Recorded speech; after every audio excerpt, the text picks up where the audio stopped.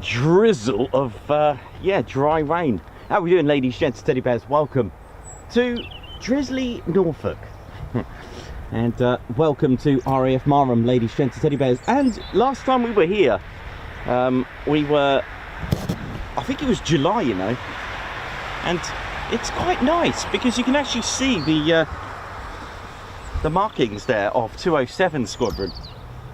And oh my goodness me, I've got my work cut out today in this. It's that, well, when we were in Somerset, you know, it was a type of drizzle. When we went to Cornwall, the residents, the locals called it Cornish drizzle, which no matter what waterproofs you've got, no matter how high end they were, the drizzle would just get into your bones. Anyway, enough of that. Welcome to RAF Marham, ladies, gents, and teddy bears. It is with great pleasure to welcome you back to the place of Ain't No Bother to Hover. You know how it is. And we are back in this emotional weather, and I'll do my best to make it entertaining as possible in this. It's a very, very damp. It's not the best, by all means. I wonder if I should put the special rain cover on. Shall I try that, Ted? I don't like using it really, but then again, it has its purpose.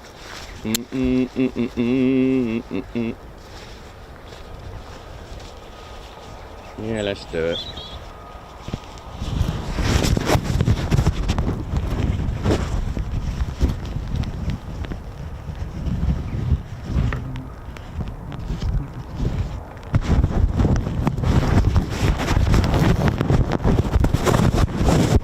So this is the home of the F-35B Lightning of the Royal Air Force and Royal Navy as well. We've got both here. And we have 3 squadrons. 207 Squadron is the operational conversion unit. So just like 29 Squadron at RAF Coningsby, once a junior pilot has completed successfully their advanced flying training at RAF Valley, if their career path is the F-35B, here's where they come, whether it's Royal Navy or Royal Air Force. So that could be you. You could be now at RAF Valley thinking about your career path, whether it is the F-35B or the Typhoon. I remember back in the days where Harrier pilots would actually go to Shawbury, and for a few weeks, mind, they'll be flying helicopters first. That doesn't happen anymore, that I don't think. 207 Squadron, ladies, gents, and teddy bears. A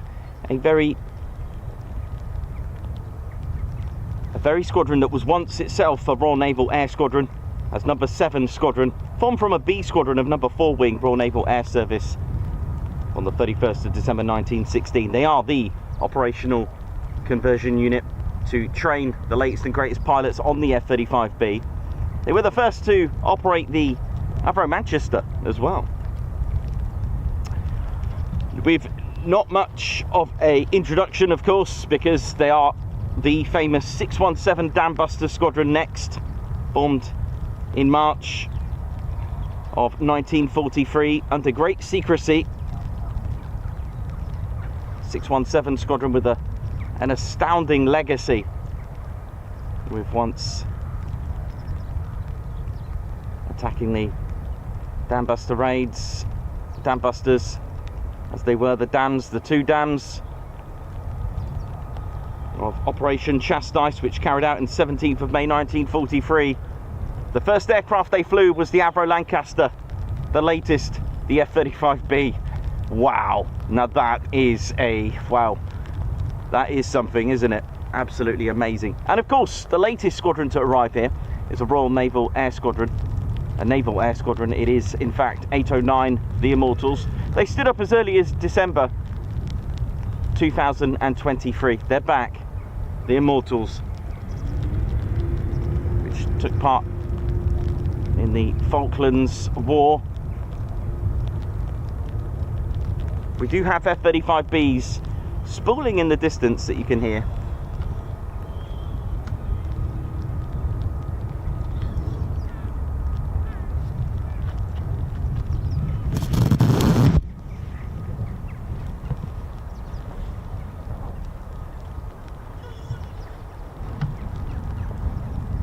Welcome to the Ted Coningsby channel.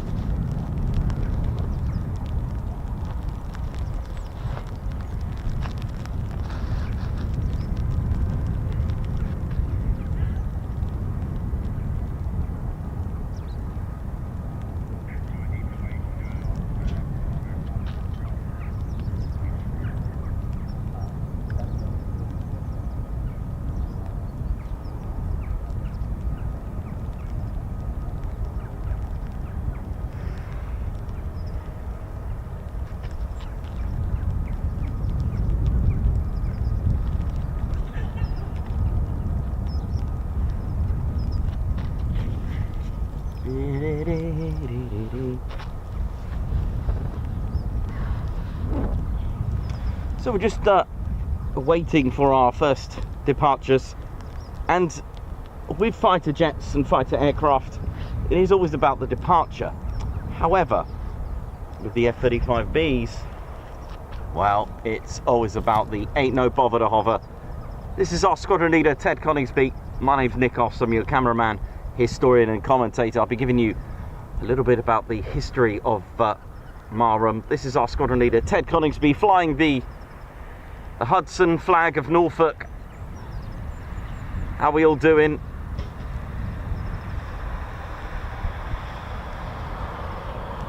And as we wait for,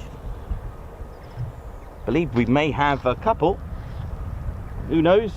It doesn't matter. We'll get what we get and enjoy the day. And I'll be giving you a little talk about the F-35B and how it works, the avionics side of things, and how BAE systems, and of course how the F-35B hovers. I'll give you all the details of the engineering side of things from Rolls-Royce, although naturally Lockheed Martin aircraft powered by Pratt & Whitney, the power delivered to the Rolls-Royce lift system itself is powered from the Pratt & Whitney's F135 PW600, delivering 29,000 shaft horsepower.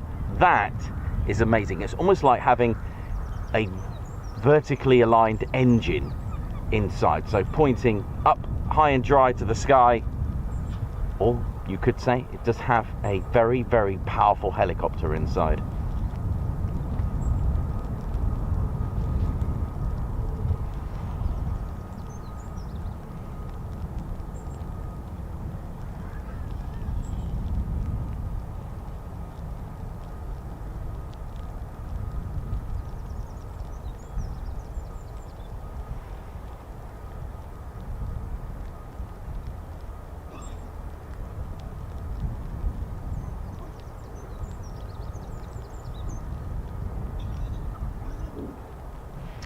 Welcome to RAF Marham, ladies, gents and teddy bears. Hope you're all good and well. Get ready, and it brings me great pleasure to bring you the history here as well. Dates back all the way to 1916. Was a defender of Norfolk against the Zeppelin raids, along with its neighbouring station, RNAS Narborough, which too eventually became RAF Narborough, and so too did RAF Marham become a Royal Air Force station from the 1st of April 1918. The Royal Flying Corps merged with the Royal Naval Air Service and became, or at least the Royal Navy Fleet Air Arm, it became the Royal Air Force. And that was thanks to Sir Hugh Trenchard. But the engineering of the F-35 is an absolute masterpiece. For those that don't know how it hovers, it's a little bit different concept to the much loved Harrier. It's a lot more powerful. It's a 5th generation multi-role, supersonic as well.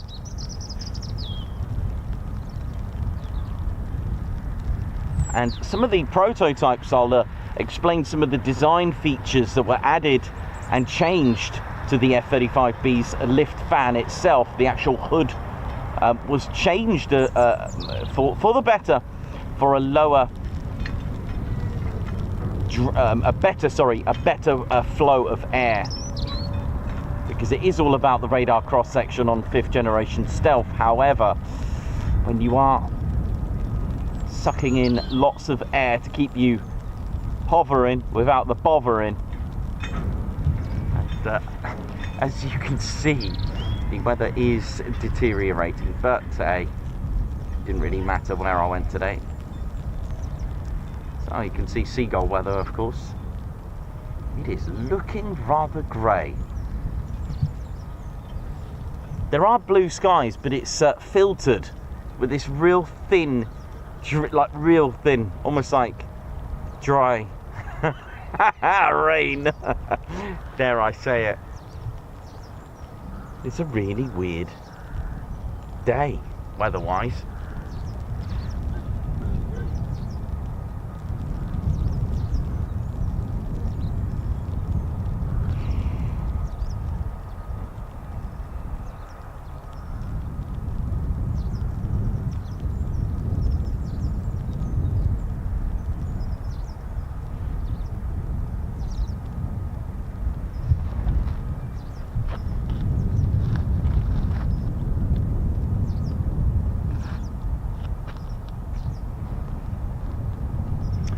So, the F-35B, for those that don't know, is a STOVL aircraft. Again, we'll be talking about that very shortly. That stands for short takeoff and vertical landing.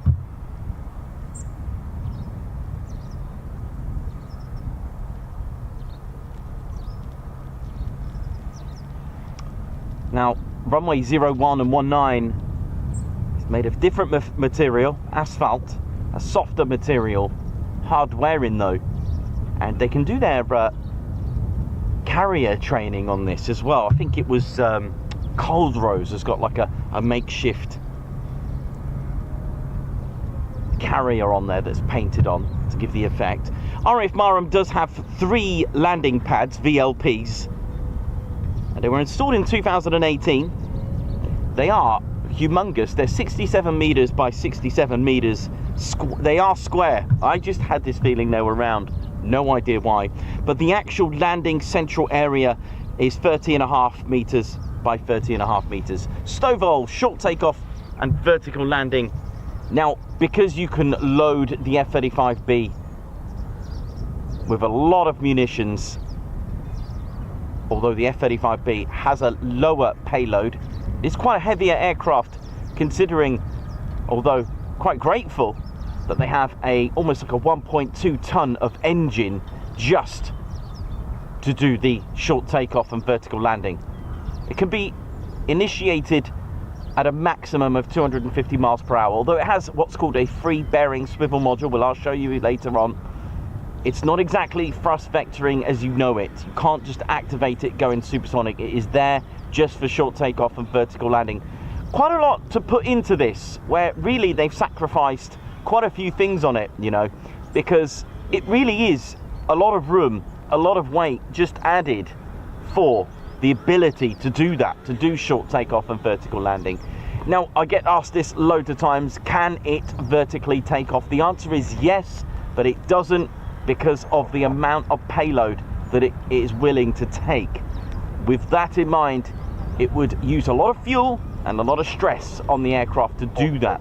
So it does what's called a short takeoff, which is just as impressive.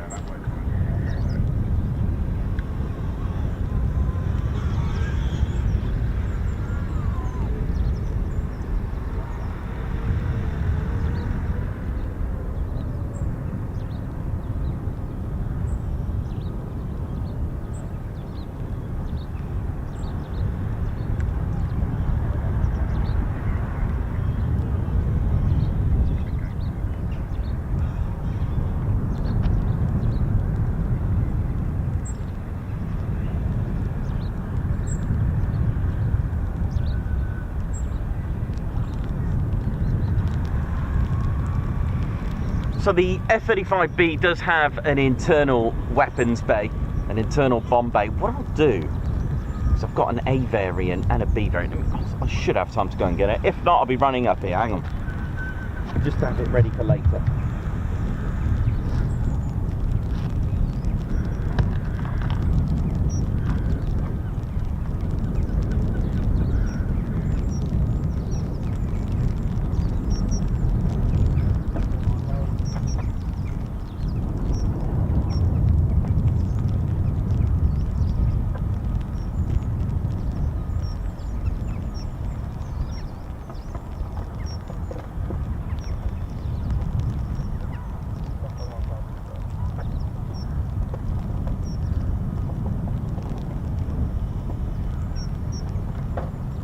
I've got the A variant as well to show you the differences.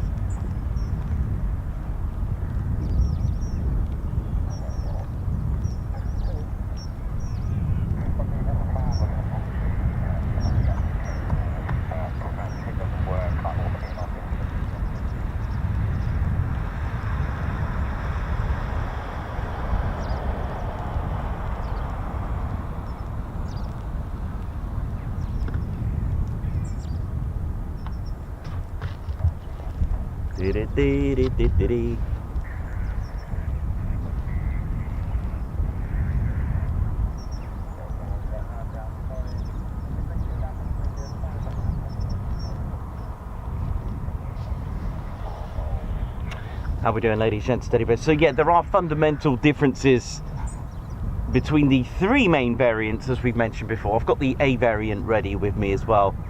One day I'll get you a C, the biggest of them all. But they all do different things. They all have different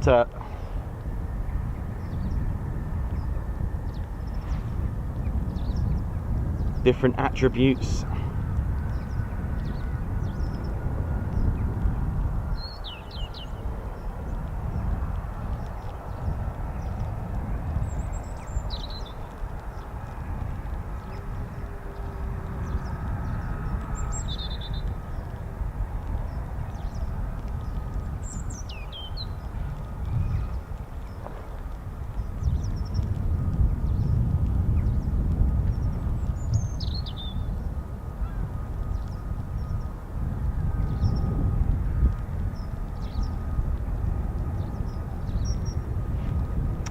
So get ready, ladies, gents, teddy bears, as we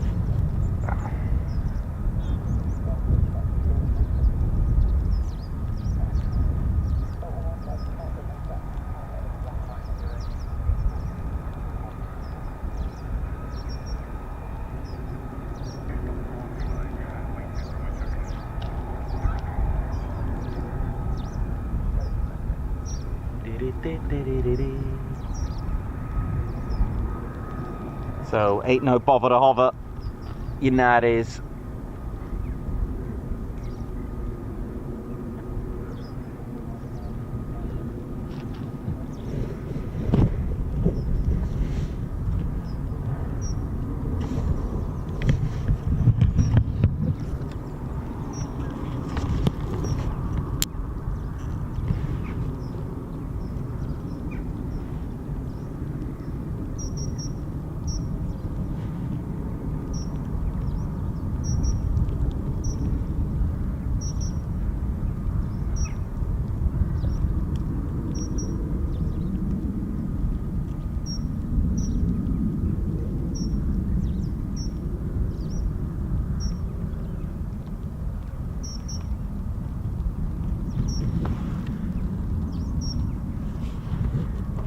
So we got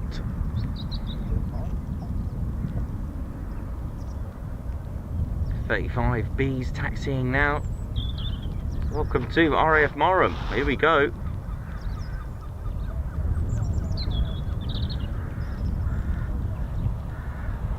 A base that's connected with the legendary English Electric Canberra, the Victor, and the Victors of Marham assisted with Operation Black Buck in the Falklands War. The Tornadoes were here as well.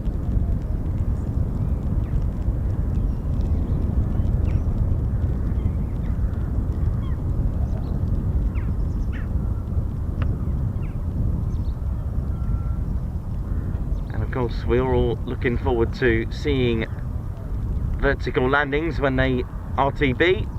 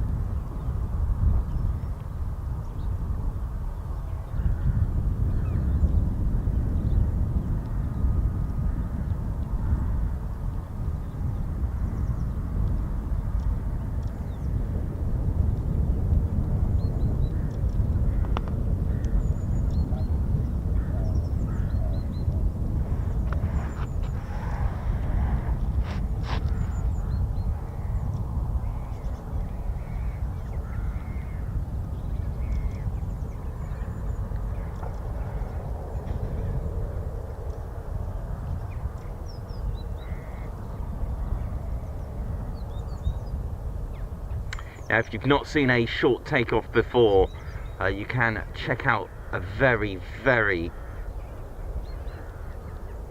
exhilarating, atmospheric video, to say the least, that we've managed to grab here on the Ted Coningsby channel on a day it was absolutely pouring it down with rain. It really created a carrier out at sea feel. It was amazing.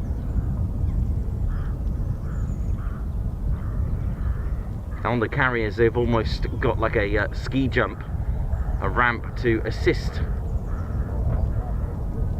with the short takeoff for the F-35Bs as well.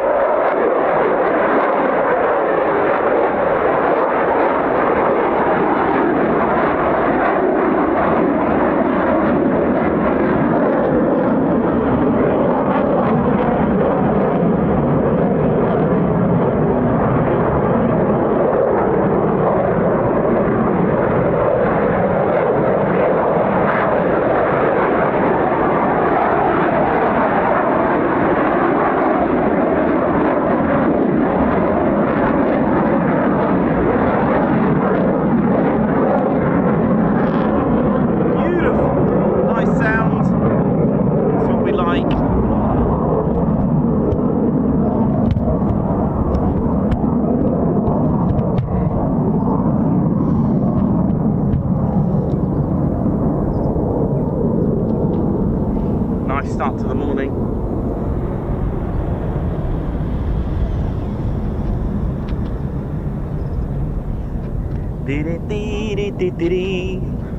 Well, it's always nice to see them take off. Beautiful.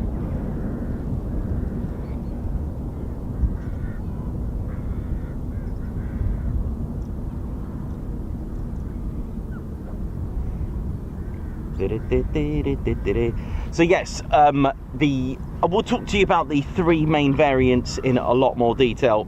First of all, for those that don't know how the F-35 works, then I will show you, because it is in fact Rolls-Royce that...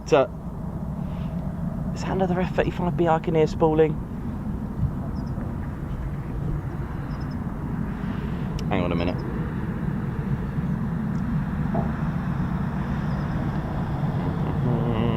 Right, let's get you the F-35B. Here we go. Our F-35B model, here we go.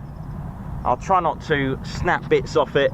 There's our F-35B, that's what we've just seen. A little bit different to the F-35A and of course the C. They all do different things. And this doesn't have a arrestor hook, by the way. So this couldn't be used on a carrier to catch a cable, so to speak, okay? Whether it is emergency or whether it is a carrier landing, shall we say, in that respect. That's the job of the F-35C. And yet the F-35A, although it does have an arrestor hook, it's not made to catch a cable on a carrier. It would probably snap the thing to pieces, so don't forget that. But of course, it is indeed a very different concept to try to link, and the challenges of trying to link 5th generation stealth, keeping that radar cross-section low to a degree of being able not to compromise it with the lift system capabilities. Now, I'm going to talk you through the F-35B in its STOVL mode, okay, and how it hovers and how it accomplishes that, because it is quite clever. It is literally game-changing technology. It is the world's only STOVL technology for a supersonic jet, and it's since 1969 that Rolls-Royce literally have been delivering this, and has kind of evolved from the Pegasus engine. And of course, if you need a lift, well, it is in fact the F-35B Lightning and the lift system of Rolls-Royce, and it's the only vertical lift technology for fighter jets in production in the world.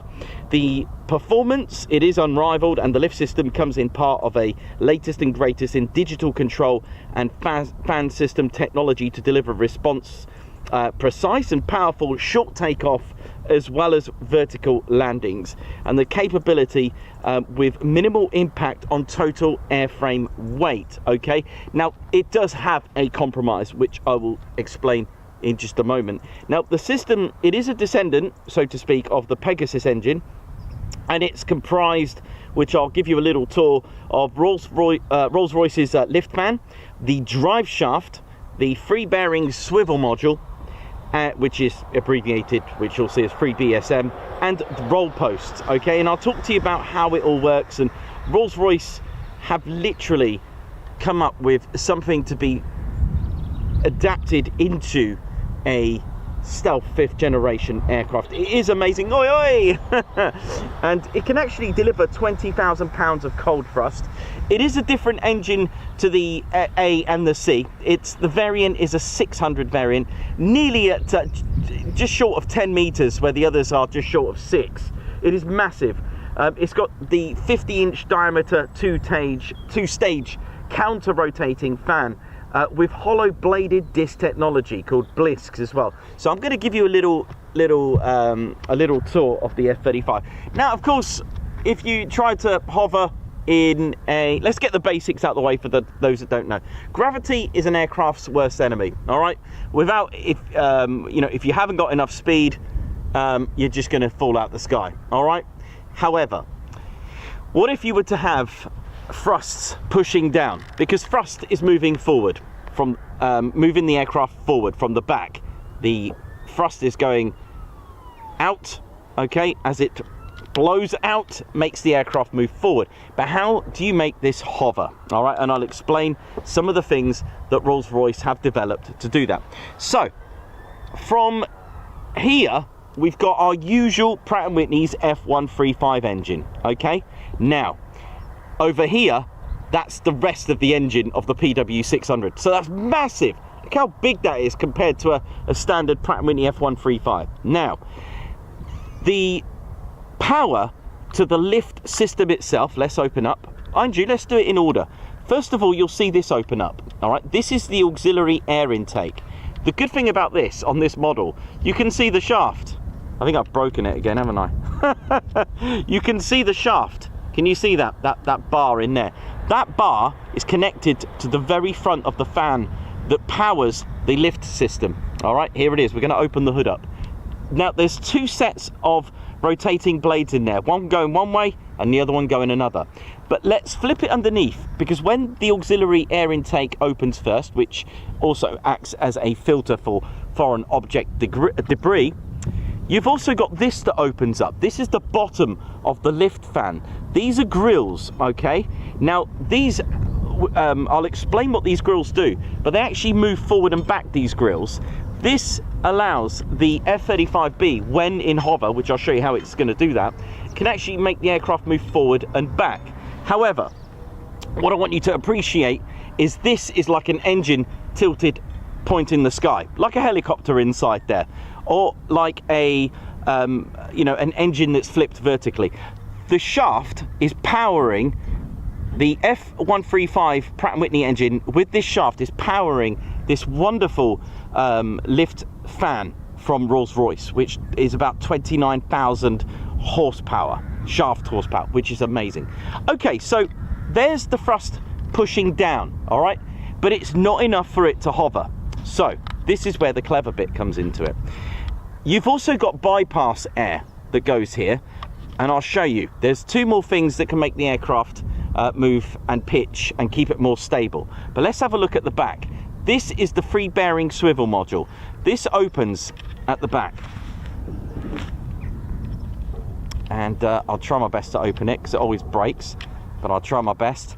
This is, it's not quite thrust vectoring in the respect of an F-22. Oh my word, come on. Okay, hang on, we're having a few problems. It's a, there you go. Now, can you see, I don't know if you can see that properly, it's called a free BSM because it twists in three parts. The reason is that it can actually go into short takeoff mode, which it goes at 45-degree angle, or straight down about 95 degree in just 2.5 seconds, I think it is, which is amazing. So that is giving you another thrust pushing down on that nozzle. It's 95 degrees in just 2.5 seconds, this configures.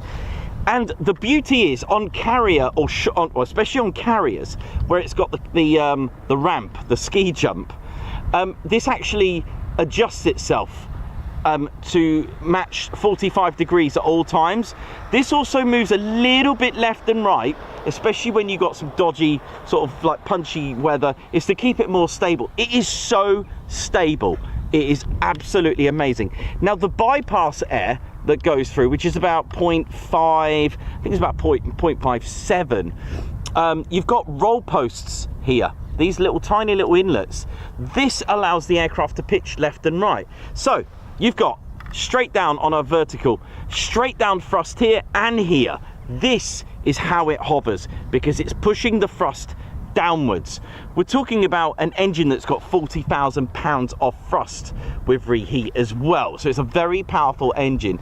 So it's pushing down the air there and there at the thrust, and these slats move forward and back to allow the aircraft to move forward and back, and you've got the roll posts for accuracy and pitch to adjust maneuvers. It is absolutely amazing. You can activate this without the landing gear. There's also a blue tack model, so you can land it on your table or dashboards of your cars and anywhere. That's optional extra, but that's how the F-35B can hover. It is amazing. It is really amazing, because at the end of the day, it's come up with a compromise. They've stuck a 1.2 ton engine just so it can do that. That's a lot of sacrifice where it could have had payload. The G rating on this is the lowest of the three variants at +7. Hasn't got as much range. It is a little bit heavier, but not as heavy as an F-35C. It has, because they've put this here to air-to-air refuel it, it is drogue and probe. All right, it doesn't have an internal cannon, but mind you, nor does the F-35C, although you can add a external version as well.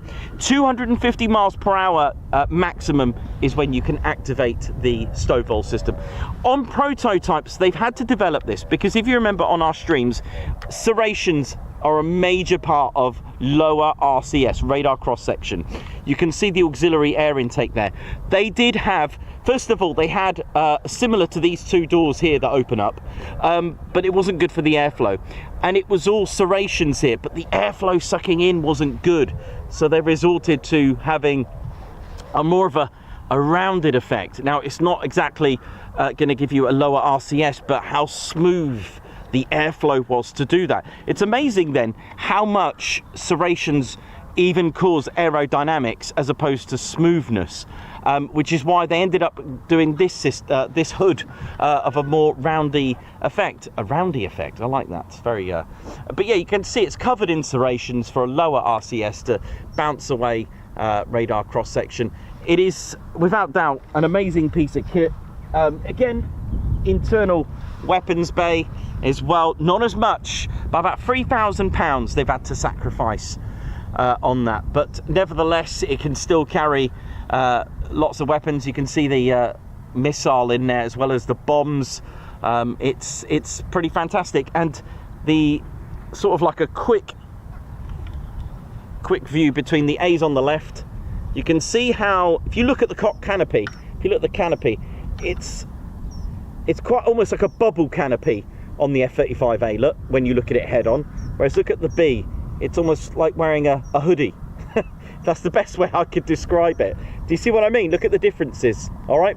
Also, that contour, that long contour of the F-35A's cannon, but it doesn't have it on the F-35B. Look at that. Can you see the difference now? Look, amazing, isn't it, right? But other than that, it still has almost everything. It doesn't have an arrestor hook. The A does. This is boomstick, but you can't have it on there because you've got the whole lift fan and lift system itself. So it is without doubt an amazing piece of kit though when you think about it. Really is cool. If you got any questions about it, let me know. Oh, the rain has stopped. I can take this cover off now for now anyway. But yeah, that's the F-35 F-35B and A Ted Coningsby staff. If you've got any questions, I'll be on the chats now to go into more detail if you like about how it works. But it's still got the, I'll show you the DAS, the EOTS system, the electro-optical targeting system, which again, it still has that.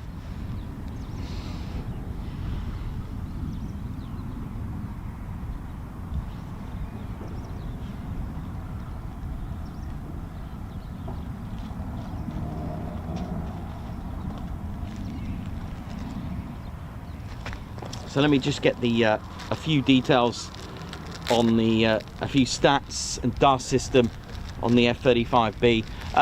A big shout out, by the way, to the crew at Rolls-Royce, by the way. Big shout out to all of you guys who play a major part in the engine. What was I going to show you? Yes, what was I going to show you?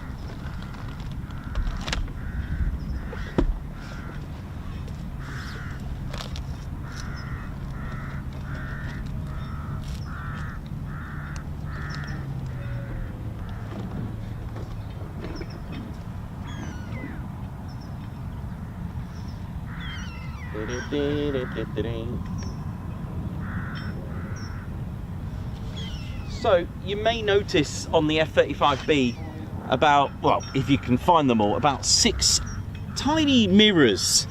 That's actually the DAS system. Whether it's an F-35B or an A, they all have a DAS system. It's amazing. It really is. They look like mirrors, and they're never the same, all right, each one.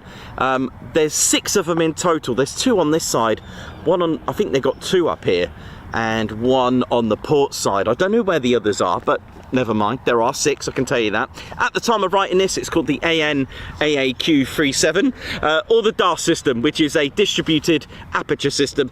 It's infrared system day or night, which is its situational awareness. The other thing, it gives this sort of like a 360-degree protection and detection, and it's constantly tracking, monitoring, a situational awareness as it's called. It's already spotted aircraft, enemy aircraft or other aircraft. It's already spotted surface-to-air missiles. It's got a continuous tracking system. And don't forget, the radar cross-section is around 5 centimeters squared. That's about the size of a golf ball, which is amazing. It is covered in RAM, radar-absorbing material as well. Now, the DAR system can actually link up and fuse together. Those two F-35s, the DAR system is fusing together and searching and tracking. This is what the serrations do, all right? So if it didn't have those serrations, radar frequencies, radio waves will just bounce straight back. Thank you very much. Remember, angle of reflection equals the angle of refraction. Not in this case if you're going to have serrations everywhere, but with the help of radar absorbing material and radar absorbing tape, patented by Lockheed Martin, you are going to win. You've also got the nose cone.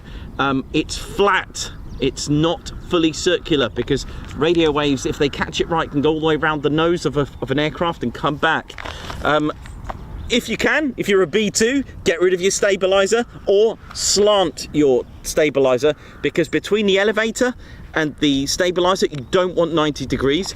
You also want, again, characteristics of stealth fighters. The intakes are on the sides, not on the bottom. Again, think boundary layer. What else have we got here? And that's a bit about the engines, which we've already discussed. Let's have a little look, a little bit more. The electro-optical targeting system in here. Now, this may look like a fancy piece of window. It is really. It's made out of sapphire. Can you see that there? It's made out of sapphire. Again, for its low radar cross section. It's pretty amazing. And its targeting system. Oi, oi, oi, oi. Marham legends. That's the electro-optical targeting system, made of sapphire, which is number 9 on the Moss scale of hardness. 10 is diamond, for those interested. Again, the canopy is electro-absorbing material, so radar-absorbing material. The coating, depending on the age and the amount it's been applied, can make it look like a burnt orange or purpley blue. It is amazing. Again, if you've got any questions at all, let one know. Now, Marham, for now, isn't the busiest at the moment of places and bases, but you can be surprised. You can have a busy day. However, where do you go to watch a 5th generation stealth hover around like that? Not many places do it, and there isn't an official viewing area. There aren't really. You have to be very careful when spotting here. Same rules apply, please, ladies, gents and teddy bears. Please don't touch the fence. Start climbing it and resting your cameras and stuff on the fence. Please don't block the crash gates. There is one here. Just be mindful of where you're walking as well. There's a lot of private land around here. There's maybe chalk lane, sort of almost level with the approach, and here maybe. But there are pros and cons about being where I am, and there's pros and cons about being at Chalk Lane. I will do Chalk Lane again, actually. I do miss that, but they are using 05, so it probably wouldn't work today. Again, pros and cons.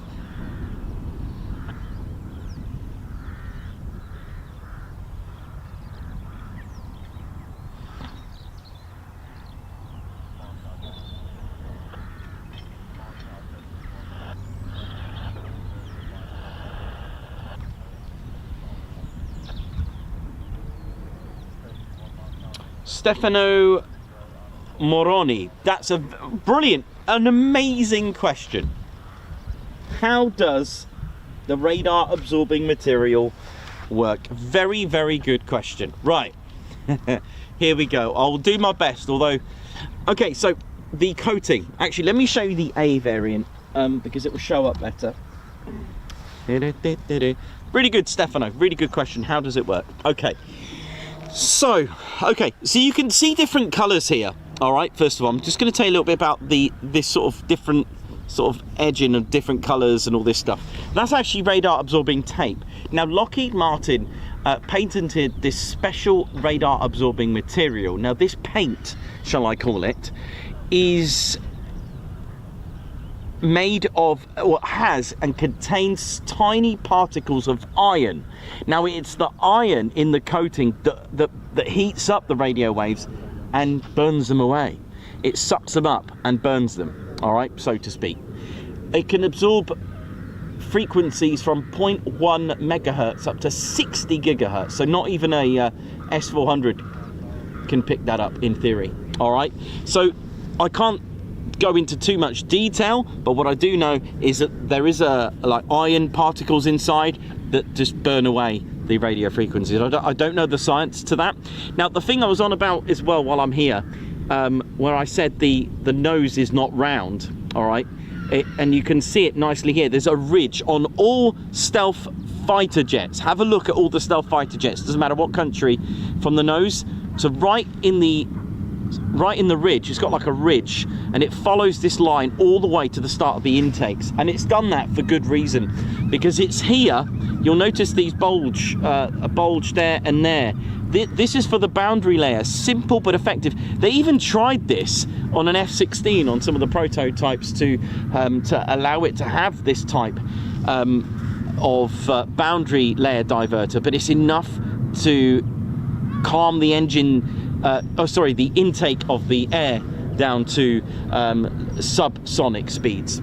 All right, because the draggy air, as we said, if you've got a big fan and you're creating a boundary layer here, you've got high pressure hitting the fan and low pressure as it's spinning. It's going to damage your engine. So this allows it to stop that draggy boundary layer. All right, very good question. If you've got any more, let me know. I'll be happy to answer your questions about the F-35B, or the A, or the C.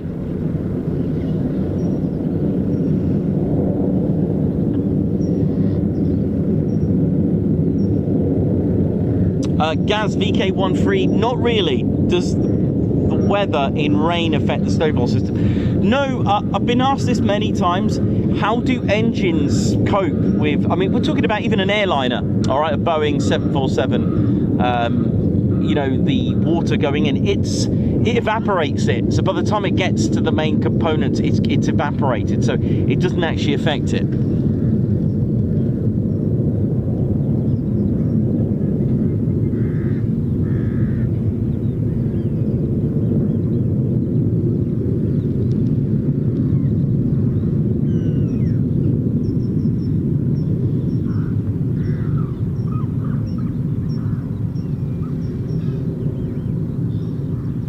Also in the back,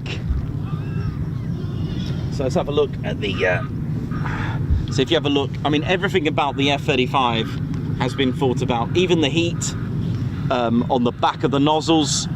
First of all, it's got these serrations again just to disperse some of that heat in different directions. Inside you got ceramic coating inside here. It is an exceptional design, the way they've done it. You know, it's amazing. You've even got the FOTD is about, where's the FOTD? I think it's about, they haven't really put it on very well. I think it's here.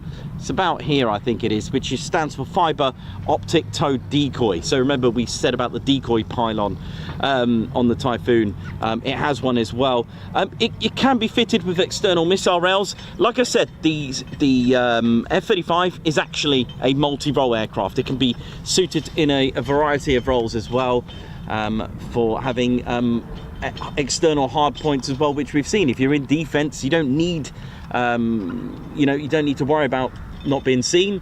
Don't forget, stealth doesn't mean invisible. It's how you reply in a way to the radio waves that have reached your aircraft. It's how you give back. So my voice in a cave, my voice in a well or a canyon, when you hear that echo, that's almost like how radio waves and RCS, radar cross section, works in a type of example. So that voice, that echo that's come back, that's me going, hey, that's my voice, that's all of it. Also the Doppler effect with radars as well, the radar detection and radio finding can also allow you to work out speed, but that's another topic. But it's how much is given back. So if you've given back, say a 747 was flying in the air, the radar cross section is 100 meters squared, all right? If it gave back just 1 meter squared, then it's got a very good radar cross section. It's managed to hide 99 meters squared of its radar cross section. All right, so this has a cross section, you know, an area. So the radio waves, when it hits it, is how much is given back. This is giving back the size of a golf ball, so to speak. So you're not really going to be looking out for a golf ball on your enemy radar. But it does have IFF as well, so that it can be identified from friend and foe as well. It is literally all that. The cool thing as well, the canopy opens forward. Is that the right way? It opens forward. The hinge is here, which is pretty cool. You don't often see that. I'm not saying it's the only aircraft in the world that does that, but usually they open like backwards, if that makes sense. This one goes forward. I like that. I thought that's pretty cool.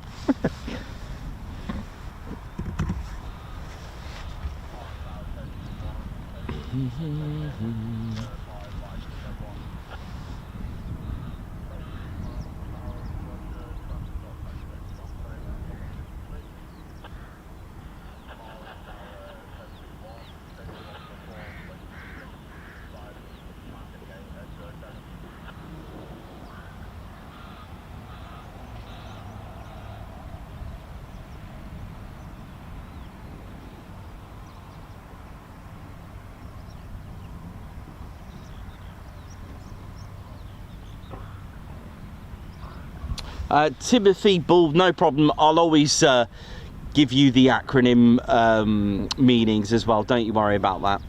It is quite interesting for those that don't know. So I'll always give you that. So don't worry about that. RCS radar cross section. If there's any that you missed, like free BSM, free bearing, swivel module, do let me know.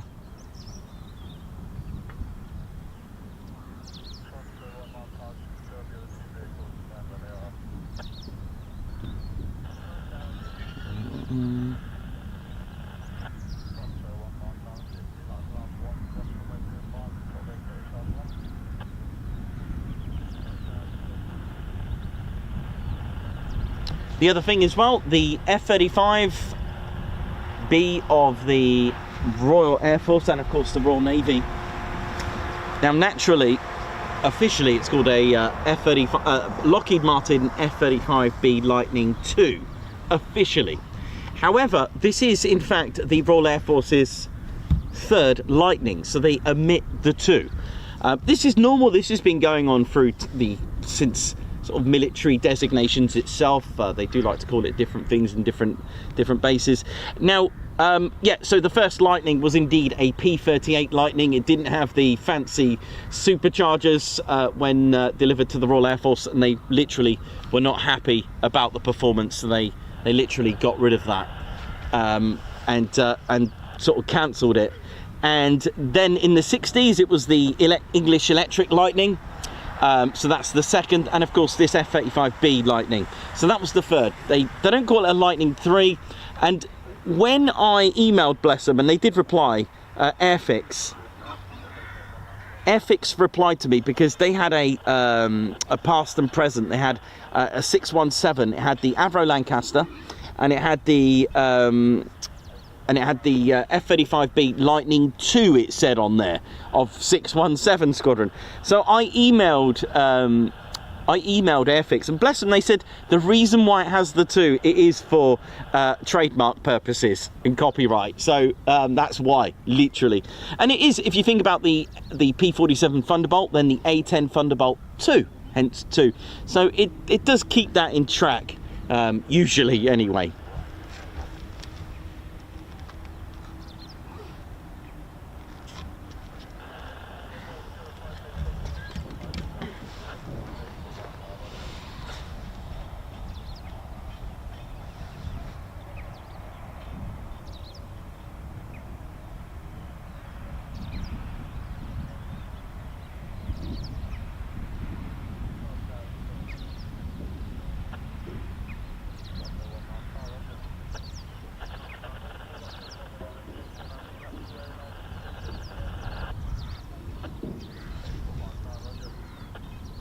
How we doing, ladies, gents, teddy bears? Hope we're all good and well.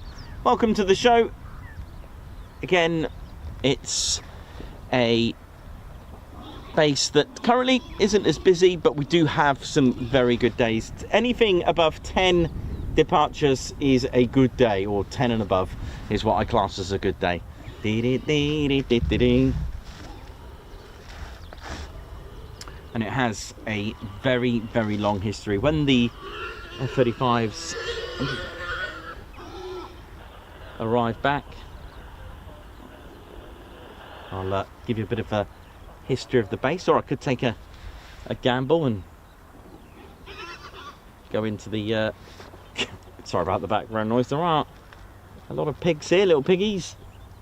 There's Pig City round here.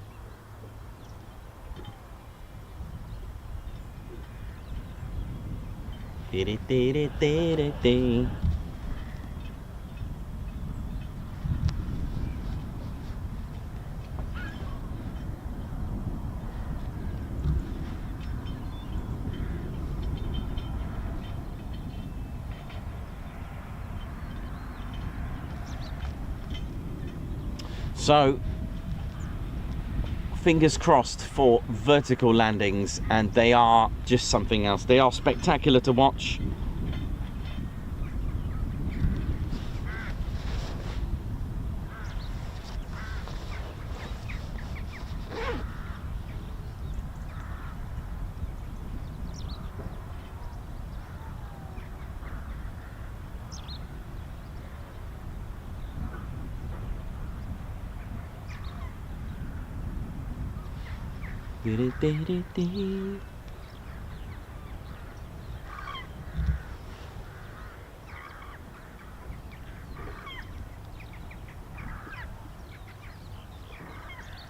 So for those that don't know, and to be honest, I've never seen one in real life. I can only dream of the sheer size of the carrier variant. So there are three main variants, as we said. The F-35A, again, that's a +9G airframe rating. They're all Mach 1.6. It does have an arrestor hook. It is a boomstick. The other two are drogue and probe method. And they are different as in weight and what they can carry, range, etc. They are slightly different in size, with the exception of the F-35C. Now the F-35C, let's have a little comparison. I'm just going to show you.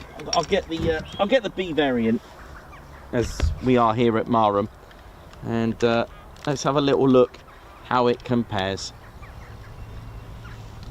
So this is our F-35B. There it is there now. Look at it, looking good, very nice. Now there is a CV variant, the F-35C, a carrier variant using the Cato bar, and the F-35B is actually the shortest in length. It's 51.2 feet. The A is 51.4 and the C is 51.5. Now the F-35C, because it's a carrier variant, it has a strengthened airframe. But just quickly, both the A and the B wingspan is at 35 feet, all right, which is 10.7 meters. The F-35C is a humongous 43 feet.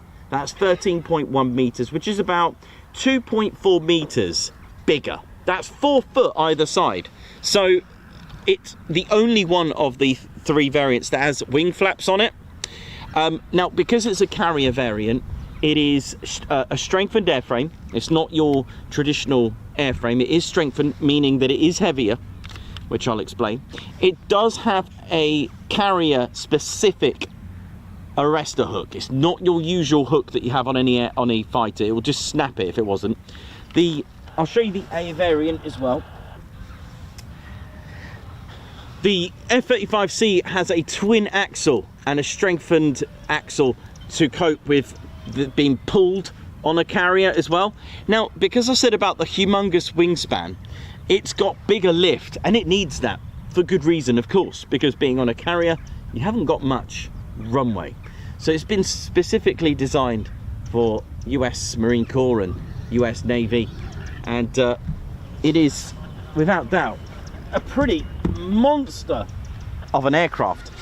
But how does it differ with what it can carry in performance? Well, The weapons payload on the B is £15,000. The weapons payload on the A and C is £18,000. Internal fuel is also different. £13,500 of internal fuel on the B variant. The A, 18,250, and a bit more on the C, £19,750. And that's because of the lift fan having and being installed in there. It's taken up quite a lot of room. Max takeoff weight on the A and C are 70,000. The B, not bad, at 60,000. So it is a compromise. You have to compromise these things. They're all Mach 1.6 max speed. Range 900 nautical miles on the B, 1200 on the A and the C. Combat radius just 505. I say just 505 nautical miles on the B, 669 on the A, 670 on the C. Again, they're all different. The carrier variant, G rating at plus 7.5, a little bit more. It all has a particular role on what it does. And don't forget, I think as time goes on, this is the key. This is the key. This is something to think about. Now, a lot of people that are quite new to this, first thing they'll do, how we doing? My name's Nikos, cameraman, historian and commentator. How we doing? I'm going to show you my t-shirt. I got an Ain't No Bother to Hover. Right, so the first thing people do, and even I was like this when I was a kid, the first two things I looked at was armament. That was my first thing, and max speed. We all go for max speed, right? When you've got the likes of a Typhoon and Eurofighter, you know, Mach 1.8 and Mach 2, the F-15 Mach 2.5 plus, again the F-22. The thing is, you look at the F-35s and you go Mach 1.6, still quick, still fast. However, the thing is, it wasn't designed for speed. It was designed for more loitering, getting the job done undetected. No worries. There is no need. I mean, you look at the B2, for example. That's a fine example of the B2. I mean, look at the max speed on that. Look at the max speed of... actually, what is the max speed of a... That's a good question. What's the max speed of the F-117? What was that one? Let me have a quick look, because I don't think it was that fast, was it? Am I just... Yeah, yes. So... You've got to remember, it's a multi-role aircraft. So look at it in that respect. It's not because, oh, look at the max speed, it's 1.6, this is Mach 1.6, this is no good. It's not about the speed, it's not about that. Yes, it can go supersonic, but here's the thing, it was designed more for loitering as well, loitering time. I mean, why would you just want to go just fast all the time? You're going to use a lot of fuel. There is a compromise, of course, because at the end of the day, speed is useful. Don't get me wrong, not saying that, but you've got to look at the B2. I mean, that isn't Mach 2, is it? And yet it gets the job done. And yet the F-35 has a lot of weaponry on that. So just think about that when you look at max speed and other fighters. It's not necessarily about speed. Also, look at BVR. Look at the weaponry it's got on there. It can detect aircraft, you know, over 160 kilometers away, for example. Again, is there any point in speed when you can already track aircraft, you know, over 100 miles away? It's no point. There is that to think about. Ba-da-ba. And the other day I was learning a little bit more about the Mosquito as we were coming here, which played a major part here.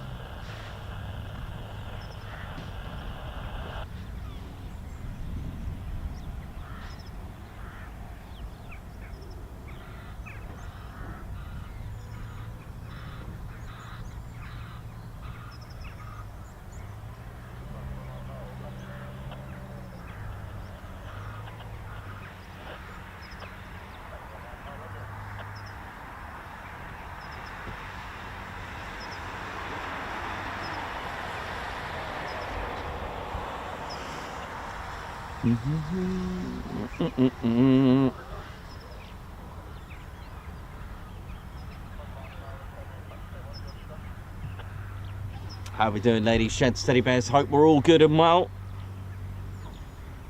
Thanks a lot for your answers. Yeah, I knew it wasn't supersonic, the 117, but dare I said it live and got that completely wrong. I just had this, you know, and it was I mean, it was, well, it was the first sort of stealth in some ways, although the SR-71 did have its first sort of go at that. But it was an attack aircraft, the F-117. There was a reason for that. I think because it was so top secret at the time, the designation was an A for attack rather than, and they kept F on there. We had this discussion a while. I came across that not long ago, actually. That was quite an interesting topic as well, the F-117 and its pure secrecy. And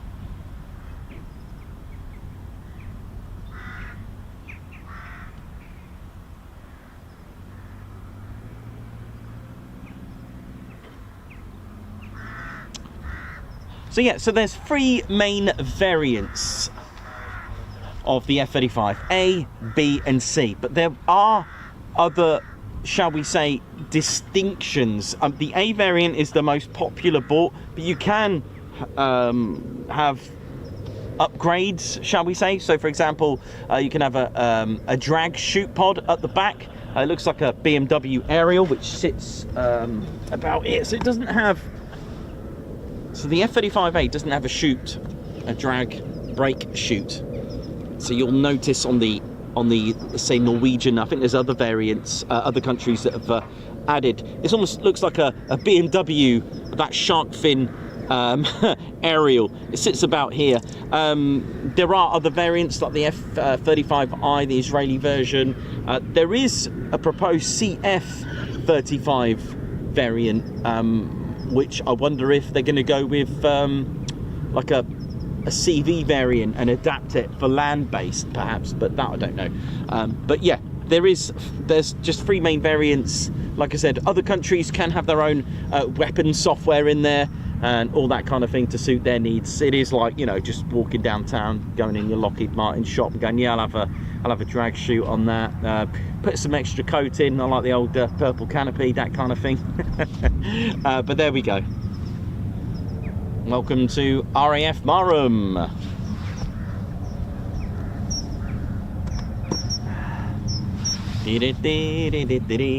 So let's hope for some vertical landings when they return.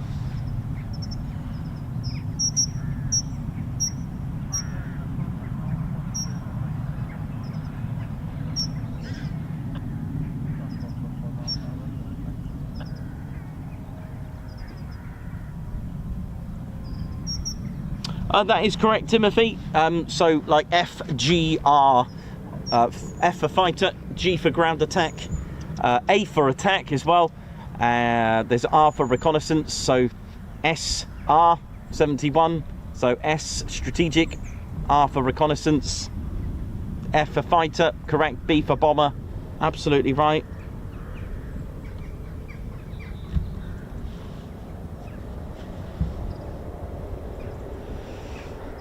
And then there are some countries that have a different acronym. For example, the C5M. Someone asked me that. One of our fans asked me, what does the M stand for? And on the Galaxy, M stands for modernised. Although there are other acronyms, abbreviations, sorry, that mean different things, such as like midlife upgrades, that kind of thing. But generically, the F is fighter, B for bomber, A for attack. So AH-64, attack helicopter, that kind of thing.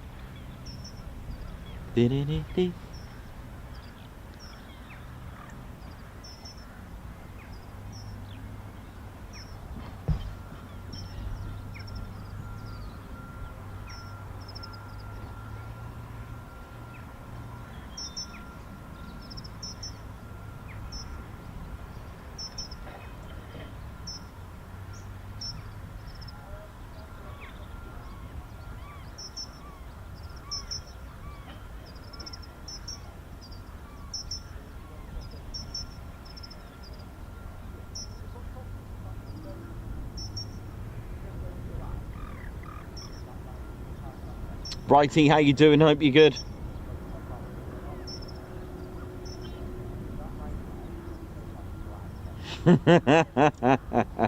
Aspen, did you like that one?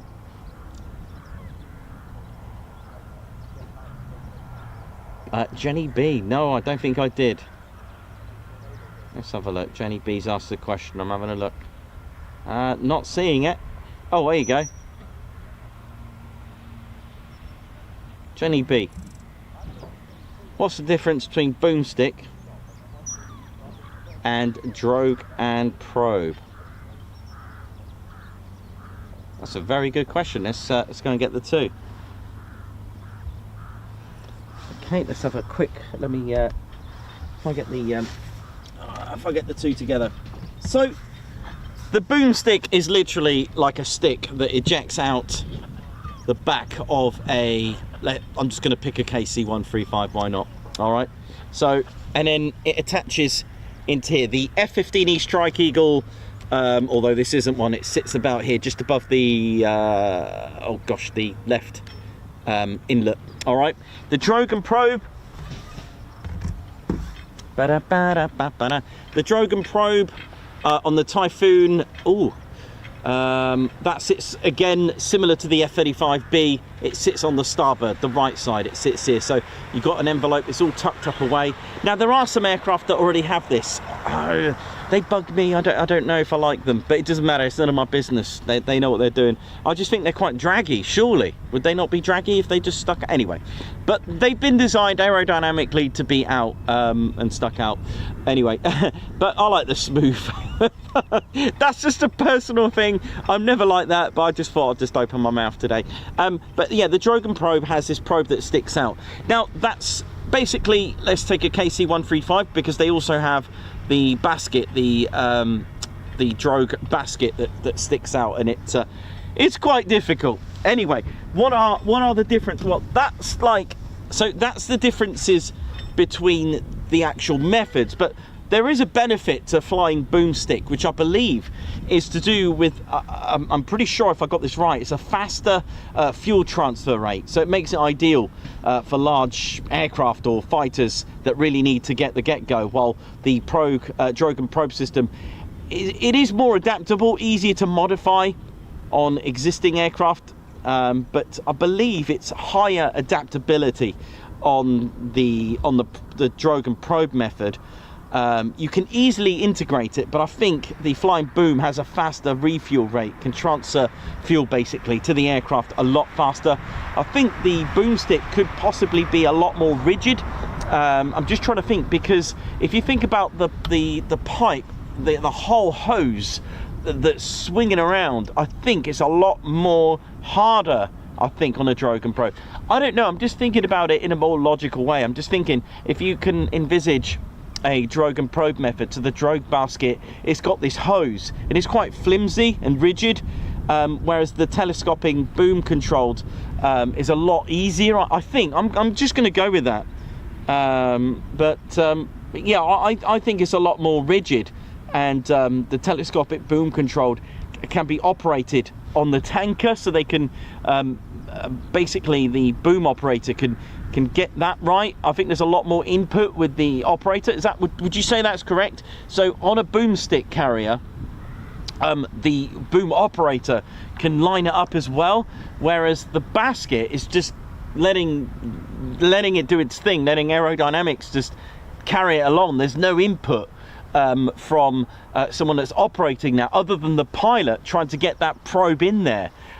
So yeah, so there are advantages to having the boomstick. One, I personally think it's a lot more rigid and a lot more accurate, and beneficially faster refuel. I'm going to go with that. I'm just using my noodle here.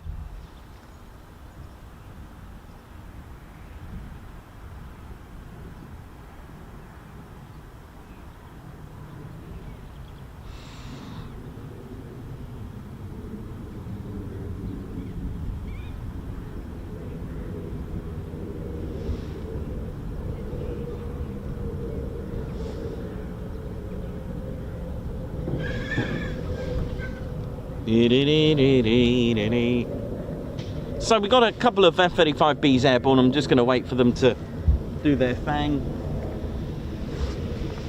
Looking forward to them coming back. Hopefully they give us a vertical landing, which will be amazing.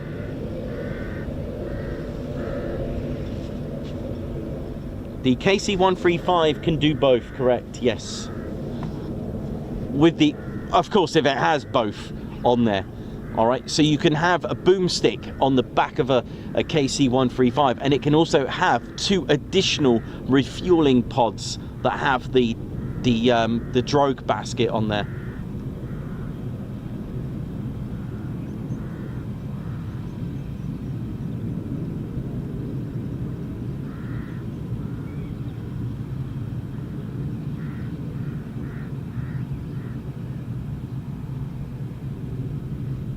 Leah, how you doing? Muzz, Jenny B, JP Aviation, how you doing?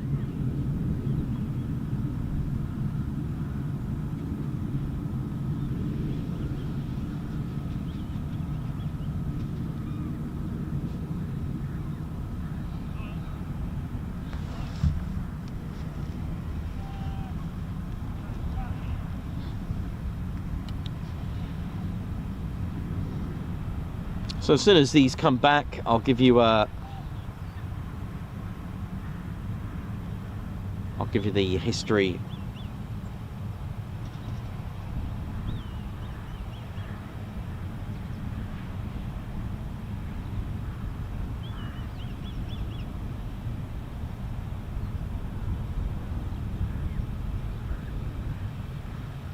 JD and Scale, how you doing? Hope you're all good.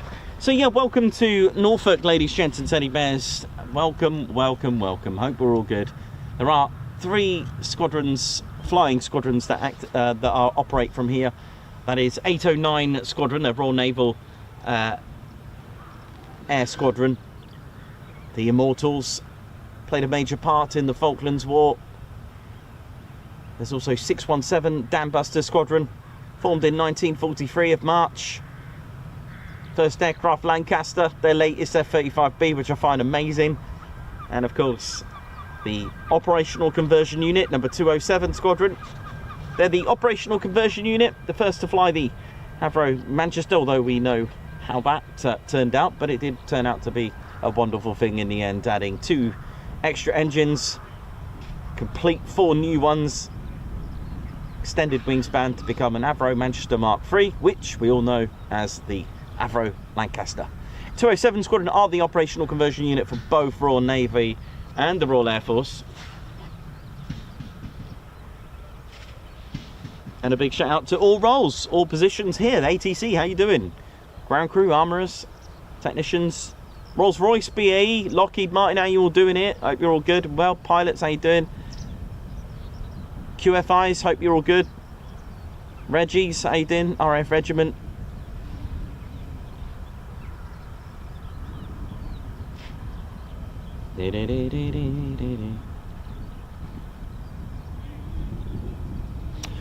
Righty, so okay, so I know that is quite a big question amongst others. Now, let me just I'm just going to put this little quick cover on it. So I can't speak for the Royal Air Force and the MOD, but the F-35A, as you know, it is boomstick. Now the Voyagers can be upgraded to have boomstick on them. All right, so just bear that in mind. They can have it. The A330s can have boomstick on them.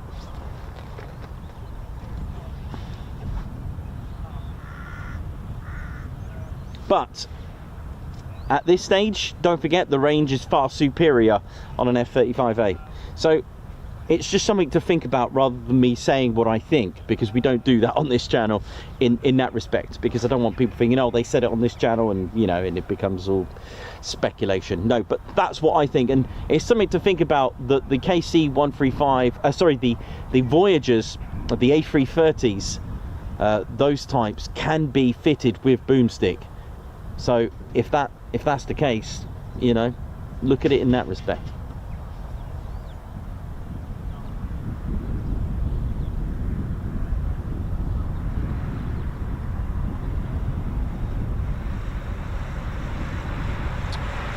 That is no, that is incorrect. KC-135s can refuel Royal Air Force and other NATO aircraft.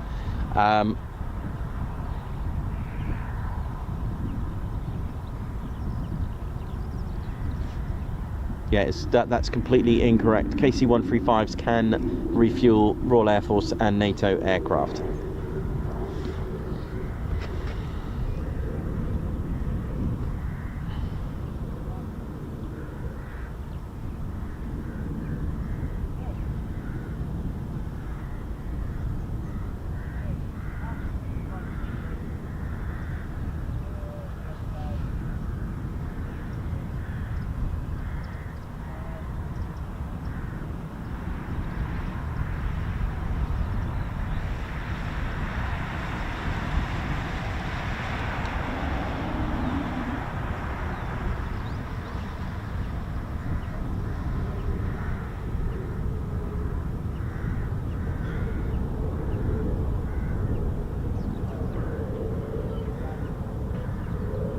So you'll hear lots of aircraft in the skies above me, Lakenheath being not far away, and there is kind of like a flight path to and fro. And for Mildenhall as well, you will get aircraft high and dry.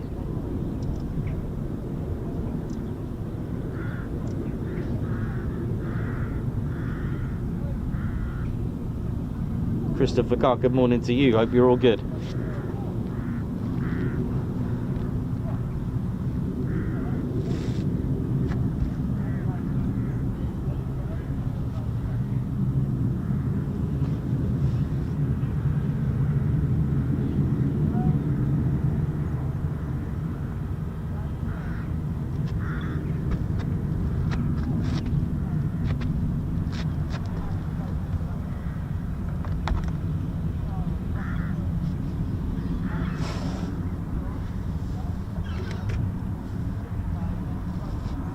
One of the most amazing reads. I haven't absorbed it enough for me to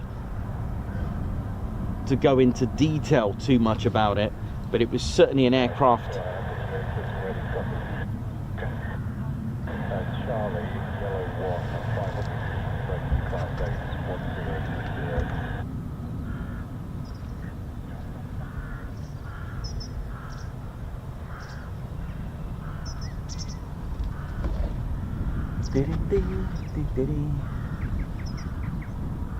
yeah, one aircraft that I've been learning about a little bit more depth, and it is a favourite amongst a lot of you. A lot of you are really wanting this to be in the inventory. You never know, one day of the Battle of Britain Memorial flight, that would completely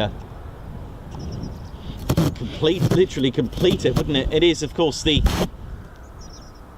Havilland Mosquito. But what I loved about learning about this is the construction, the two different types of wood, and the amount of times that the Havilland was turned down for this masterpiece. You see, this beautiful aircraft had so many things about it. It was I found another nickname for it, Flying Tree, as well, and I'll tell you why. Because of the balsa and birch wood that was used to make this. The clever idea so that the wood wouldn't warp, the clever idea about the power to weight ratio. You see, when de Havilland, oh hello, it was Geoffrey de Havilland who was making wonderful aircraft, even during the First World War as well, and developing fighters, and even flew his designs himself. And one of the such as the DH-9, there was a lot of aircraft. I think some of the earlier de Havilland aircraft were actually flying here. But if you think about it, and I failed to actually pick this up when I'm at Mildenhall, what won the 11,000 mile race in 71 hours? It was indeed the DH-88 Comet. How did I fail to tell you that was made out of wood? And yet his designs were just amazing. He won the Mildenhall to Melbourne race, and he set upon bringing this to the Air Ministry, and they rejected it because they thought, no, metal is the way forward. And I could not believe that I failed to tell you that. He already made legendary, really fast aircraft. At the time, I'm pretty sure this was the fastest aircraft built at the time.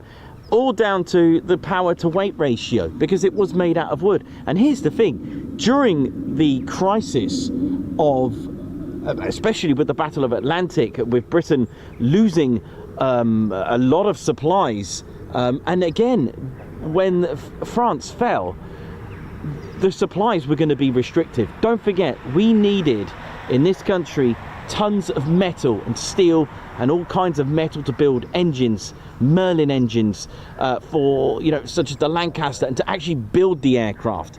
Wood was the key.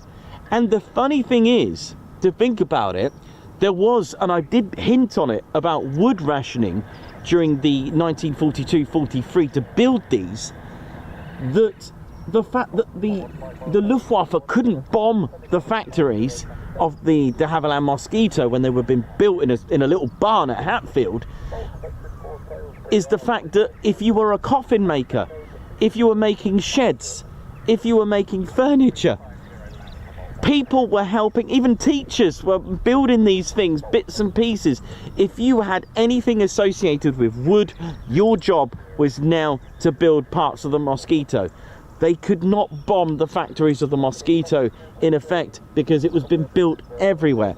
Teachers, coffin makers, garden furnitures, you know, household. And again, there was wood. I mean, I could not believe what I was reading, and yet it made so much sense when I was reading this. It was amazing. It could be, I mean, in the end, it was getting accurate. They made this with the exhaust dampeners as well. Okay, couple of things to stop the enemy from locating them, but also the pilots, the pilot and the nav would get a little bit blinded. If you think about pitch black at night, because it was a night fighter, it was also made into a fighter bomber, but the light would blind the crew inside, the crew of two. It had everything. But the Air Ministry were a little bit dubious about it. They did say, look, it can only be a reconnaissance. They really didn't like it. They thought that it was regressing. You're like, no, metal is the way forward, and building something out of wood. But then there you go. You've only got to look at the Horton brothers that were building the Horton 229. You've only got to look at, you know, things like that. And it was just a fantastic story to learn about the wonderful Mosquito.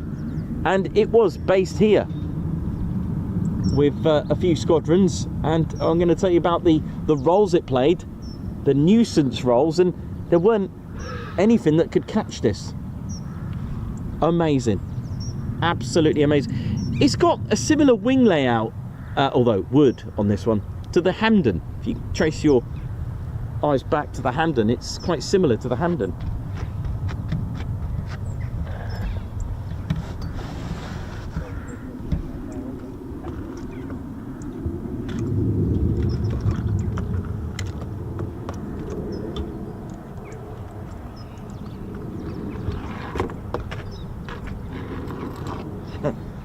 Trying to get you a Hampden, as you do. Completely different aircraft. But yeah, what I was thinking of, the wings look okay, not completely identical, but can you see the design? Quite similar, isn't it, really, if you think about it? That sort of design. I forgot the name of that design, by the way, where it's flat at the front, but there we go. Even down to the development of it, the prototype. Of course, you've got to remember, prototypes, you know, anti-aircraft and gunners were going to, you know, if they didn't recognize an aircraft, they would shoot it down. And the prototypes during the Second World War were usually painted yellow, so that they, I guess that's where the idea came from, for training aircraft to paint them yellow as well. In fact, I think that's why they chose the Yellow Jacks yellow, because they had so much paint, yellow paint from training aircraft. They decided to use the yellow, but I don't know how true that is, but there we go. Just a little bit about that to think about.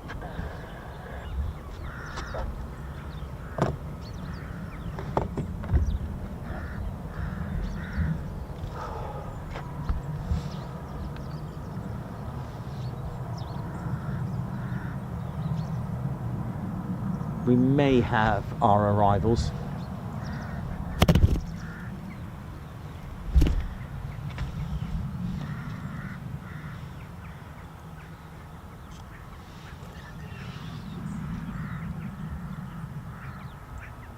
Okay, fingers crossed, Bolt flight, hopefully. Bolt, this is Ted 01, requesting a vertical landing, thank you, over.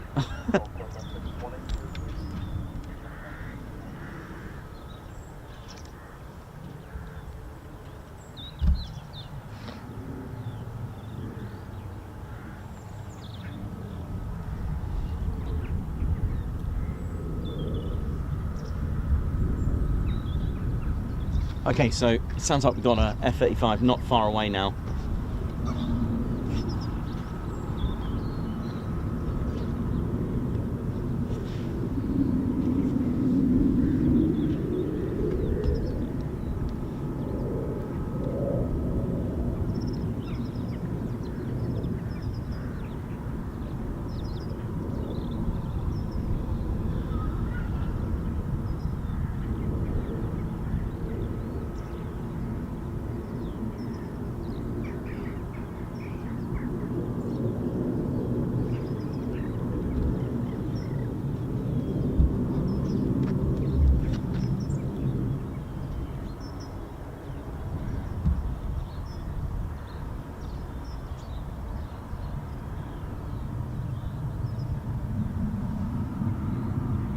Okay, it's not far.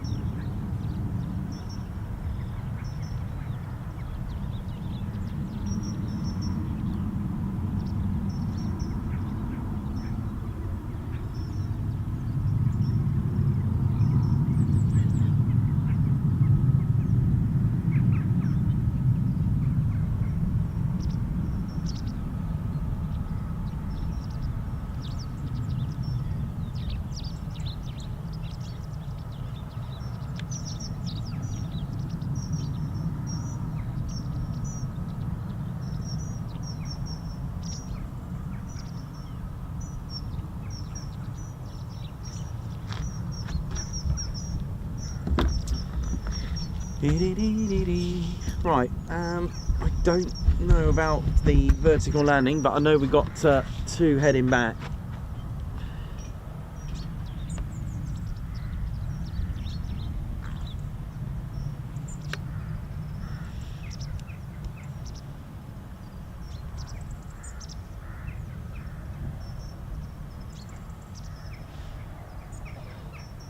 Which will be a bit of a shame, but there we go.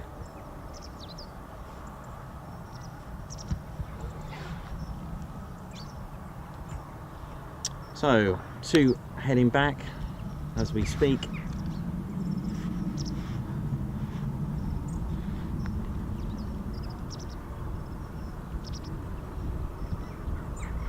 And air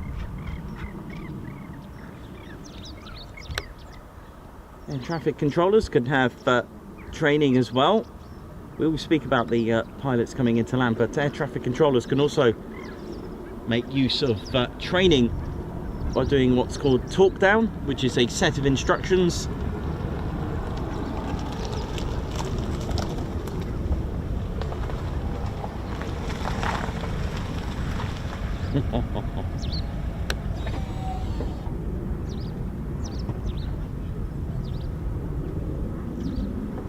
Hi, how you doing? I recognise that delicious logo. One sec, just got two just coming in now.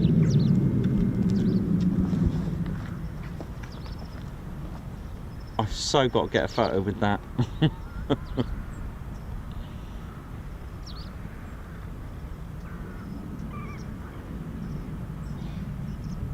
Here we go, it's our first one of the two.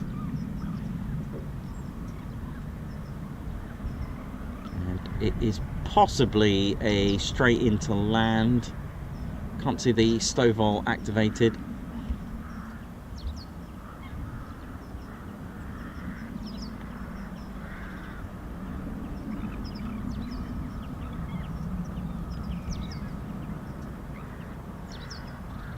So yeah, it's a set of instructions using talk down that allows the air traffic controller to get some training as well.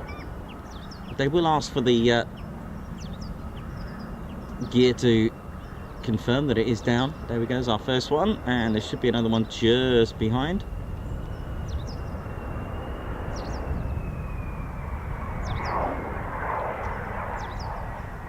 That is aerodynamic braking at its finest. Look at this. Try doing that on your BMX. And here comes our second one.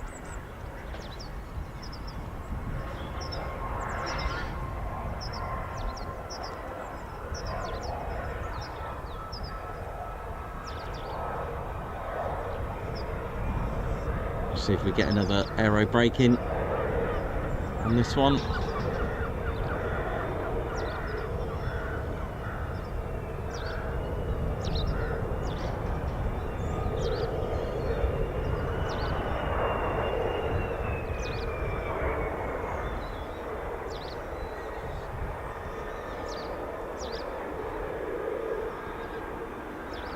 Beautiful. Right, I'll be right back. We have a visitor or visitors. And let's just pop this over here. You should catch them coming back. How you doing, lads? All right? Good, how are you? Yeah, good. I love the car. I might have to borrow it.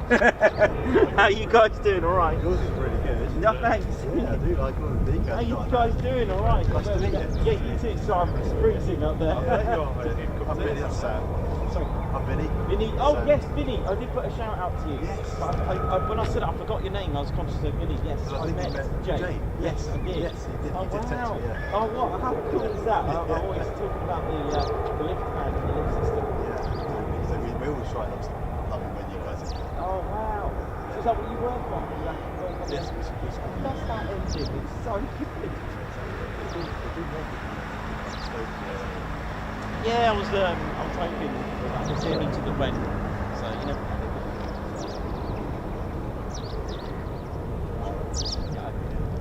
I don't know how open source. Yeah, it I. can be with some of the stuff. You know what it is. So you don't do anything. Yeah, that's correct. So, yeah, no, that's cool. Yeah, I don't know.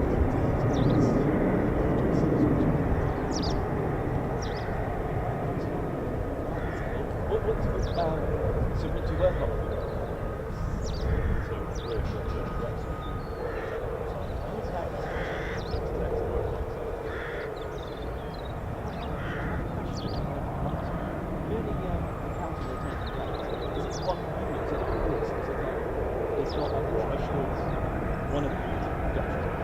I always wanted to know that. And I forgot to tell them on there that it is, I think it's composite as well. Is it? Good job I didn't say that.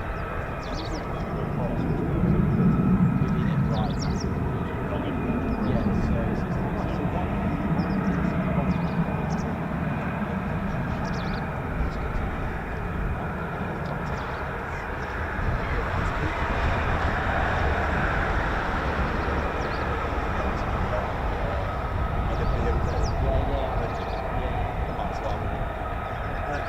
still got history to talk about.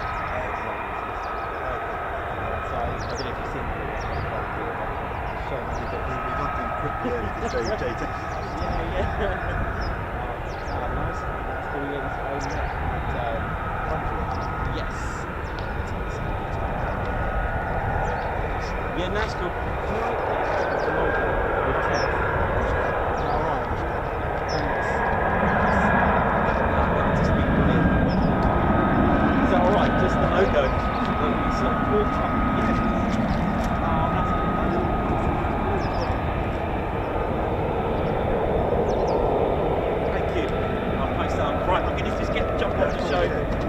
Lovely. Nice to meet you. Sam, yeah? Nice to meet you. Yeah, I got you. Thank you, lads. Have a good day. Thanks for what you do as well. Making the best engines. Thank you. And it's not always you get to meet Rolls-Royce. Hey. There we go.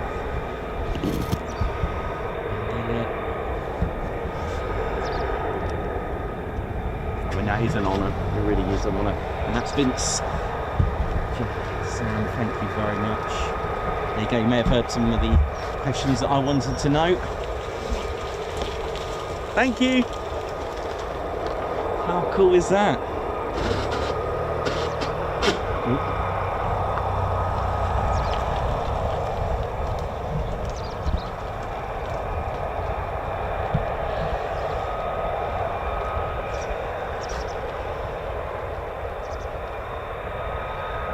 Okay, so we didn't get vertical landings, but there's always next movement, right? Oh, have I just... hang on a minute. Sorry, just quickly. Is that... ah. Thought I'd seen... thought I thought I'd put the cat. No, I thought I'd seen more F-35s. Never mind.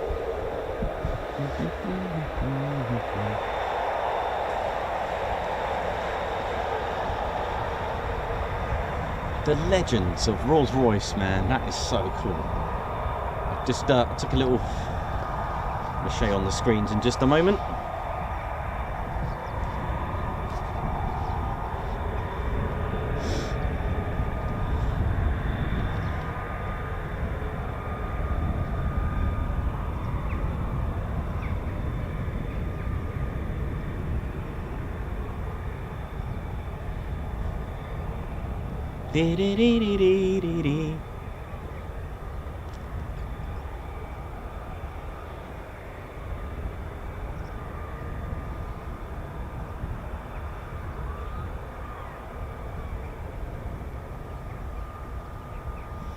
But what's nice, regardless of it being busy or not, is that, you know, it's something different and we can talk, and, you know, it is about the community. It's so good that we can do this, you know. And the channel, it's more about than just, oh, is it busy, you know, and that's the end of it. The channel's never been about that. The channel is just about just waiting together as though you're here. We try to make it as though you're with us, just enjoying it together. And that is what makes the community. And I'm going to show you in a moment Ted's photo. It's pretty cool. I do love it. Lovely blue colour.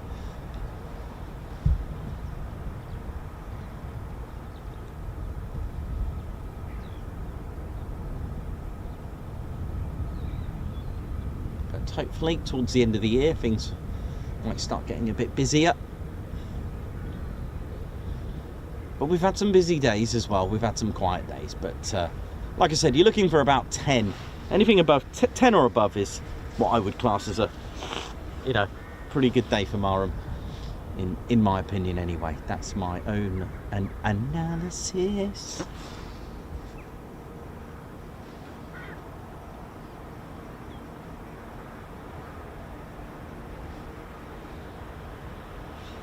And I just took this today. Look at him.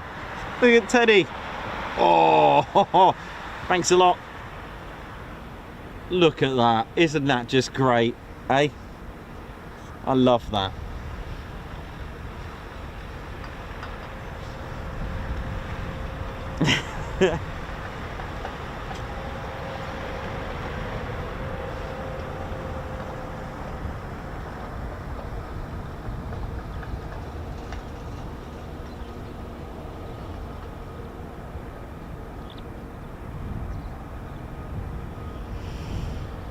Right, so that's our first two out, our first two back. So we are now back to square one as though we started again, and it's fun, it's great, and we've had movement, and I'll tell you what, we've got a lovely example of aero braking right there.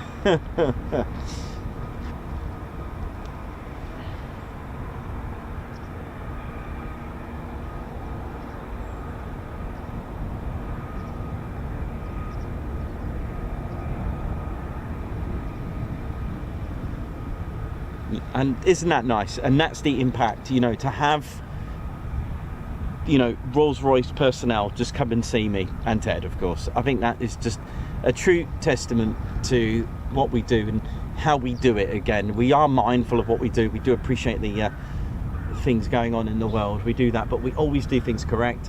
You know, it's just, you've got to be mindful of how you do it and be responsible at the same time. There is, you know, due care for what, you know, what I do, which is why the works of the span of flight, keeping things sweet and neat. You know, others may think it's, you know, a bit strict or whatever, but there is a reason why it's done that way. There is a reason why I have personnel coming to see me. There is a reason why we get, you know, Air Force airmen personnel come to see Ted and I. There is a reason for that. There is a reason why they tune in. It's because it's done with due care, responsibility as well.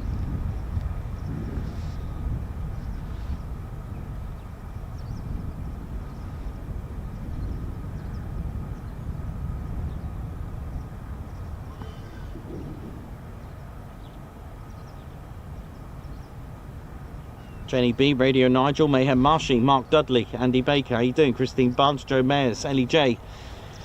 Good, how you doing, man? Bundes, Mayhem Marshy, Christopher Carr, how you all doing? Doctor from Scotland, how you doing? Simon Watchorn.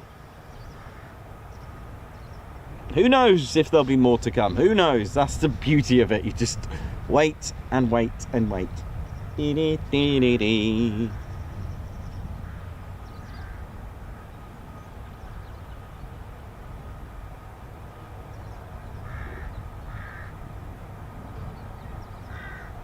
Leah, thank you very much. 117k subs. Says it all. Bundes.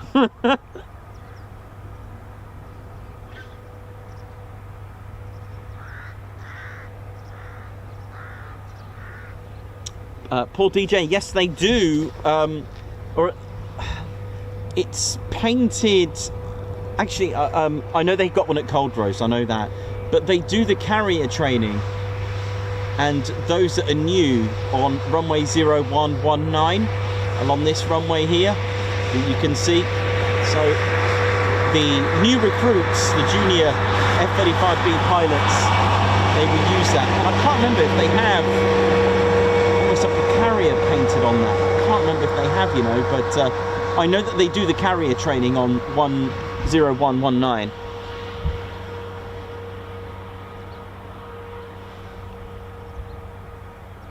Christopher Carr, yes, I'm 100% now. I'm all good.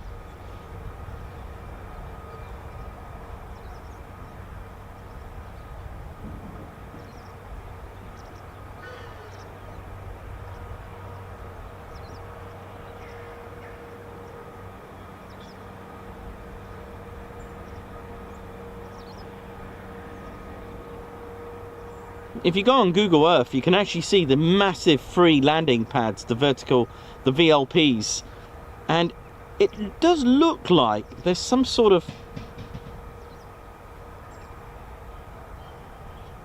I'm just trying to think, there does seem to be some sort of markings for me that would indicate that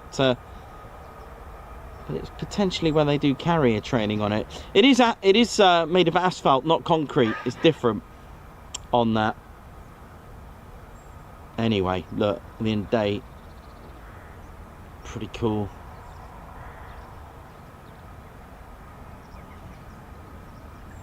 Good old Marham.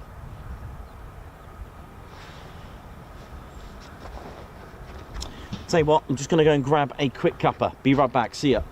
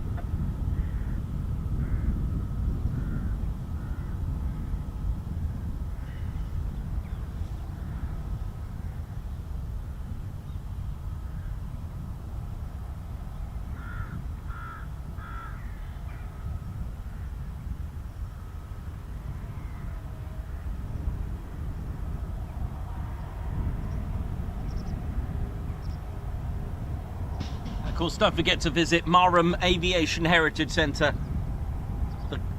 The volunteers there are absolutely amazing. Please don't forget to visit them.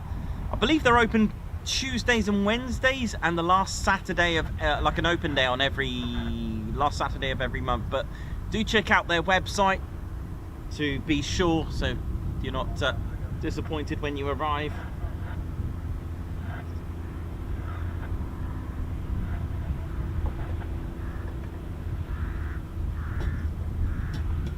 Right, give me 1 sec, I'll be on shortly to give you the full history of Marham.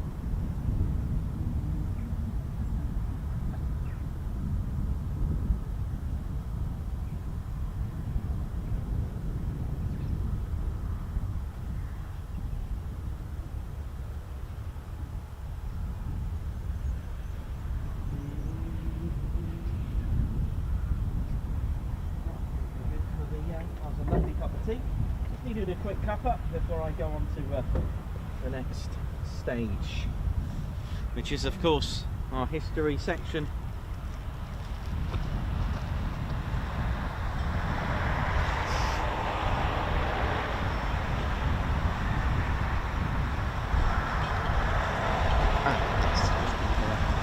I need a Victor. I need a Victor.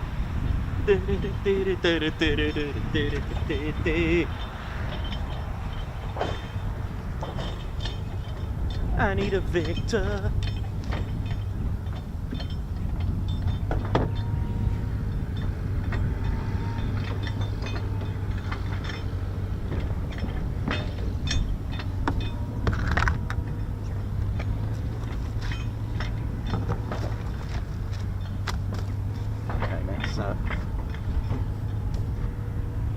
Let's talk to you a little bit about Marham's history.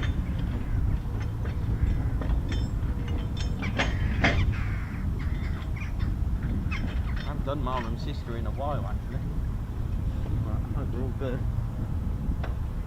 Marham has some amazing history, and to be honest, don't they all?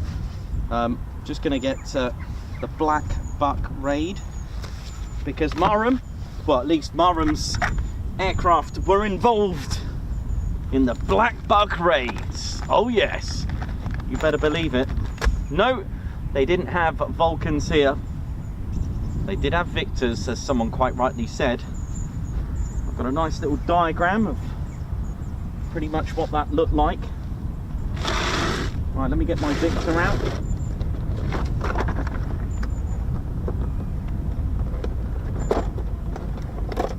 Right, let's get the Victor out. Oh, she is up. Oh my word. She's a beaut, that Victor. Ooh, misses. That is a beaut. Right, let's, although the box is falling apart. Ah, don't worry about the box there now. Box are overrated, innit? Hey? Yeah. Right then. Okay, so while we wait, let's talk history about Marham. Let's ride. How we doing, ladies, gents, teddy bears? My name's Nikos. I'm your cameraman, historian, and commentator. Right. How we doing? Right. Just got to be careful that. Right, I haven't left myself a lot of room here, but never mind. Hope we're all good. How are we doing? How we're feeling? I hope you enjoyed that. Yes, it was just 2, but hopefully towards the end of the year and then the new year, maybe we'll get a lot more movement and back to the usual days of +10 movements. But listen, at the end of the day, we're here for a lot more things than just movement. That's the beauty. It's a community. We're not just here like what's going on here, etc. But of course, movement and aircraft are fundamental parts of the channel, hence there's an aviation channel, but it's a lot more than that. I want to talk to you a little bit about the amazing, real rich, saturated history. There's been, when I talk to you about the history, there is a lot of history here. In fact, a book's worth. But I can't really go into too much detail. You know, we would need 8 hours minimum to go through it all. 8 hours. So I appreciate there's going to be some segments that may be missed that you may know of, but I'll try and keep some of the main sort of fundamental ones, let's say, to some extent, because there was a lot. But we need to go back. I'm just going to move this box. I'm a little bit conscious about this box. Sorry about that. I'll just move that there.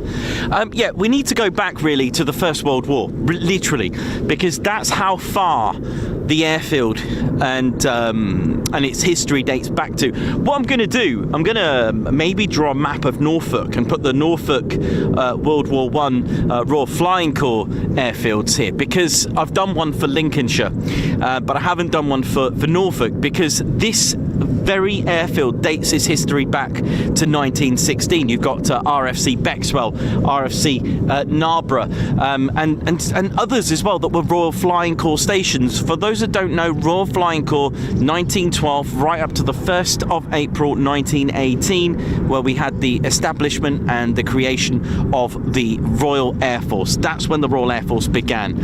So the RFC, actually, for those that don't know, the Royal Flying Corps, they had their original squadrons. Someone asked me at first what you might think, well, that's a bit obvious, but nothing's obvious, is it really? And because if you don't know, it's not obvious. But someone said, how are the numbers allocated with squadrons? And if you look at the Royal Flying Corps, they started out 1, 2, 3, 4, literally in numerical order. There was no reason to go 1, 28, 15, 16 and a half, 400. There wasn't a reason for that just yet. But let me show you something beautiful. Over 100 years old. This, I mean, you may be familiar with the Royal Air Force's insignia, but look at this, Royal Flying Corps. Let me just turn that round. I want to show you this. A sweetheart brooch. Still got the enamel, and it's survived all this time. If I can just look at that. Royal Flying Corps. Talking about biplanes and what have you. Look at that. Hey, isn't that just wonderful? And I've also got the cap badge to go with it. I mean, the TCS are going to have the best ever museum that I can make. Let me show you the cap badge as well. I've got one of them. And original, these are genuine. These are genuine pre-Royal Air Force, ladies, gents and teddy bears. These are pre-Royal Air Force. And of course, I don't get these from anywhere. These have to be obtained from a specialist, because there are imitations. Look at that. Look at this. Royal Flying Corps.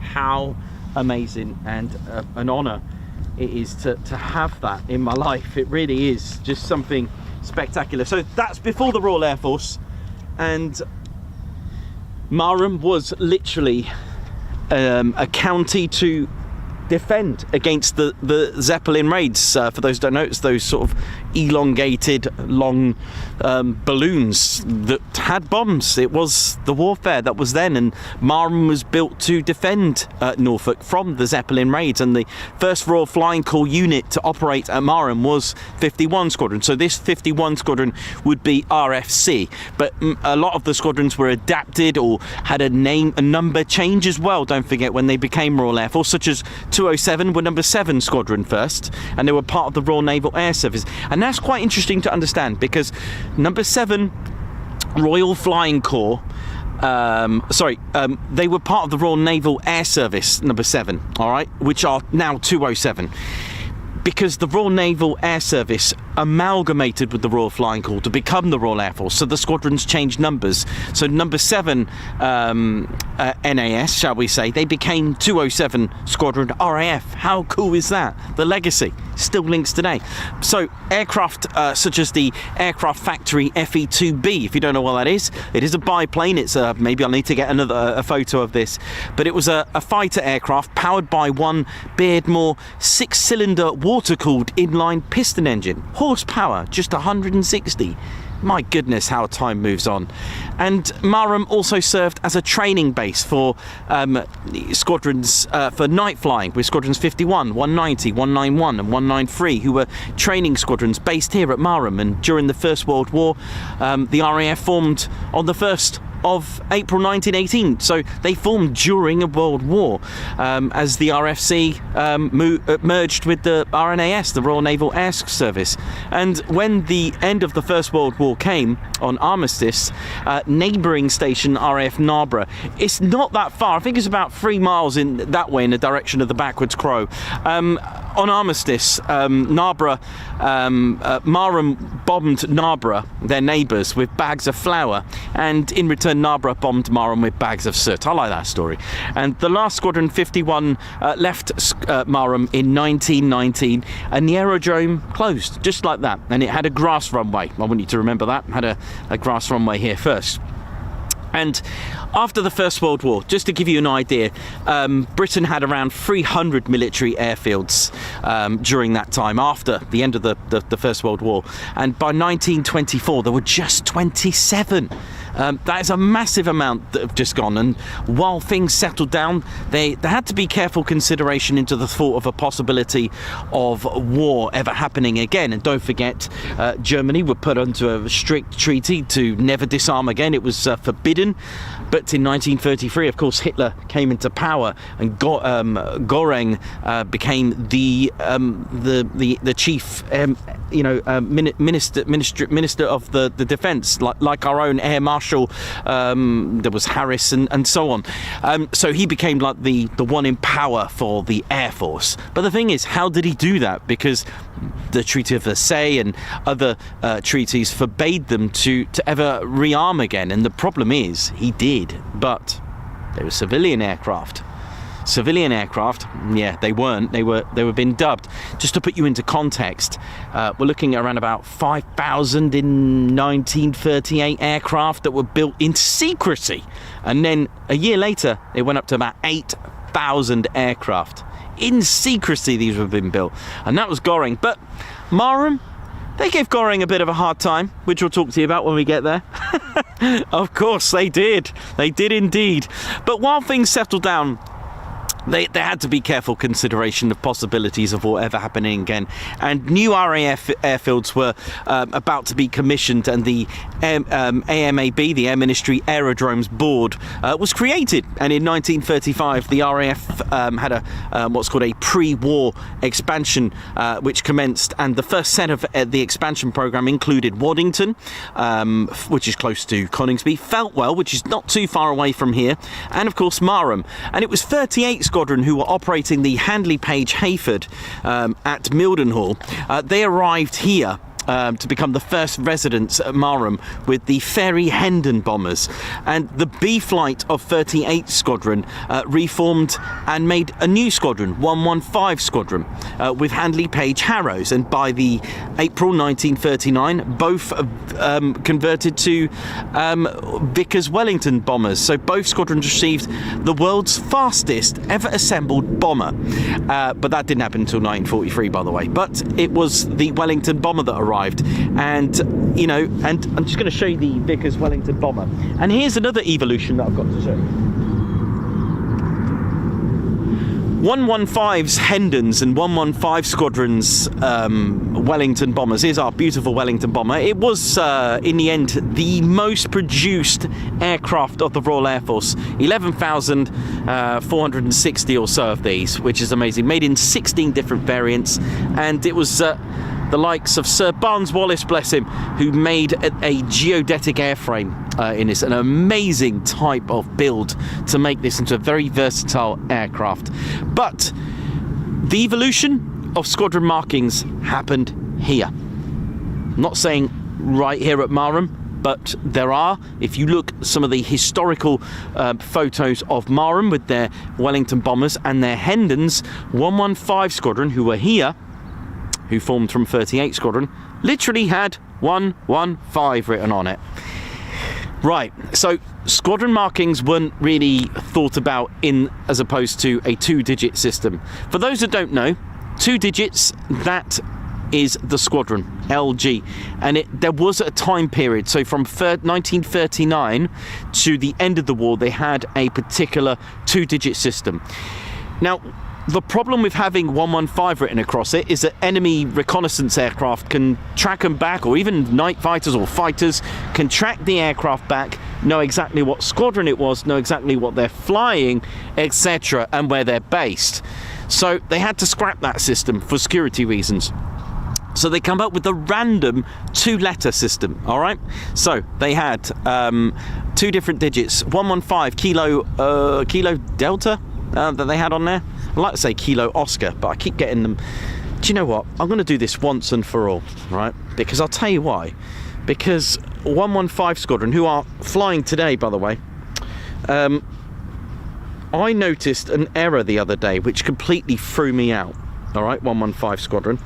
And I'd like to say, just 1 second, I'd like to say it's kilo delta.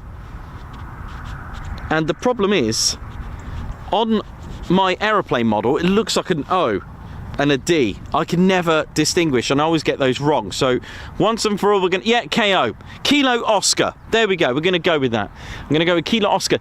I've got a model, and it's got a D on it, and I'm sure that's wrong. And it's supposed to be 115. Anyway, long story short. So 115 had Kilo Oscar on theirs.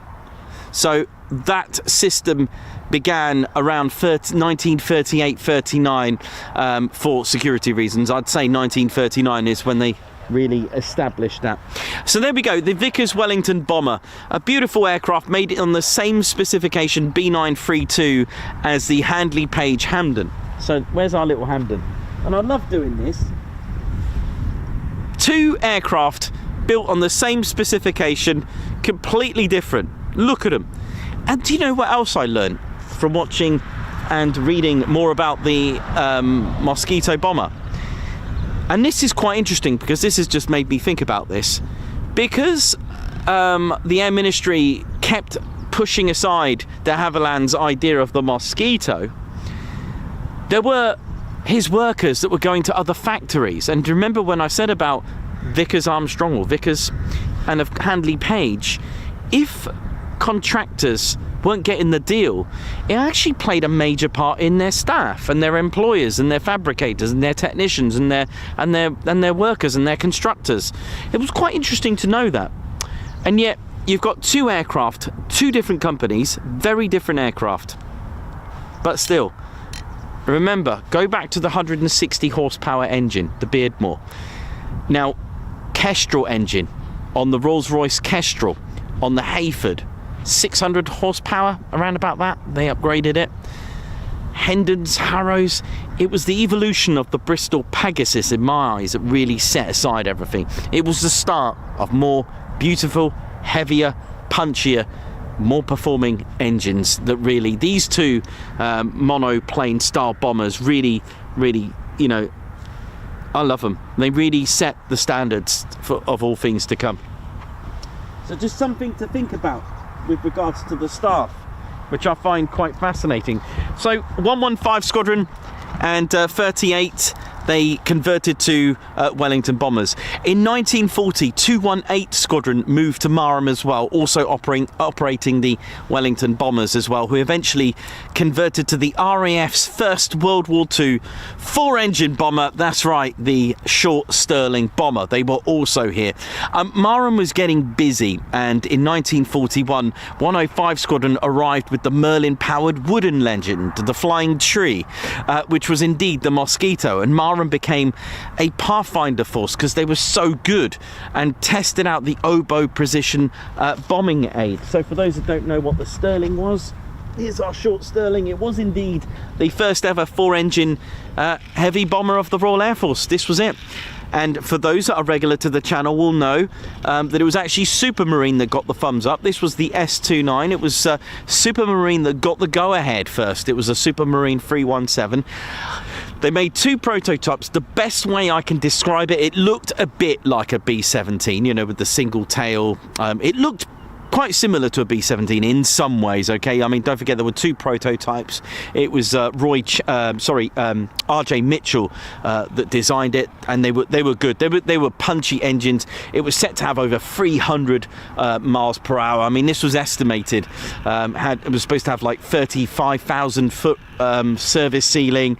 About 14,000 pound of bombs, that kind of thing. It was going to be good, and this was built under the same specification. What happened? The 2 prototypes got bombed, and sadly, R.J. Mitchell, also the main designer, passed away. So the deal went to the Short brothers with the Short Sterling bomber, and that was it.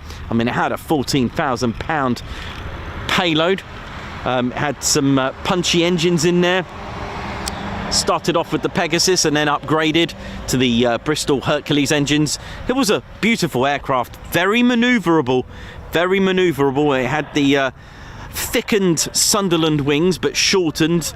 It had they got the short Sunderland and got rid of the lower deck, got rid of that. It had gouge flaps as well, which I thought was a modern thing, but they designed it to make, when they didn't need the lift, to make the the wing area shorter, less of a wing area. But for me, it was amazing. It really manoeuvred well. It manoeuvred better than the Halifax and the Lancaster. However, when fully loaded and fully fueled, it did have issues. It didn't have the best service ceiling at just 17,000 out of push when fully loaded, fully fueled. Why is that important? Well, you're going to be exposed to a lot more anti-aircraft fire and flak. And also Marham with its Mosquitoes that arrived. There we go. And we spoke about this with the beautiful Merlin engines. It was the fastest at the time when this came out. It really was. But as I mentioned earlier on the stream, that the Air Ministry really didn't like it. They thought that using wood was regressing. They pushed it aside, and it had a major impact on de Havilland's company, because a lot of the employers were losing faith and going to others, going to other companies. At the end of the day, during a war, it was quite hard to find work, and if you can find work within the aircraft industry, you're laughing, or at least going to earn some money. So the idea of the de Havilland, but he kept going, and with steel becoming less and less available because we needed them for Spitfires and Rolls-Royce engines, wood was the way, and power to weight on this thing was amazing. But there we go. So Marham was home to a 1655 Mosquito training unit called an MTU that was between 1942 and 43, and also operating the Mosquito there was indeed a secret unit that was here as well, and it was 1418 flight. Not many people know this unit, but 1418, they were a bombing development unit. I mean, I stumbled across that and thought, what on earth is that? I've never heard of that before. That's a good one. So again, not too much is known about 1418 flight, but there we go. They were here. They were secretly testing out how to bomb, and eventually they did use the Mosquitoes in the Pathfinder. So this would have been under number 8 group of Bomber Command. They were that accurate with the G equipment. So the Pathfinders would lead the main bomber stream and drop like flares on the target so that they were more accurate. Because how accurate is accurate? Well, some got the wrong town. That's how bad it was, and some were dropping bombs too late. You've got to think, if you're going 250 miles per hour, 180 miles per hour, or 200 miles per hour, and you drop your bombs in 7 seconds, I think it is, the Lancaster can drop all its bombs. How far is that first bomb been dropped to the last one? If they're going to go 1, 1, 1, 1, 1, but apparently it took 7 seconds to drop them all. So that, yeah, you've got to remember that. Going back to our good friend Goring, something was happening, and remember, it was 1943, 30th of January 1943. What does that mean? It's 10 years that Hitler was in power. All right, and Germany was celebrating and holding special rallies for the 10th anniversary of his power and rise to power.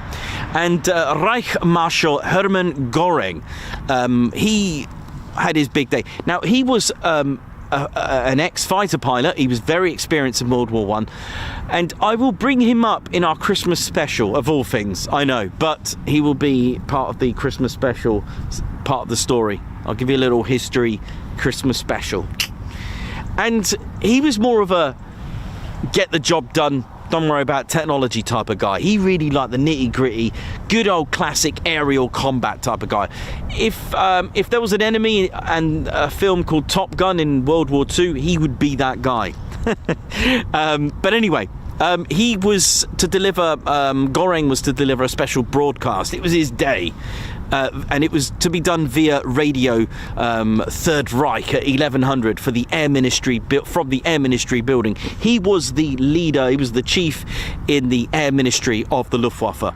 And it was a special day for Göring, and also Minister Joseph Goebbels as well, who addressed thousands and thousands of an assembled crowd in the Schöneberg Sportspalast, and it was Berlin's biggest indoor sports stadium.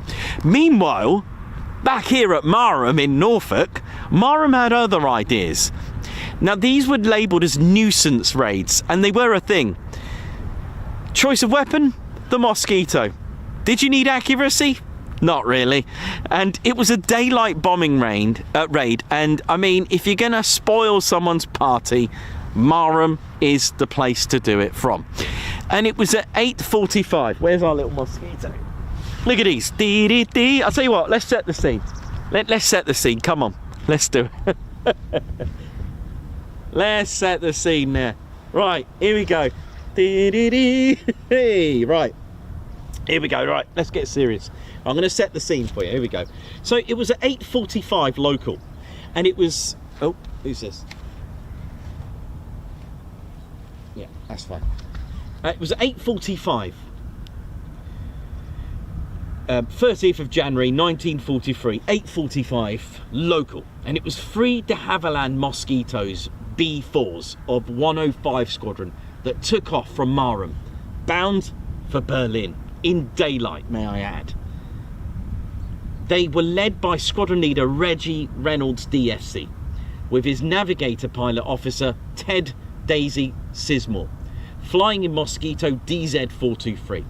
In formation with him were Flight Lieutenant John Flash Gordon and Flying Officer Ralph Hayes in DZ408, and Flying Officer Tony Wickham and his navigator, Pilot Officer Bill Mackin in DZ372.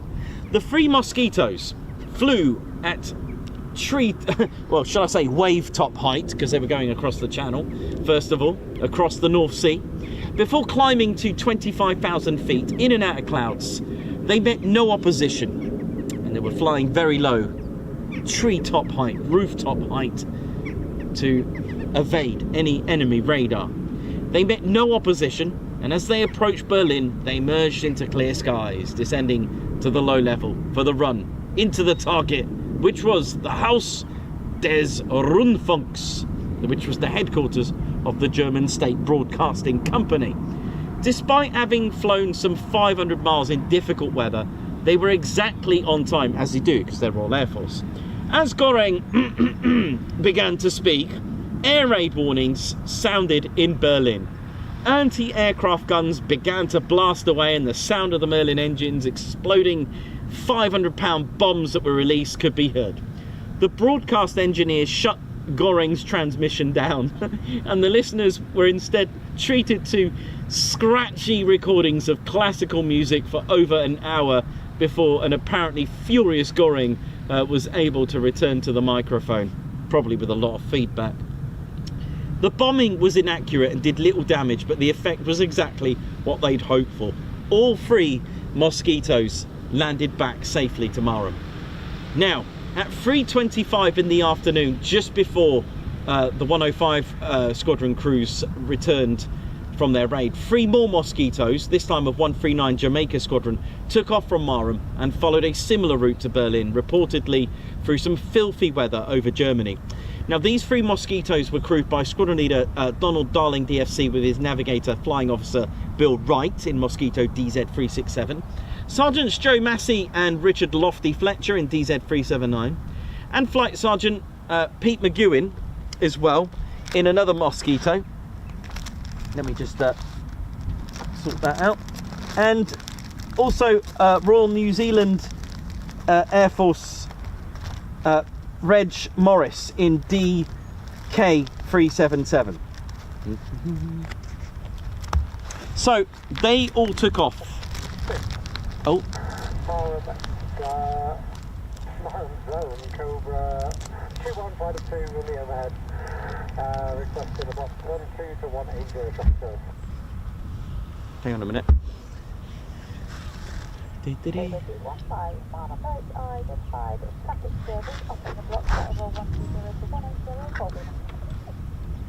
Couples on the low 3015 at the same block.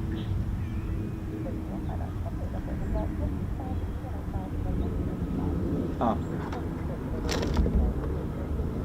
Sorry, it's just a Cobra flight, just working the block.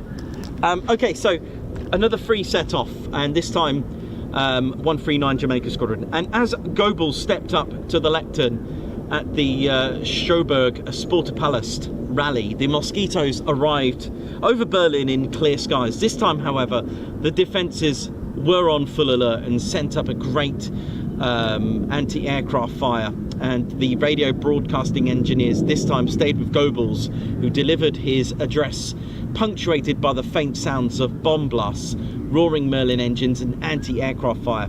Like the earlier raid, the attack did little damage, but nonetheless created the desired effect. But sadly, as the Mosquitoes raced away, DZ367 was hit by flak and crashed, killing both the crew.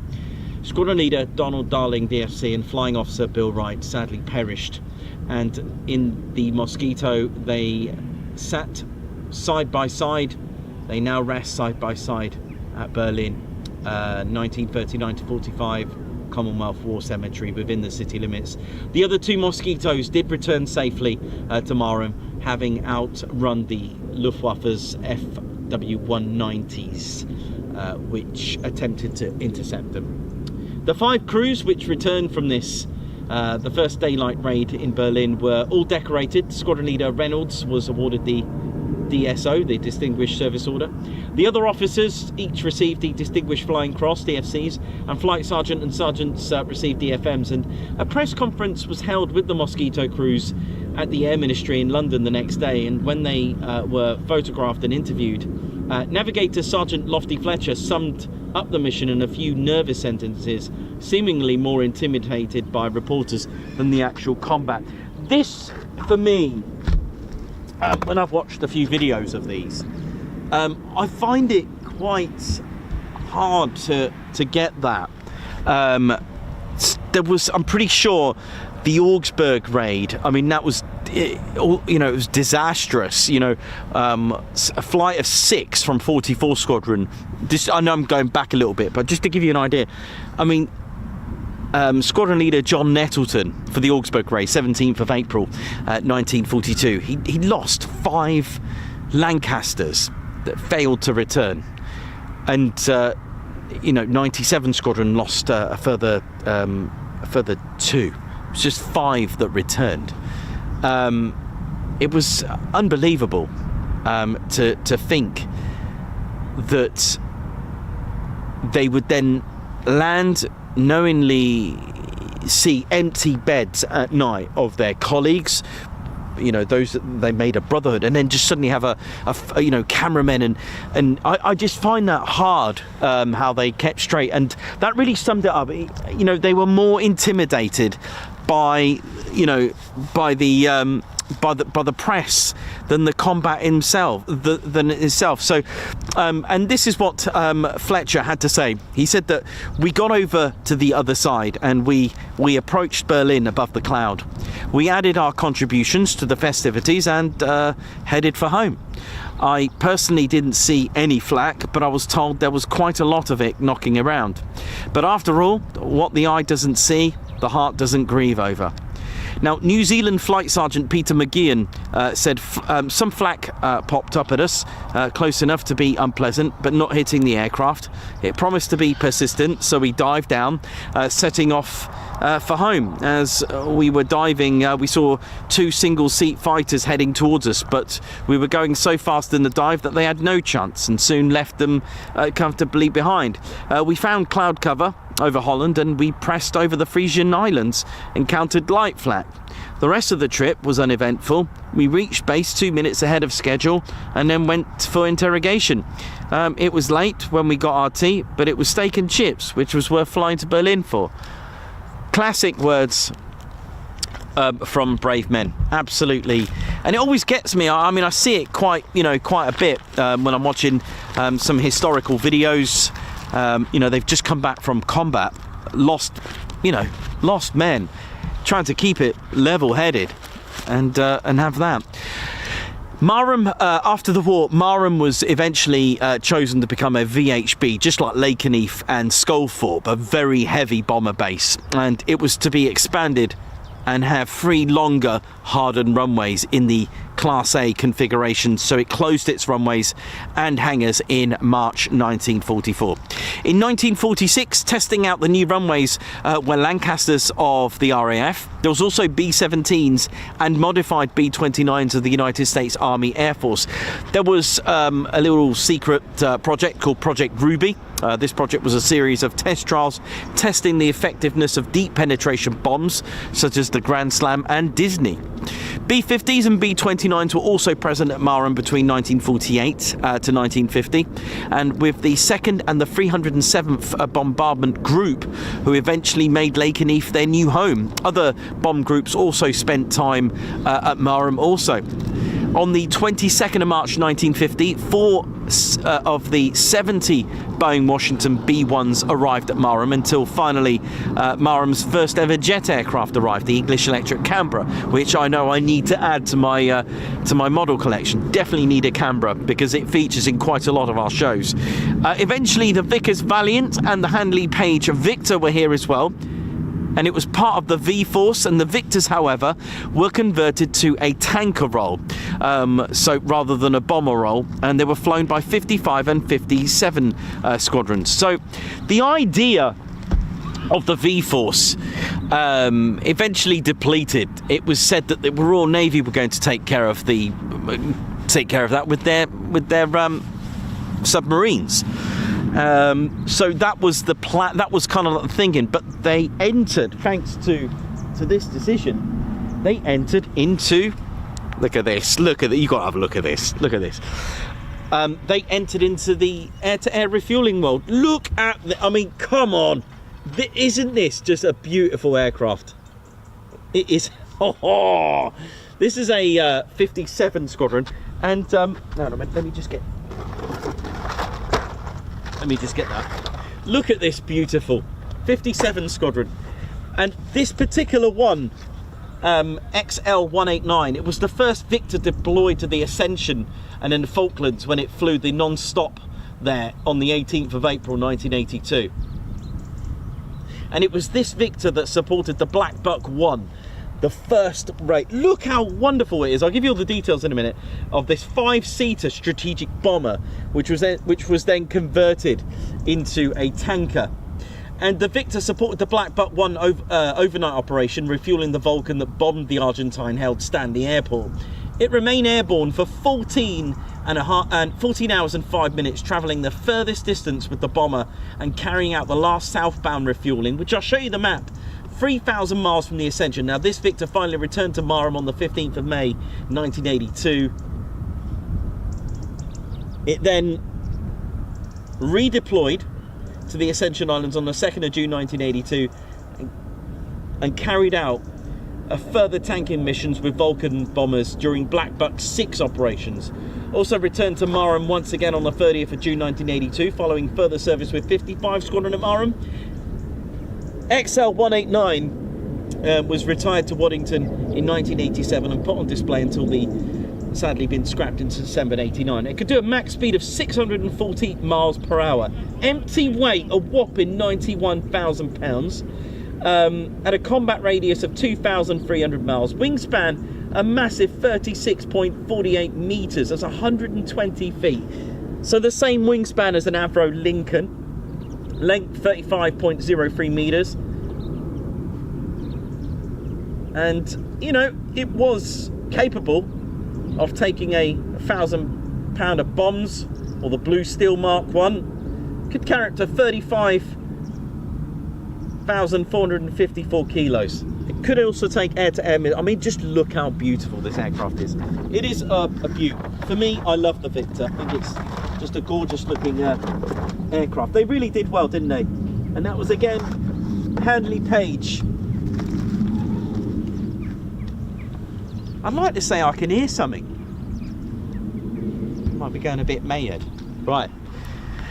There we go, the Victor. So, yes, the Victor was here. And like I mentioned there, Marham played a crucial role in the most complex and the longest bombing raid in history at that time. And it provided air-to-air refueling for not only the Vulcan bomber, which had literally been brought back to life, but to refuel themselves to get enough fuel for the Vulcan to raid Port Stanley in Operation Black Buck 1, and that one, Black Buck 6 as well. On the 2nd of April 1982, when Argentina invaded the British Isles, islands of the Falklands, it was time for the Vulcan to come back to life. I mean, it was literally been retired, and they had to find bits all over the place. There's a really interesting story about they were using the part of the refueling probe as an ashtray, and they need to do some calculations of could they get that far. The mission was to disable the airfield at Port Stanley, and this would prevent the Argentine fighter jets from using the airfield, and this would mean a higher air advantage and bigger threat to the British fleet. And the problem was the Falklands were, what, 6,760 nautical miles. That's 8,000 miles away for a round trip. And the Vulcan bomber had all its bits all over the place, from refueling probes used as ashtrays. But the thing is, the range of the Vulcan was 2,607 miles. How on earth are you going to do that? It was really designed for dropping nuclear bombs as well. Here's the thing, it wasn't really an inch perfect bombing aircraft exactly, was it? But there you go. With a £5 calculator bought from a market using a very technical refueling plan, they used 13 Victors from RAF Marham. And I'm going to show you what this complex Black Buck raid looked like. It is something of just absolute genius. Let me show you what the Black Buck raid looked like. Right, let's have a look. Where is it? Give me a sec. Let me get my Black Buck raid. It's pretty impressive. There we go. I think this is going to work. Here we go. This is the, goodness me, I think I can do this. So this is the Black Buck raid. Look at this, 13 Victors with one being a reserve. Now, they were coded into flight colours. I think this was white, blue and red, I think it was. I haven't done that, just to simplify it. But you can see here, where 2, 4, 6, 8, 10 Victors here. Now this little dot, this little circle means a refuel. So this Victor would go along here and refuel, and this one will be refueled by that one, and this would carry on. This Victor here went all the way up here, kept going, it turned over here and got refueled by this one, and that turned. Okay, so look how complex. Meanwhile, while the 10 Victors are here in the reserve thinking, yeah, they're fine, the Vulcan's taken off, and it's met with this Victor, got refueled, and come back, carries on, turns over here, this gets refueled over here, refuels this one, turns away, then you're left with 3. This Victor goes here, refuels that one, turns away, this is carrying on. Okay, and then the last 2 over here, let's have a look, that one's going over here, that one's going over here, this one turns over here to refuel the Vulcan. This gets refueled by this Victor, carries on, turns, refuels one last time. Meanwhile, the last Victor over here, or shall we call it number 12, there were 2 over here. This Victor gets refueled by this one, turns off, carries on and meets the Vulcan after it bombs. Comes back, one last refuel and goes. All right, so how complex? So we've got 10. There are 4 refuels and then we're left with 6. 6 carry on. There's 1 refuel, 2 refuels. Then we're left with 3. Then there's 1 refuel, then we're left with 2. There was an incident where one of the refueling probes snapped and it was supposed to be the one that was going to refuel the Vulcan. They had to switch and yeah, they had to improvise. So the Vulcan's going along here, refueled once, twice, 3 times, 4, 5, 6 times. So this Victor gets refueled once and carries on and meets this Vulcan after it's bombed. That is what you call complex, man. That is the Black Buck raid, and I've tried to make it as easy as possible. It probably makes more sense if you just look at it, really. But how cool. So these mean a refuel and move on. Sounds like a Typhoon. So yeah, amazing. But of course, when you got a plan like that, you're going to come across some problems, and that they did.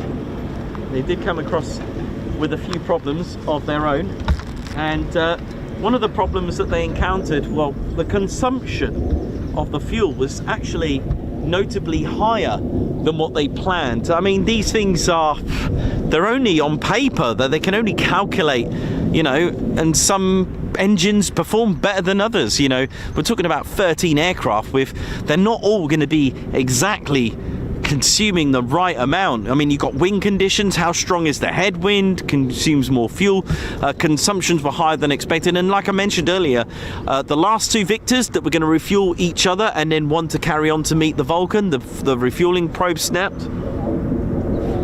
Just trying to see if that Typhoon's come back. And other problems were simply, check this one's a fun one, the lack of South Atlantic maps. The initial solution was a simple one: take the North Atlantic map and just turn it upside down. So 70 degrees north was then simply 70 degrees south. Some of the books that I've been reading, oh gosh, I can't remember what it's called. It's about the Royal Marines. Oh gosh, I forgot what it's called. I read it years ago. But it mentioned some of them didn't know where the Falkland Islands were. Some thought it was some islands in Scotland. Anyway, they took off. All this happened from the Ascension Islands, and the first Black Buck raid did actually strike the runway. Anyway, then suddenly a new era came from Marham, and it was the first Tornado GR1 to be delivered to Marham. It was ZA601 on the 24th of April 1982. It arrived from BAE Wharton, and in preparation for the reformation of a squadron that's still here today, 617 Squadron Dambusters. They stood up on the 1st of January 1983, and it was shortly followed by number 27 Squadron, who reformed at Marham on the 12th of August 1983. I always find things like this fascinating, because 27 Squadron today fly the Chinook at Odium. Anyway, 57 Squadron disbanded at Marham on the 30th of June 1986, leaving just 55 Squadron as the last Victor K2 unit to be based here at number 55 Squadron. The last of the Victor squadrons disbanded at Marham in October 1993, with the last Victor departing in November. Now, while the Tornado legacy began at Marham and the Victors coming to an end, the Canberras were still going from the 50s, and in 1993, in December, number 39 1 Photographic Reconnaissance Unit Squadron, they arrived at RAF Marham with their Canberra PR7s and PR9s from RAF Whitton, and this lasted until the 31st of July 2006, ending 52 years of Canberra operations. I mean, that is a true testament. In 2018, 617 Squadron Dambusters arrived at Marham as the first F-35B unit Lightning Squadron. 207 Squadron followed in 2019. They became the OCU. And then 809 Naval Air Squadron stood up at Marham in December 2023. The beloved Tornado GR4 retired in 2019, nearly after 4 decades of being in operation and keeping UK and fellow allies safe. And what's interesting, this year's Typhoon display pilot, squadron leader Nathan Scheuer, he was the last Tornado pilot to be trained here. Now, there is a 4th F-35B Royal Air Force Squadron, number 17 Squadron, but they operate at Edwards Air Force Base in America. There we go. So that's just a little bit of history about Marham, and trust me, that's just only a little bit of it.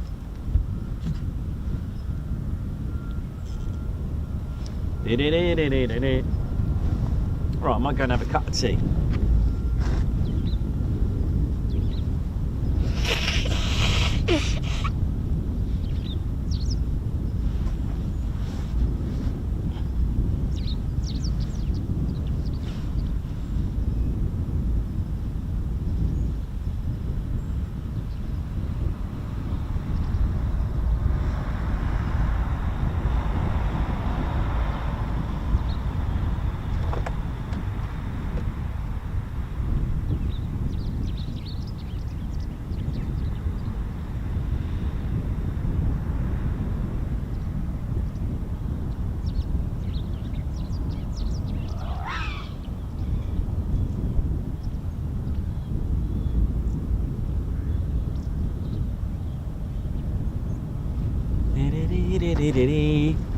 So hang in there, we could get some more, we don't know, but hopefully get another few more departures.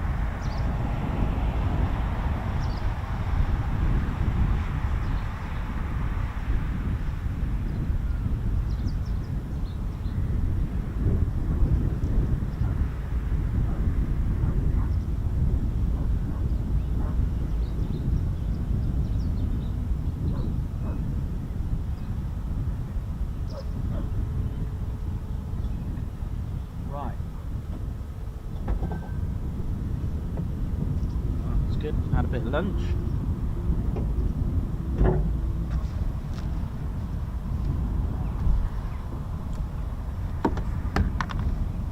Just thought I'd have a bit of lunch then now.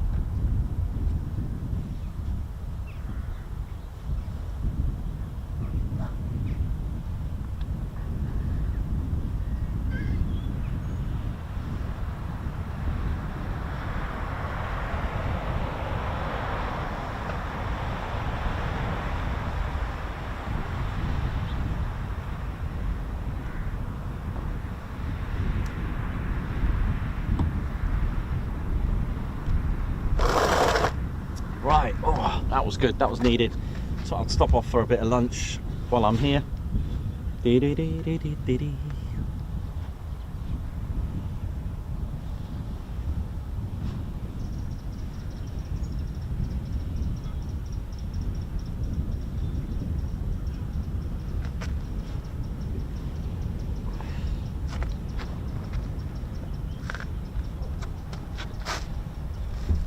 Let's just put that away.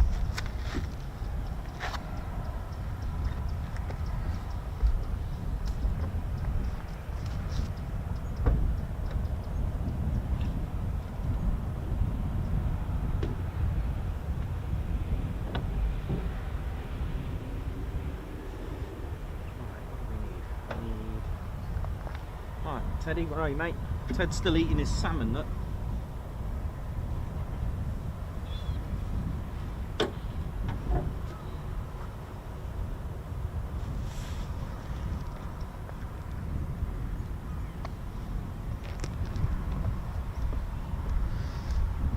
Well, there we go. So that's the history there that I've managed to get you of Marham. It's there's a lot. I mean, that's just a few.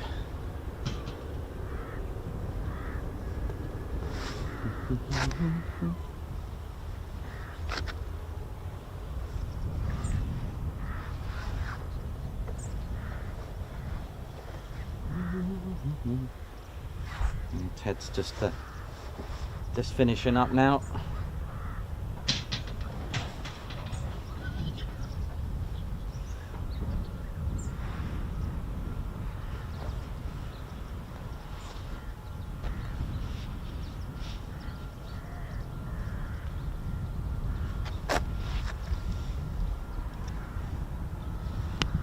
It's our squadron leader, Ted Coningsby. Ted enjoying the show. And Marnie, thank you for 27 months of service with the Ted Coningsby's Posh Officers Club.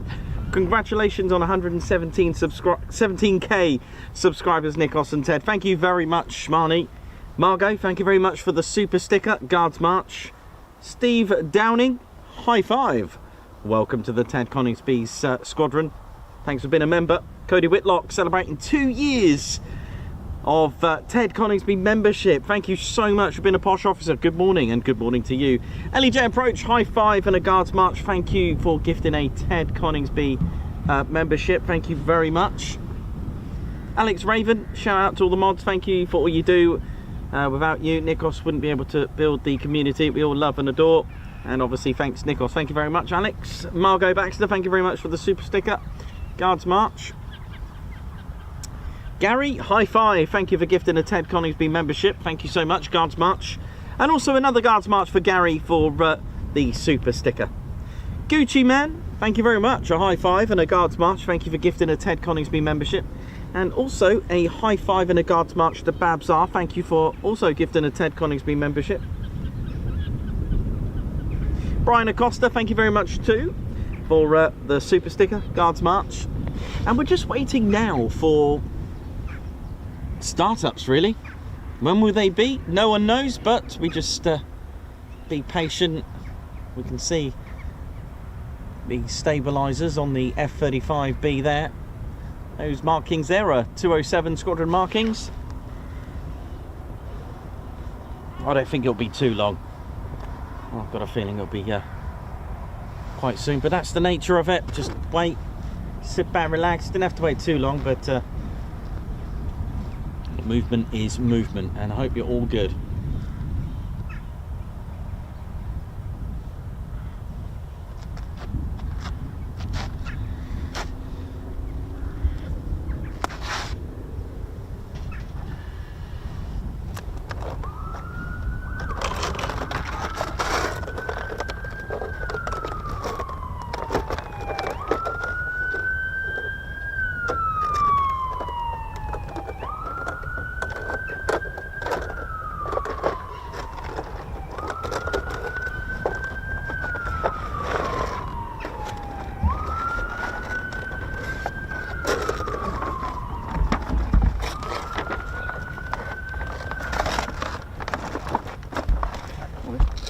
Boxers see better days. Goodness me. Well, at least he keeps it safe, eh, Ted?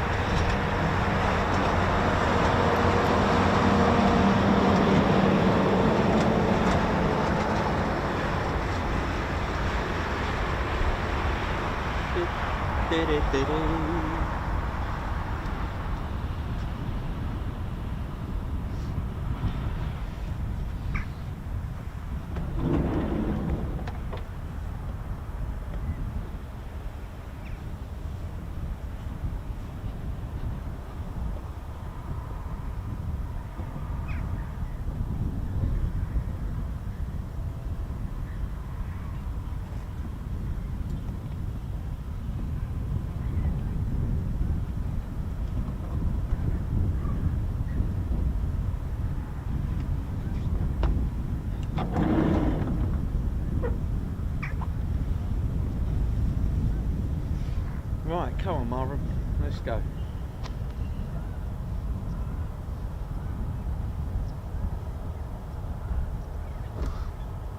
Matt Foster, how you doing? Hope you're good. JD and Scale, how you doing as well?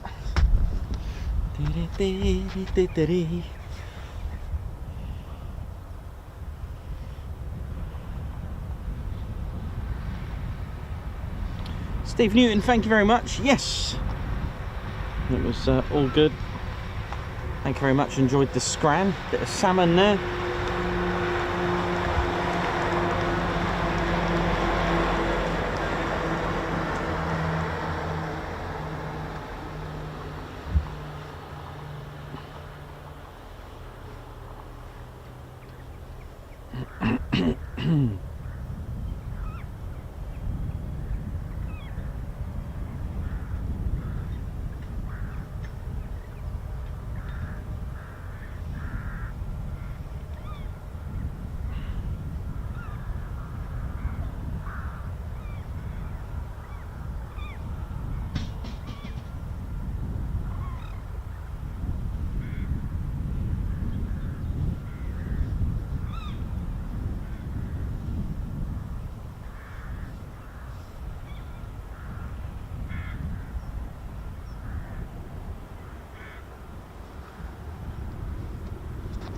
So we're still waiting to get our vertical landing fixed, but you never know. You never know.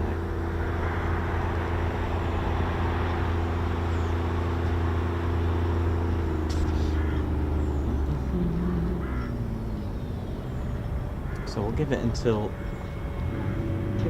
maybe 2 o'clock. If we haven't had any movement by 2, then it'll be time for us to depart, I think. But we'll give it a go. That's what you got to do. You've got to invest in time.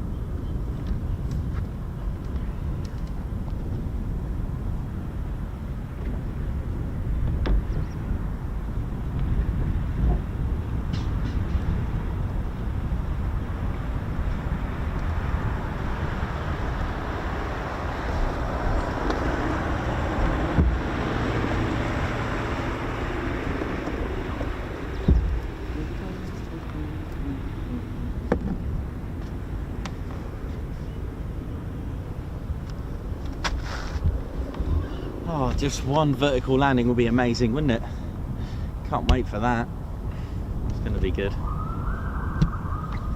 So you can hear sirens in the background. That'll be the crash teams doing rehearsed emergencies. So they'll do a scenario with the medic and the fire rescue teams. So they'll have a radio call out for a particular place on the airfield, and they'll give them a scenario, how many aircraft, how many persons on board, etc.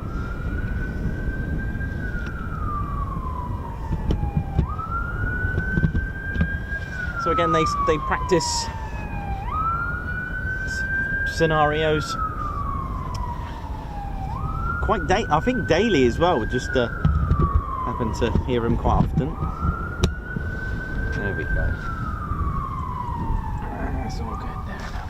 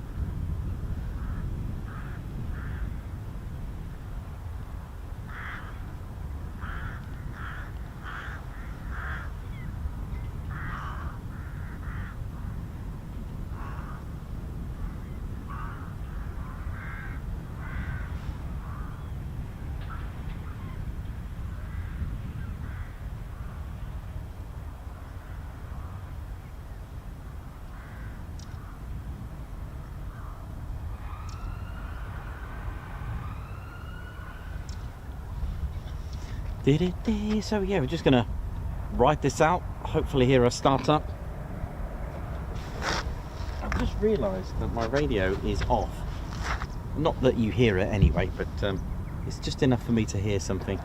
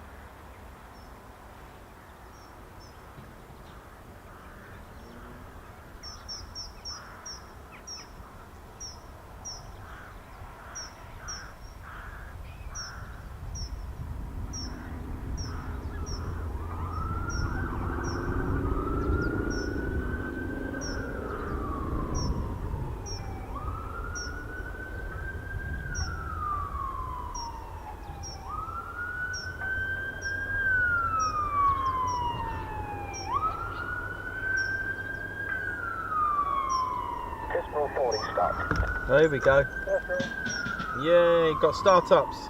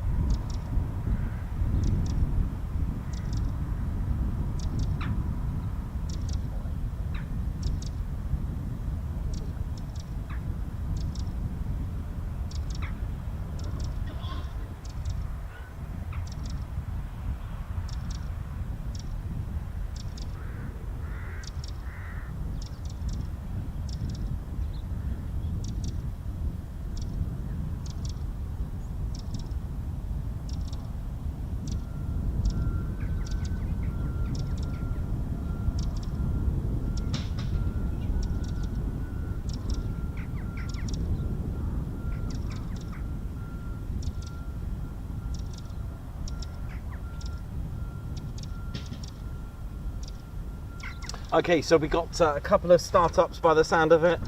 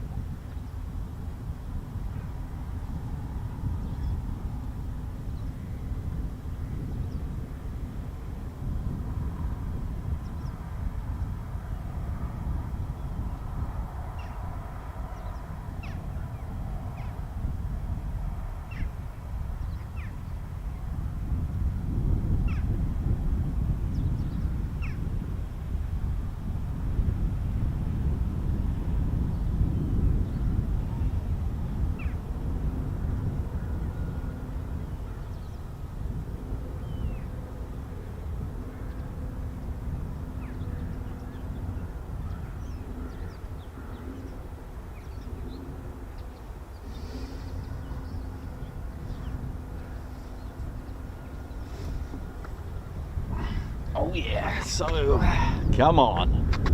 Dee-dee-dee. Dee-dee-dee.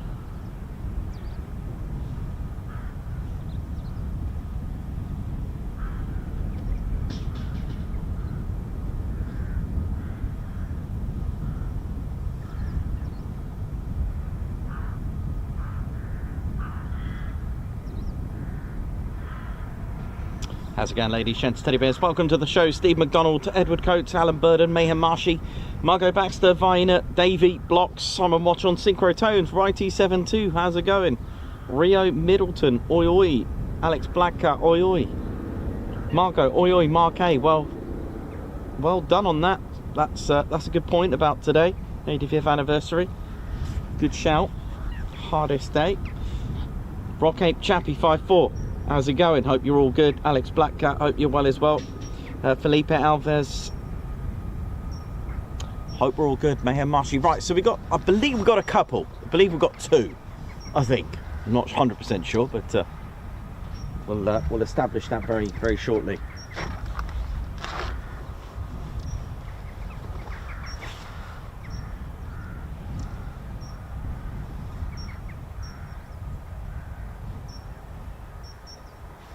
And although there's only been 2 departures, and of course both of them coming back straight in approach, it's been good fun. I've really enjoyed it.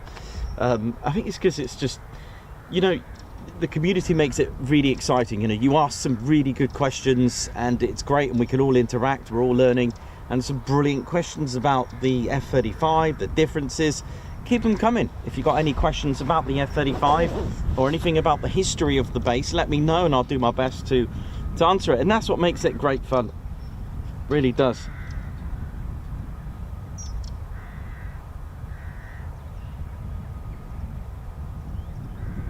Dee-dee-dee-dee-dee.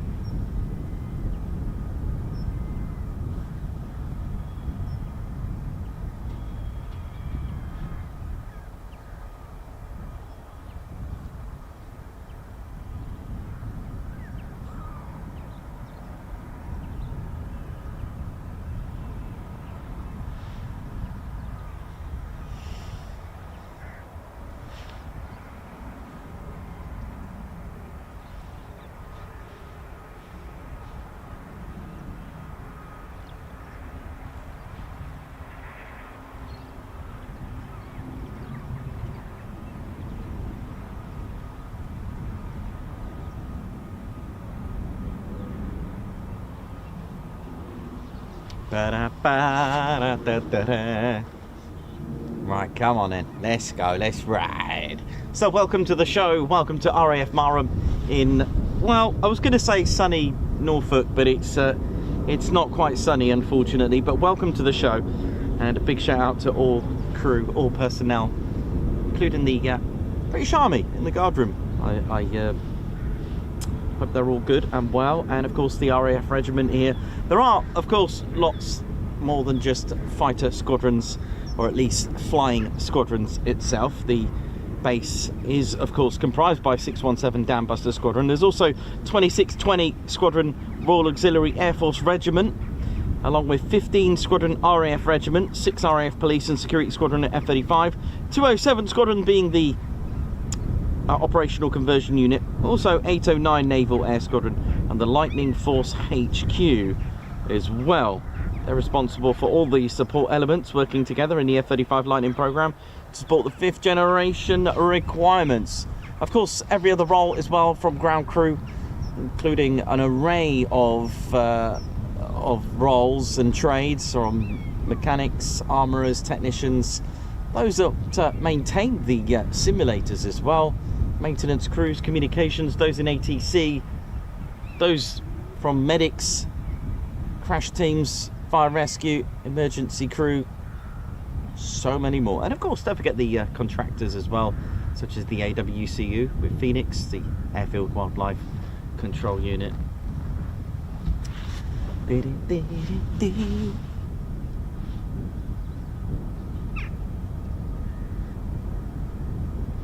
Big shout out to the Lightning Ladies Rugby team as well, who made history yesterday, I believe. Last week, RAF Marham made history as the station's first ever ladies 15s rugby team took to the pitch, welcoming a team from the University of East Anglia. So congratulations to them. They're called the Lightning Ladies Rugby team, established at the beginning of the summer this year. Check them out. Oh, big shout out to them.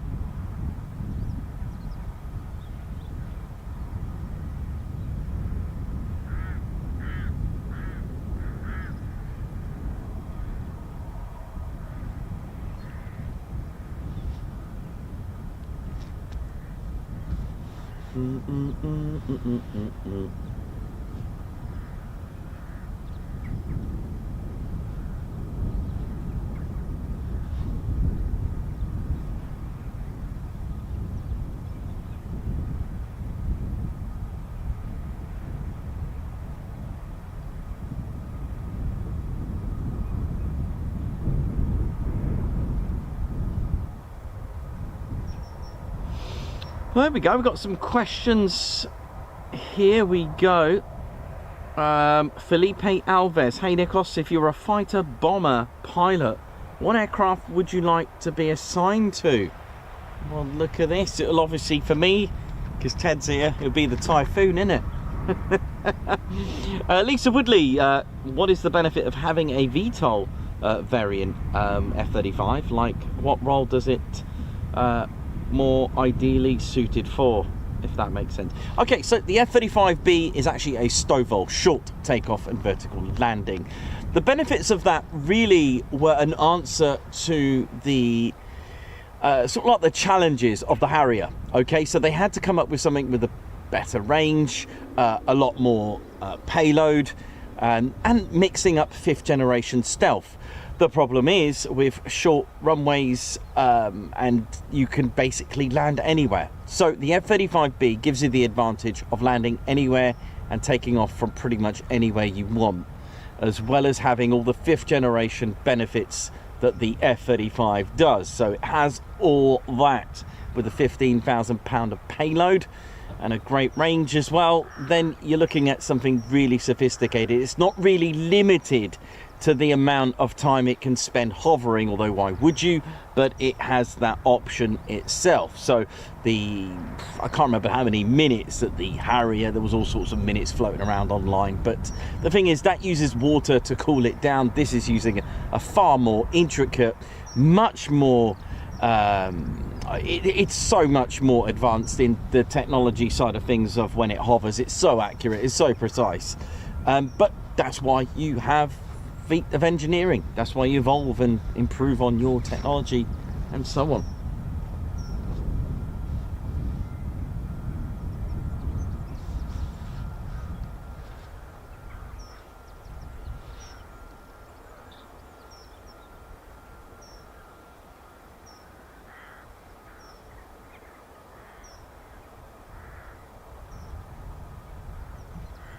Alan Clark, couldn't answer that. No idea what the future holds with that. You just have to wait until January next year.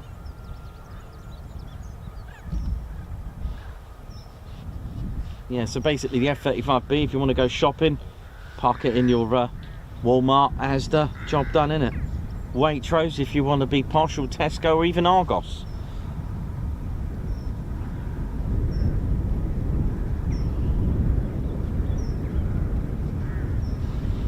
Trying to see if there's any more questions that I may have missed.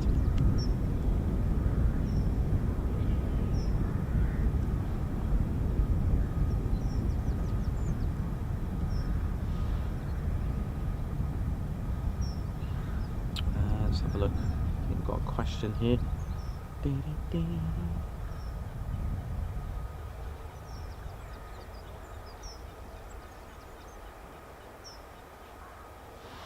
Have a look. Loads of stations in the 80s.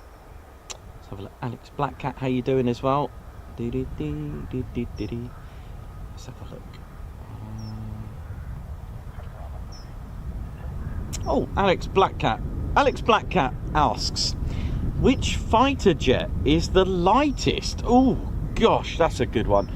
I'll tell you what, just quickly, I remember coming across the Fallen Gnat, and I'm pretty sure, I know it's not a fighter, I know that's not your answer. I'm pretty sure the Fallen Gnat was quite light. Empty weight was about 6,250 pounds. But off the top of my head, I'm going to go, I only put this video recently, I'm going to go with the Saab Gripen, the JAS 39 Gripen. I'm pretty sure, because when I was writing down the stats, it was something like 14,950 odd of empty weight. Now, the Typhoon empty weight is 24,000 pounds, and that's reasonably light. The F-35A is 29,000 pounds. But when I was writing the stats, the JAS Gripen, I mean, that's one I know that's currently serving, that's the lightest fighter jet, as in a fighter, not a trainer. I'm pretty sure that was one of the, if not one of the lightest that I've ever come across, was the JAS JS-39 Saab Gripen. I mean, it was something like 14,000 pound of empty weight. It was just short of 15, to be honest. It was something like, yeah, 14,000 and something, 14,950 or so of empty weight. It was literally, I remember it just being just short. And I don't think I've ever come across something lighter than that so far.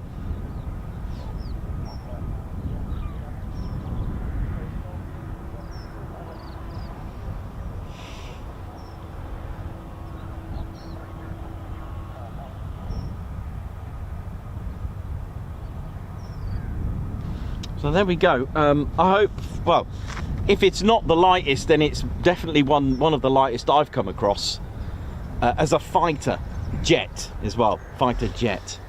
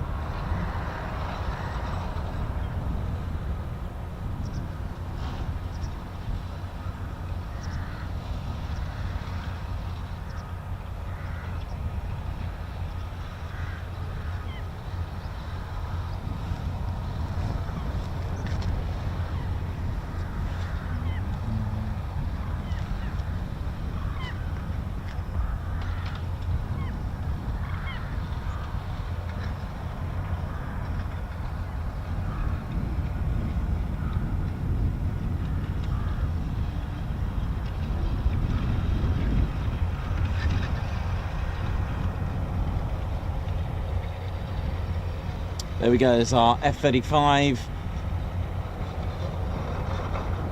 we got any, oh, we got 2. That's good. Come on.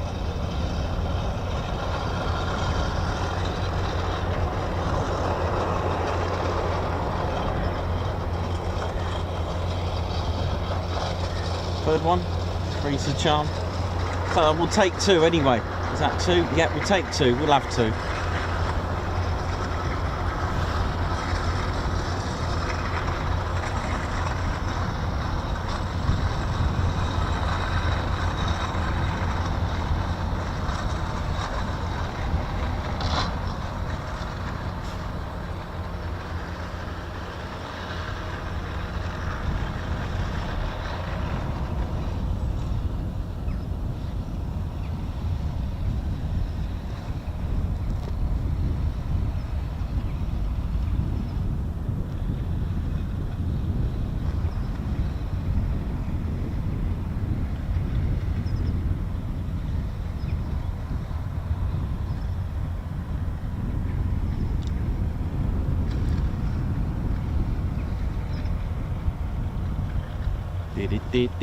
Right, here we go. Here we go.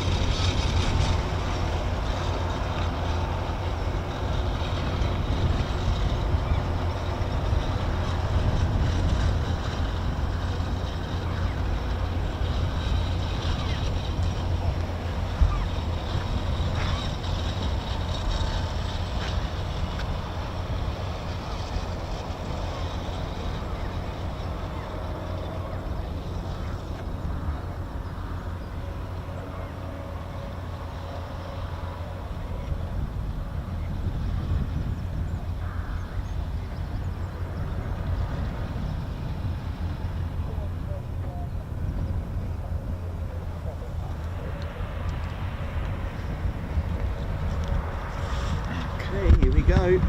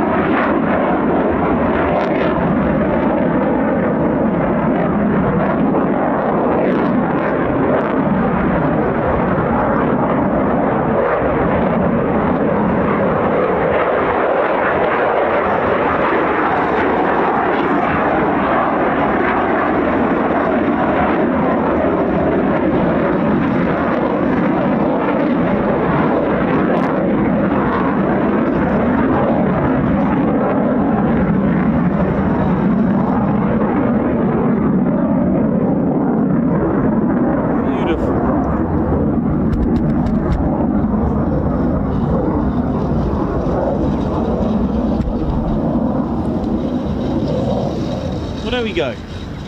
That's 2 more to add to the bag of departures today. Lovely.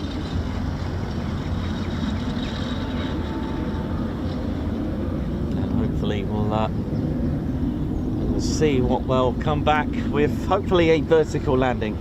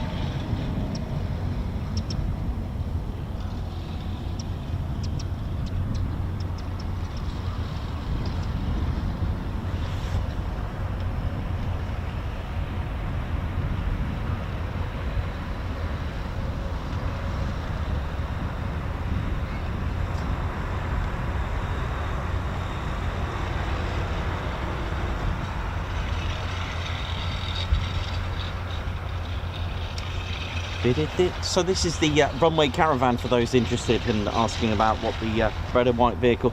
Now the runway caravan does play an important part in activities here on an airfield. It is positioned by the threshold and it will be positioned at the runway in use. So quite a good indicator for us plane spotters. They're normally parked at the touchdown end of the runway, okay, so close to the threshold, and purpose is really to provide shelter and communications for an air traffic ATC controller whose role is literally a visual inspection on an approaching aircraft to provide radio or visual warnings of any issues on the approaching aircraft to the pilot. So it's like a direct visual quick response approach, and obviously offers them shelter as well.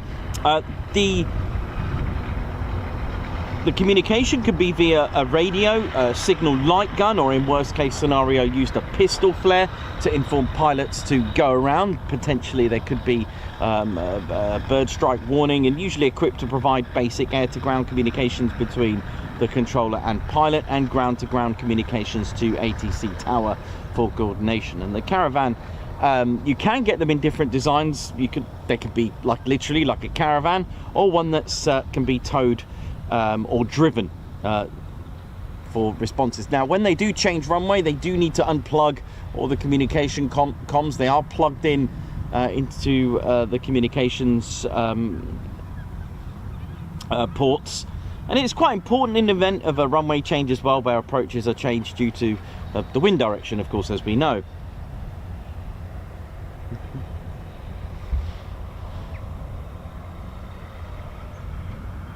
David, smart oil, Nikos and Ted, if you were to design and build your own aircraft, what would you call it? Oh, good question. And what would the designation be? Oh gosh, that's a good question. I did actually design an aircraft of my own, and it's actually on YouTube on a post that I put on there for you. I don't even know what I called it. I don't even think I called it anything, yeah. Very good question. What would the designation be? Very good question. Yeah, that's a very good question. What would I call it? I'll have to think about that one. It's quite a good one. Maybe I'll come back to you on that one. That's quite a good idea.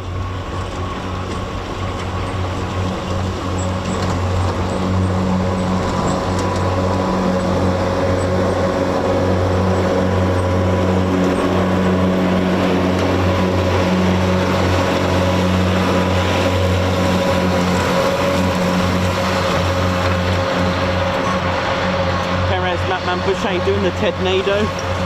Very good. Actually, you're right. Sorry, I thought I seen that. It does look like a bird of prey, doesn't it?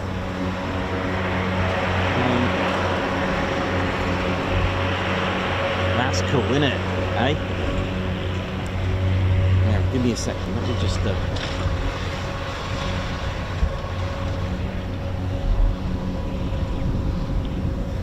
Let me just move this a minute.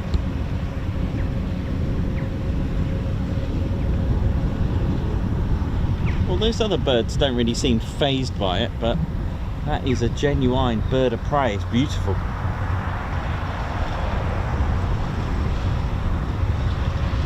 at that.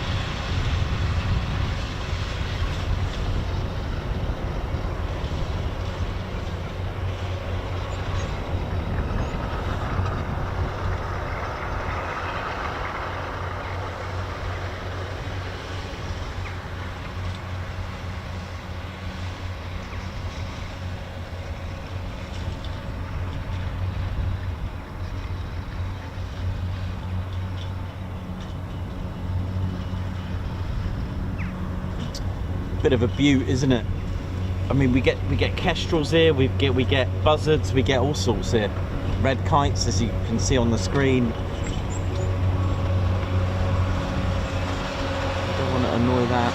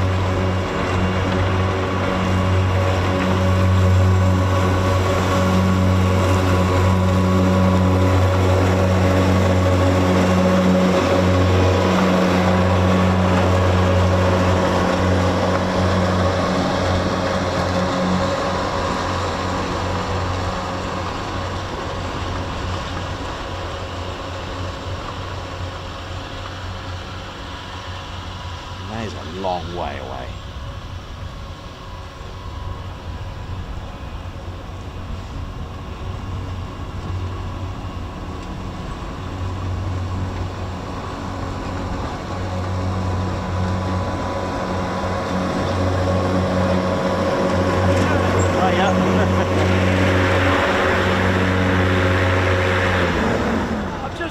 Who you are, I follow you on Facebook. Oh, how you doing? All right? Right. Yeah, good, thanks. Yeah, all good. You go everywhere, don't you? Yeah, man, yeah. Everywhere.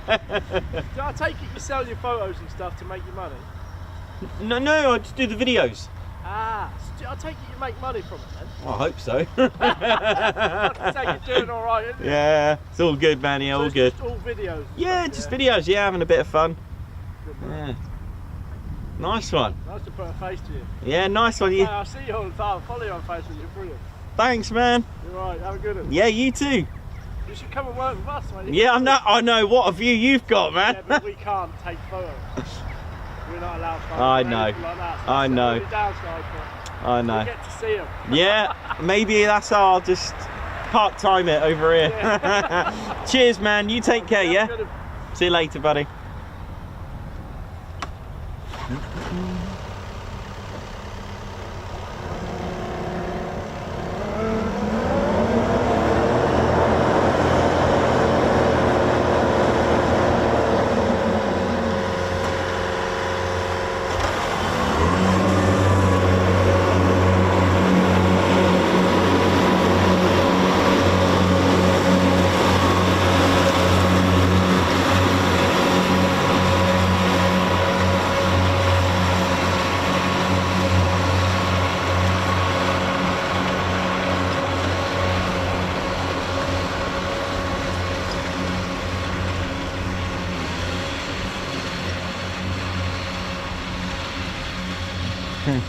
So we're on bird watch at the moment. Look at this. Beautiful. Matt Foster, that is a funny question. Okay, so if restrictions wherever removed, and I was able to basically stream live inside the base. It's where would you do it? Oh yeah, very good question. Oh, good question. That's actually quite a good question. I wouldn't know. Where do you start? I need to do them all so I know what it's like. Oh dear. Let's have a little think. I'll tell you what would make a difference. RAF Lakenheath, quick climb Friday, but with the sun behind me. Yeah, by air traffic control. Get a nice side-on shot from there. How about that, eh? Yeah, why not? How about that then? That'd be quite tasty, wouldn't it? One of the other things I'd love to do is take my kit with me and stream from one of those oh gosh, what are they called? Sky vans. That would be cool.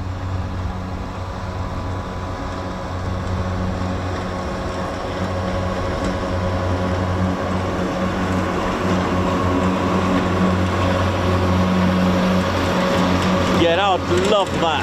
Yeah, I'd love that. 80s, yeah, that's pretty much, yeah, that would be good by Ratcon. No, but of course, that couldn't happen, but hey, it's always dreaming.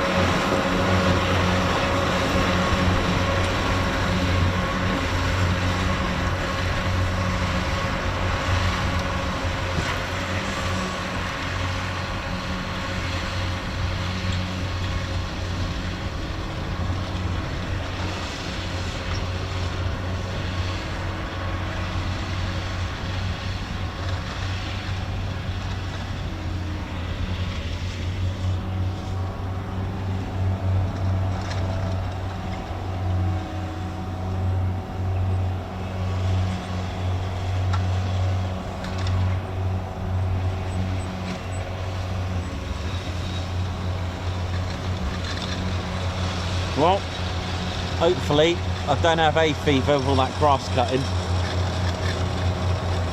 God, it really smells of grass now.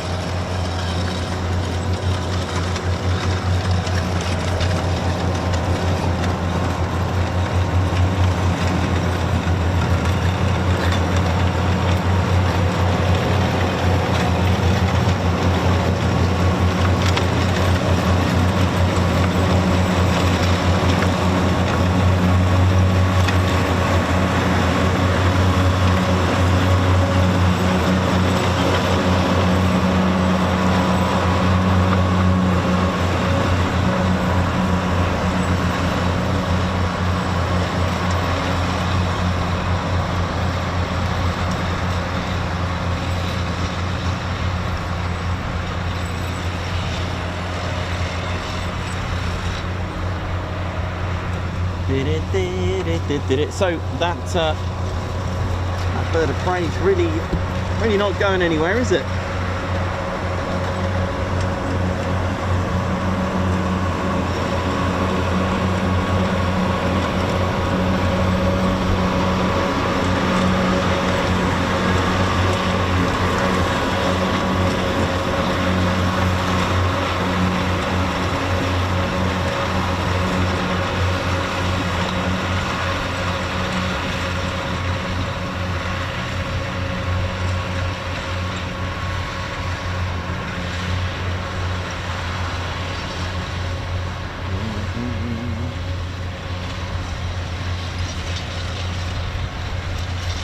So there are actually specifications for the length of brass as well, and I totally forgot, because sometimes having it too short can be a problem, and having it also too long can also expose problems as well. So I'll speak to my good friend at the AWCU then, mate.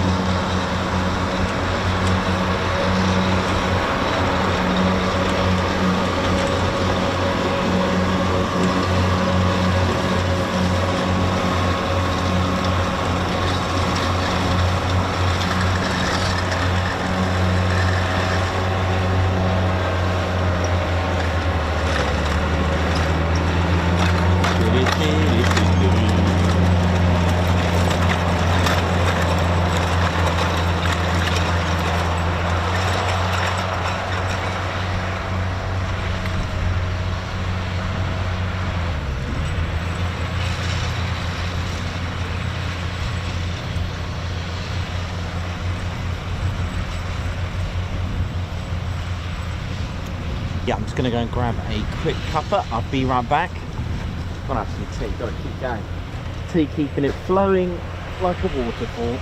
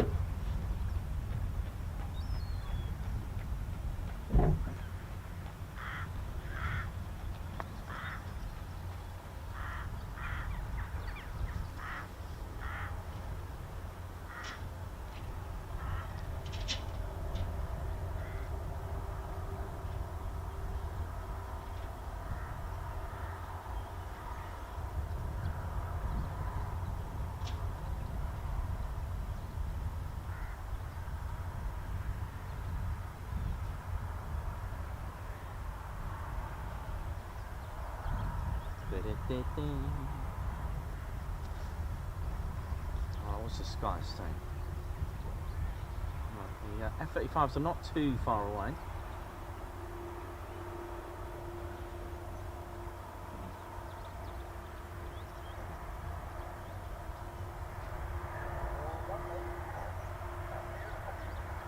Beautiful.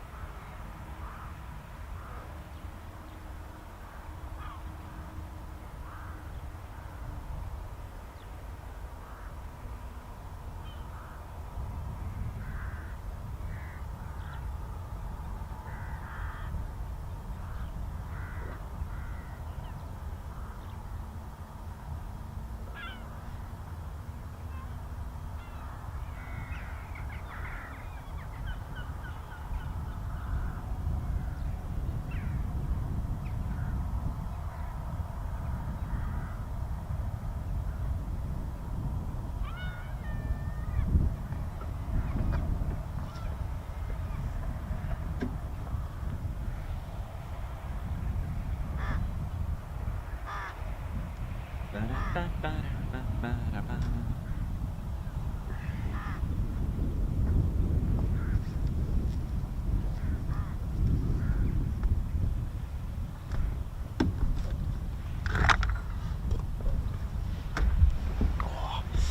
just that bird of prey is still there. The F-35s aren't that far, but they could be doing a bit more work in the skies.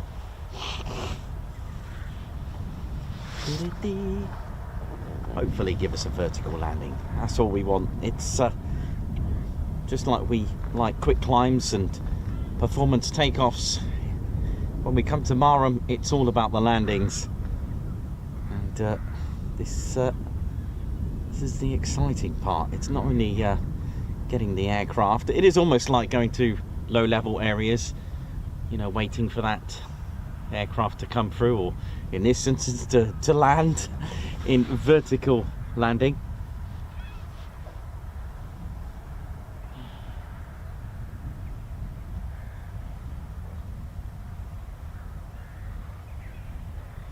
Mike A, nice one. My pilot issue limited edition patch has arrived. Looks awesome in its box. Nice one.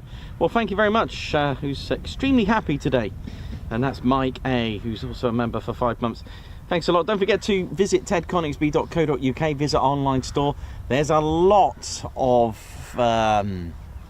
new merchandise coming soon. Some I didn't even realise that were going to be a thing, but they are, and they're coming soon. So look out for that as well.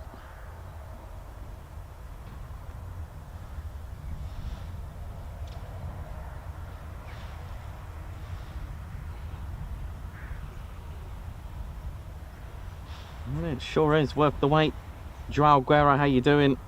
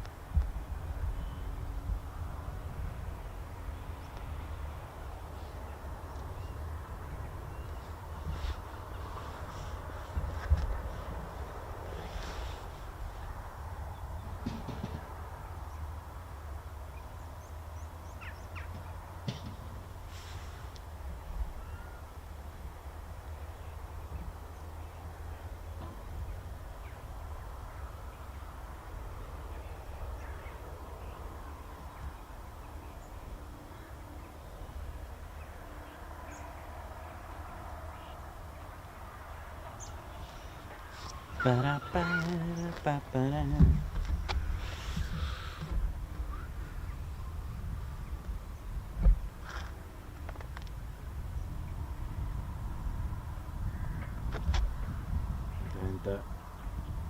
And it's been good fun anyway.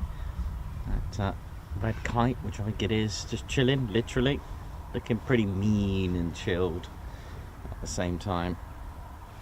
It was nice meeting the Rolls-Royce crew as well today. That was nice of them to visit. And of course, as always, a big shout to the Marham Aviation Heritage Centre. Looking forward to going in there again actually today. Might even be able to catch them.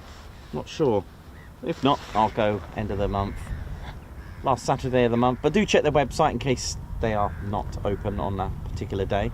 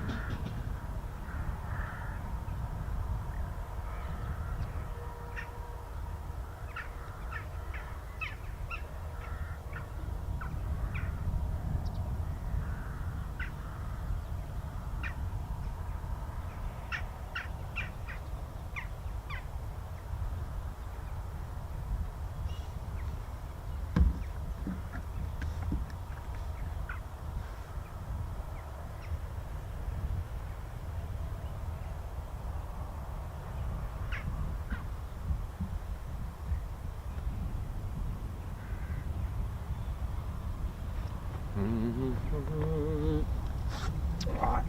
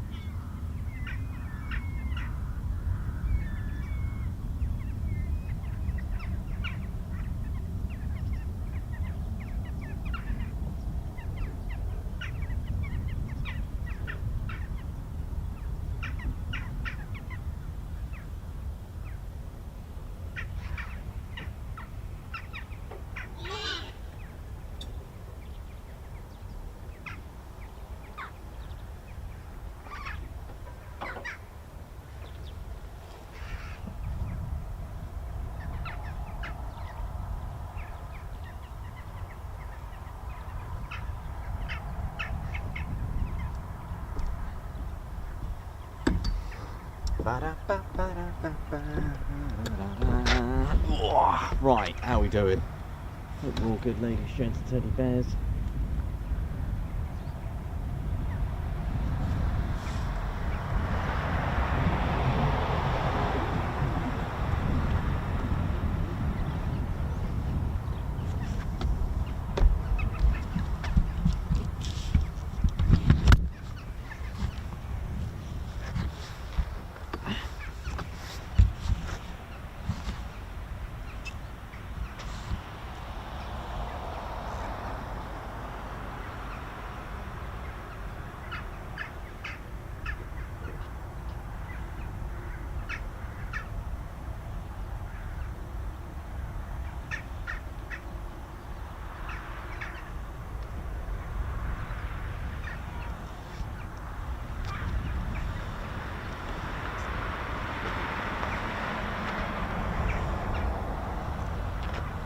The Army Air Corps Apache.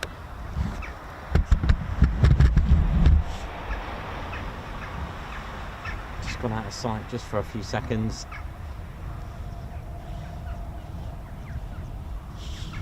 Should get back in sight in just a sec.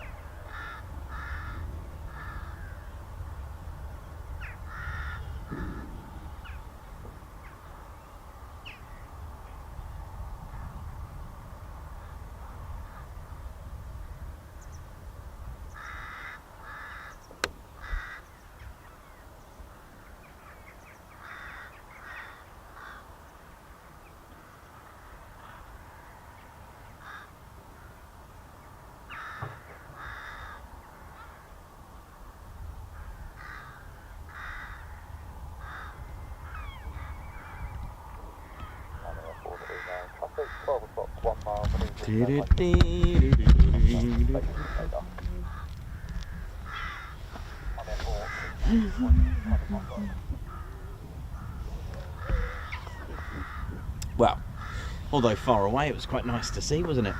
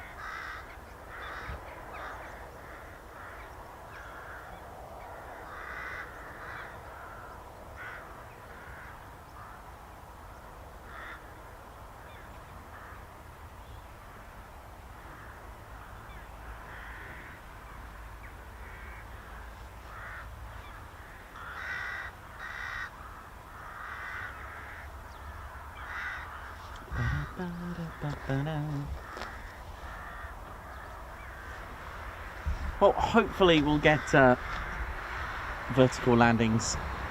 We've got 2 chances. And anything else that might want to take off between then and now. Then and now? Then, now and then. Oh, whatever. We got 2 chances with our 2 airborne F-35Bs. And it's nice to come back here. You know, it really is, you know. It's not the busiest as compared to others, but it can be busy. We've had very busy days. I think it nearly got to 20, wasn't it? 20 movements once upon a time. I think it was last year, or earlier this year. It was extremely busy. So we just have to turn up and hope for the best, like we always do. And it's been fun talking about the history and talking about the F-35B and how it works. It's been good.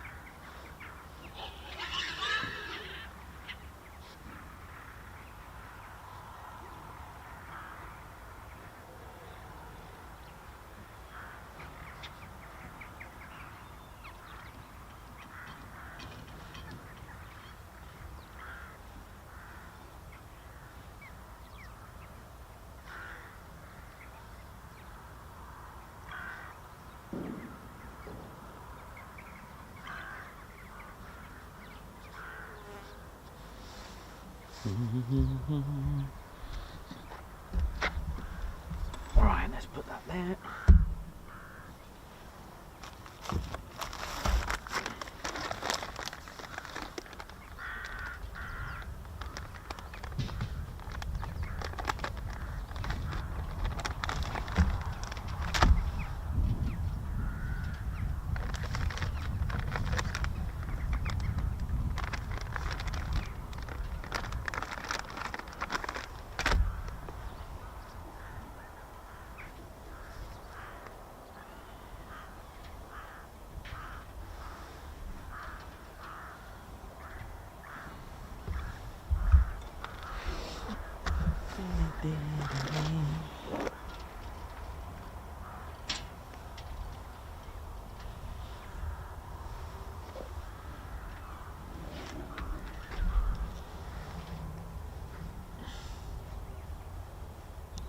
How you doing, Ted? You alright? Let me sort that flag out, mate.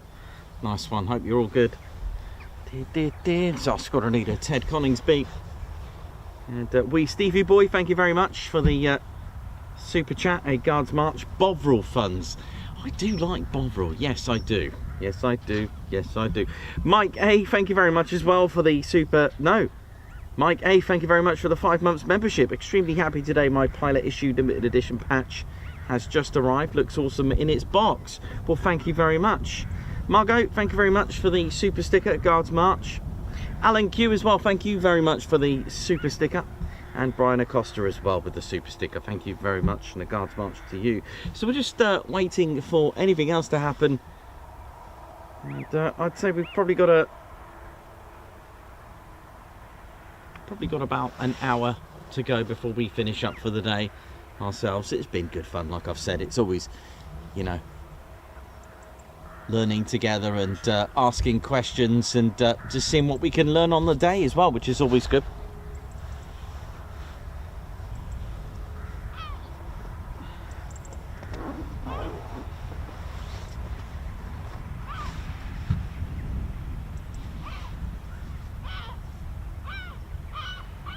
Henk Verhuel, how you doing?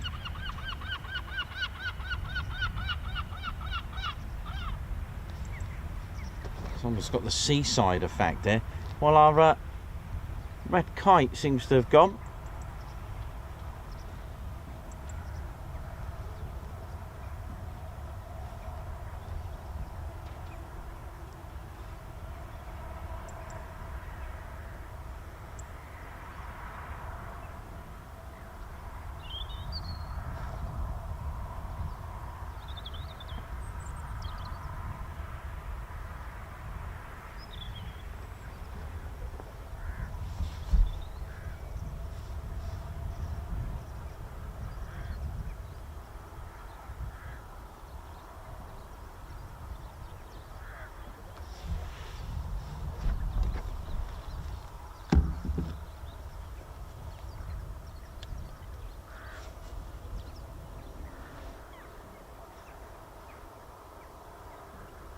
Rachel, Belly Bobcat, how you doing? High five to you.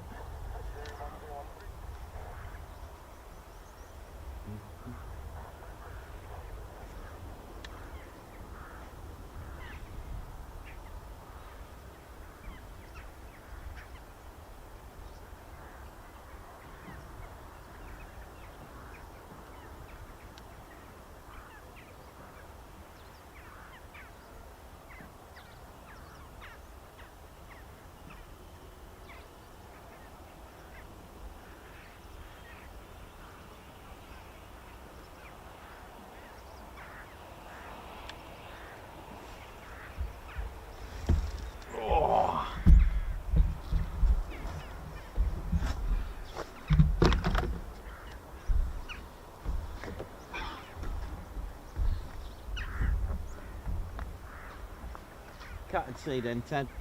Cat and sea. Cat and sea.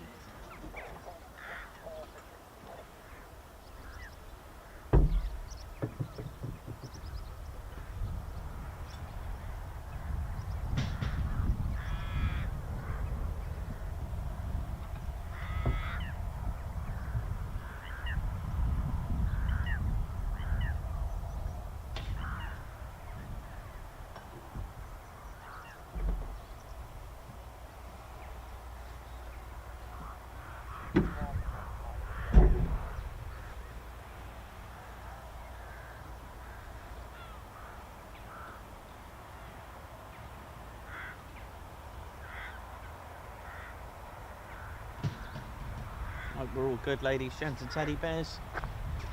Just Ted and I just having a quick cup of tea again, as usual, as we do. It's always about the tea. I don't know what the tea count is today, but it's all looking good.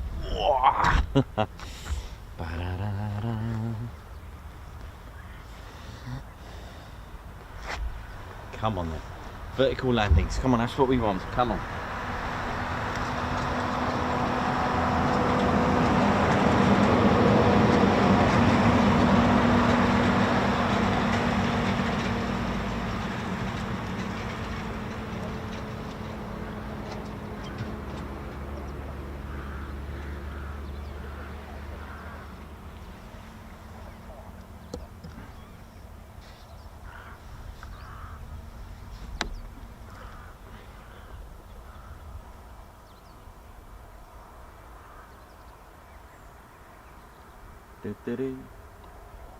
Cavi H, how you doing? Lilo Double Fly, how you doing as well? Alan Gates, Rock Ape Chappie, how you doing?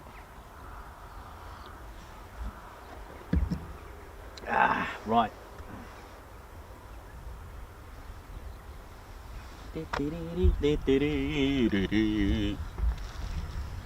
Ooh.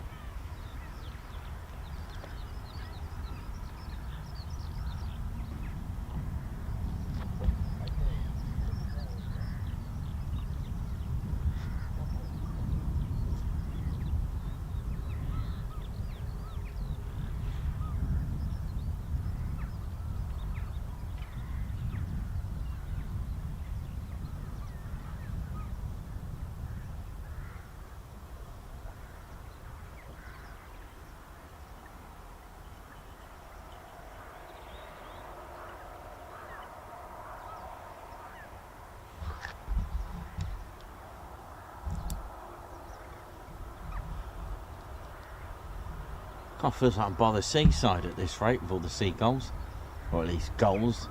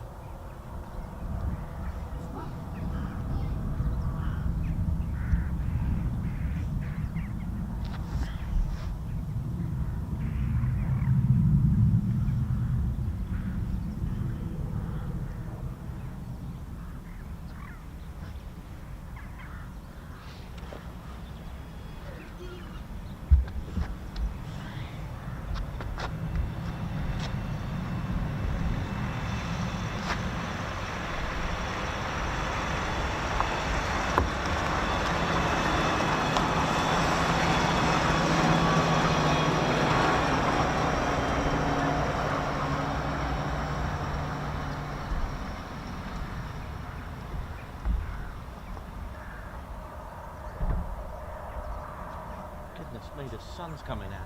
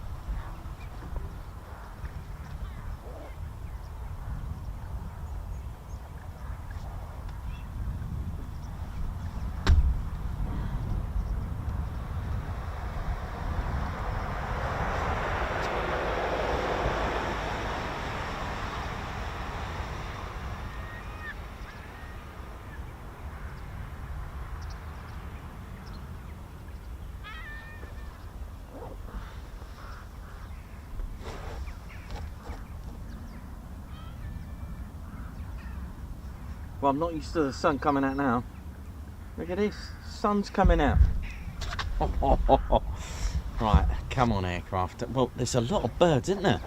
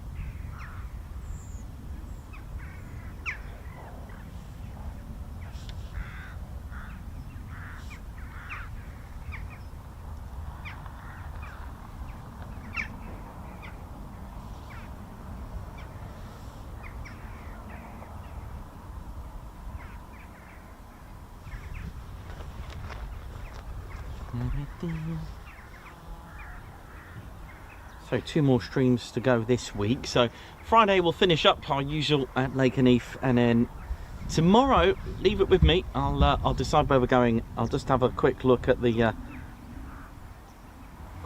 weather conditions for tomorrow.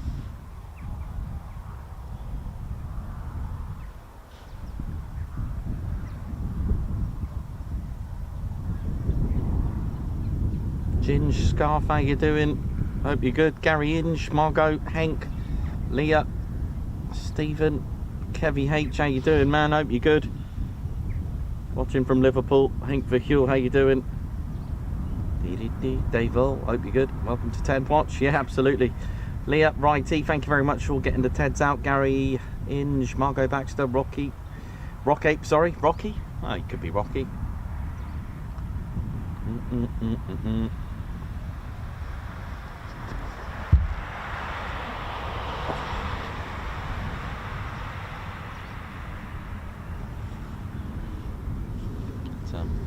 Hopefully the next time we return there'll be a few more F-35s.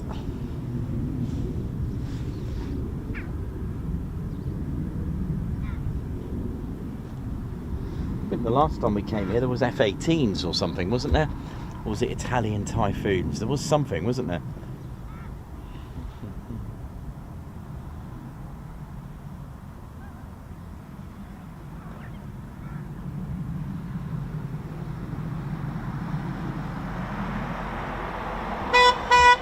Oi, oi. Oh dear.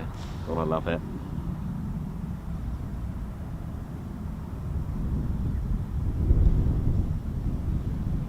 Alan Q, thank you very much. Yeah, possibly. Let's have a look. Let me see what I've got to deal with tomorrow.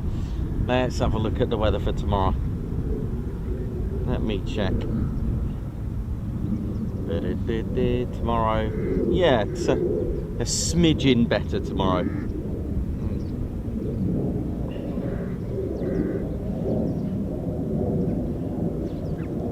There are a couple of aircraft high and dry. Can't see them though. Clouds just doing their thing.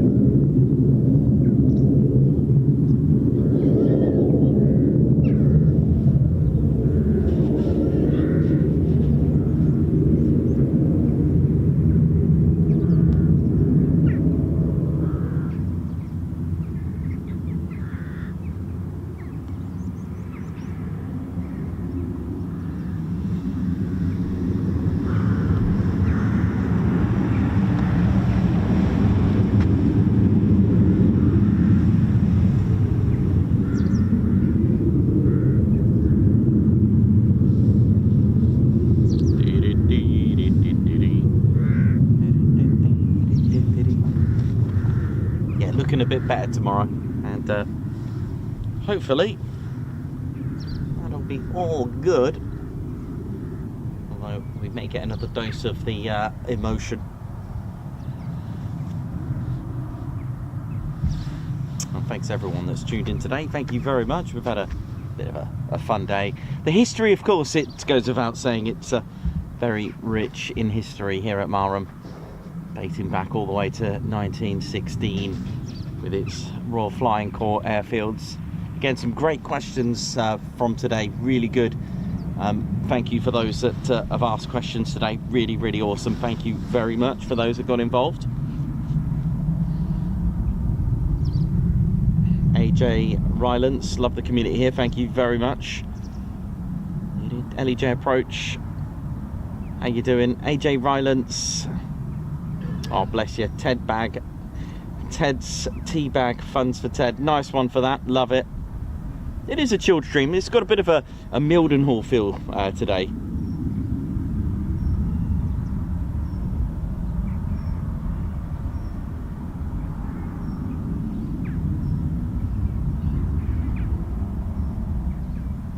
So we've got a few fighters just above us now doing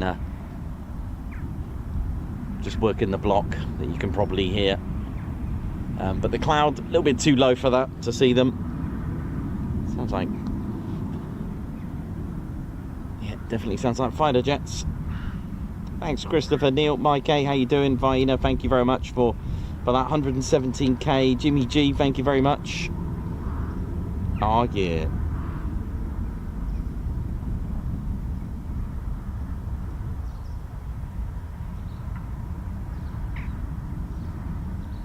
Fat Cat, how you doing? Hope you're good. Good old Top Cat. I remember Top Cat. That was good, that. I used to love that.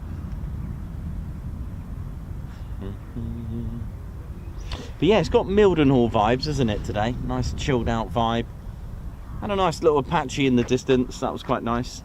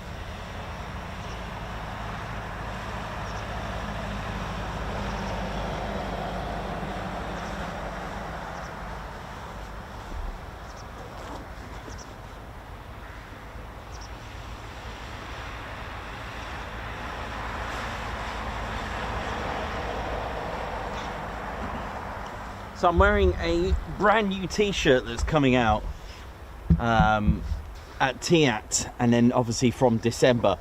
I really want to show it off, but they need to kind of do a vertical landing for me to show this off. Do you know what I mean? So, come on.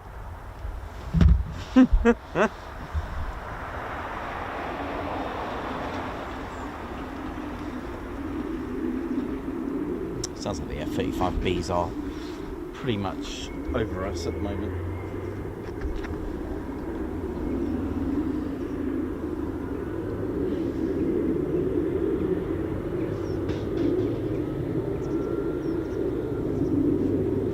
Come the crash team, fire rescue incident crew, been quite active today.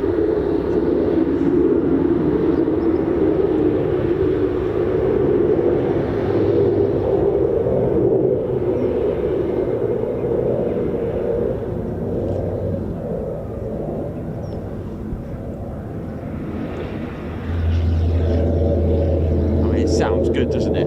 Beefy sounds on that. Well, if that works, it works, doesn't it? As a wildlife control unit, but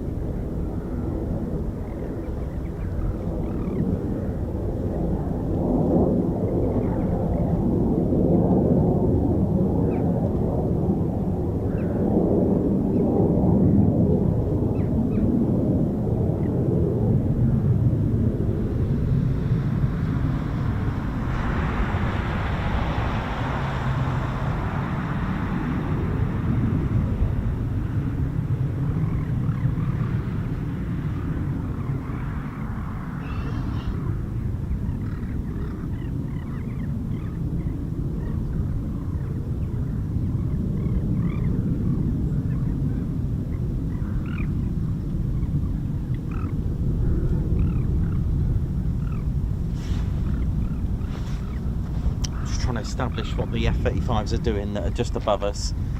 F-35Bs. What I haven't got on the screen is the medics as well. So they're rehearsing a particular scenario.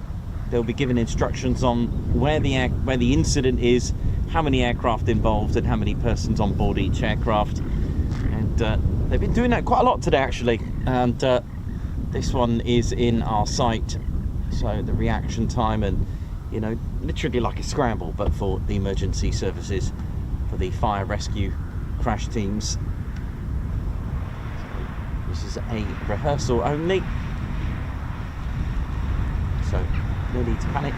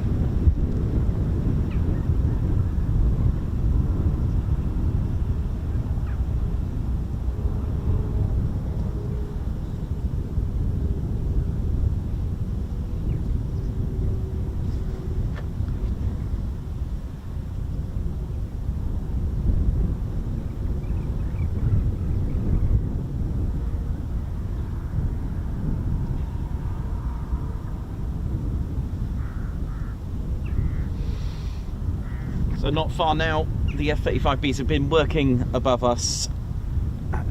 You must maybe have heard them in the background.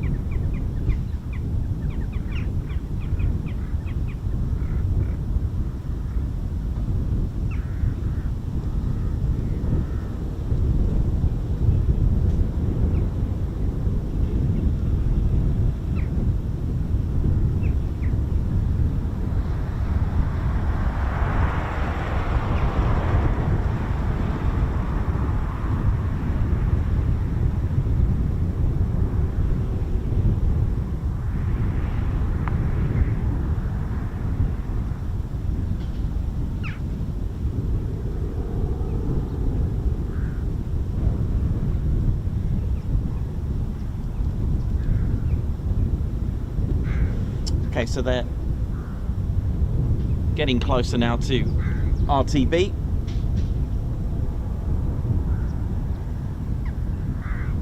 Don't know if it's going to be a vertical landing, unfortunately, but let's see. Come on.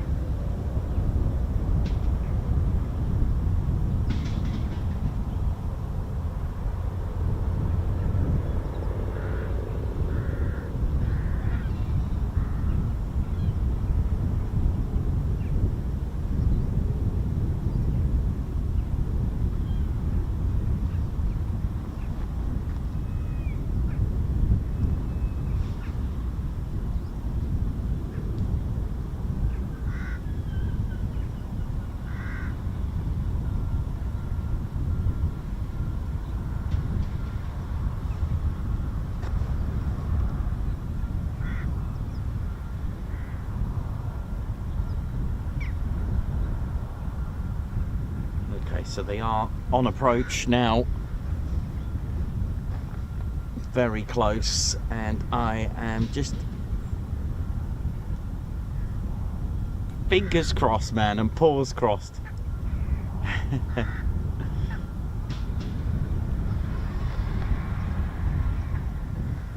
That they get a vertical landing. Come on, we haven't had any today, but We'll see.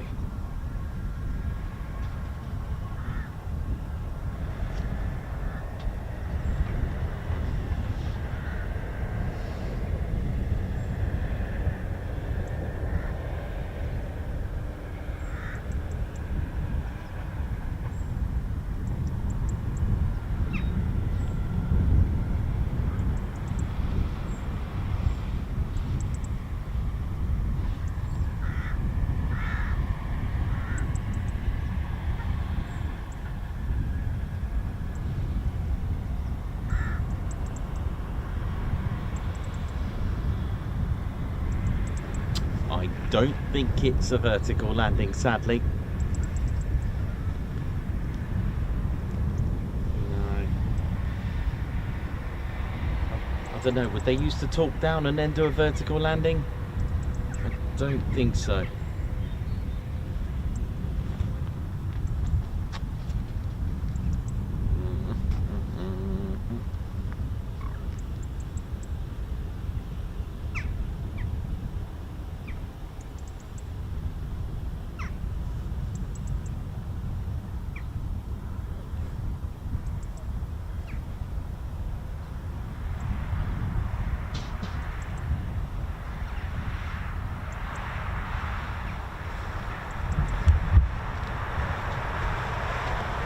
I can just about see one, but I've got a bad feeling they're just a conventional landing.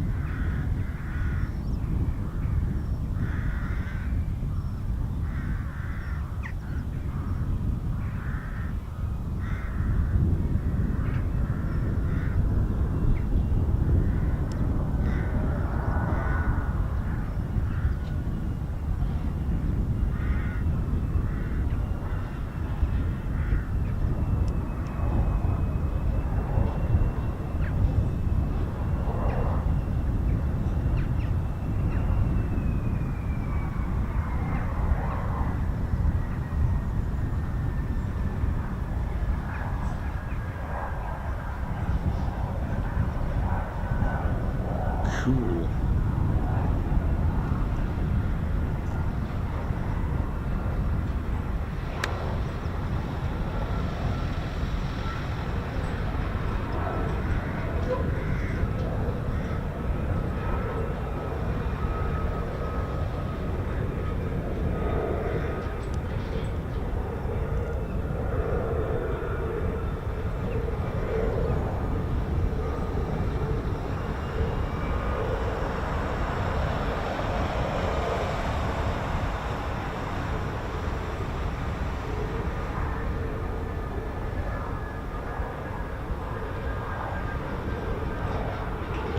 There we go. Unfortunately, we didn't get our vertical landings. Ah, never mind. There's always next time.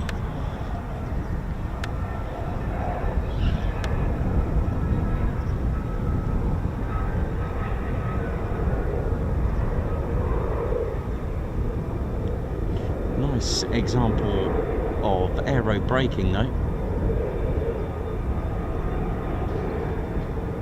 Look at that, straight in that hangar. That looked cool, didn't it? That looked really good.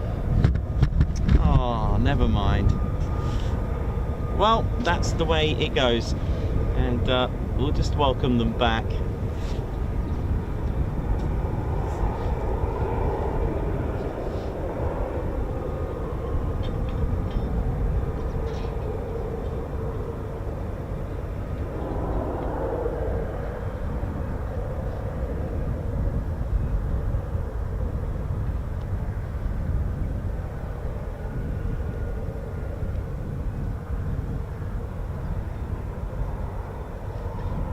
So that was aero braking, a way of creating drag under and using the undercarriage basically like a massive parachute, like a massive chute to create drag to slow the aircraft down, taking off the pressures of the braking systems and the front nose gear.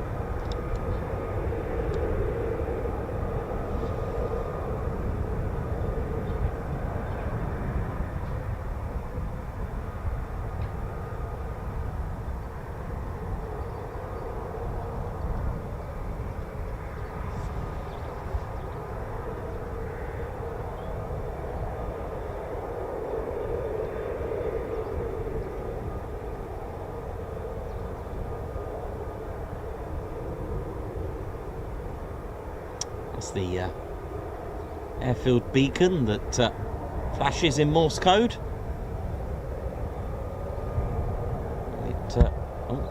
It flashes the ICAO code, so Echo Golf Yankee Mike for Marham, so they know they've got the right, and they can listen into the ILS. They can tune into the airfield's Morse code to make sure that they got the correct ILS details for the right runway, for the right airfield. Yeah, they still use Morse code.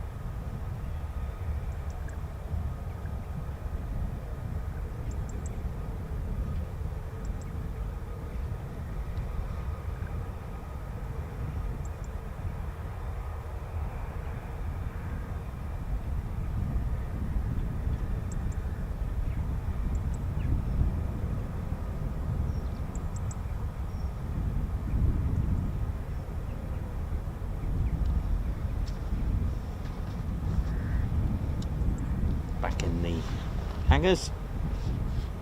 And there we go.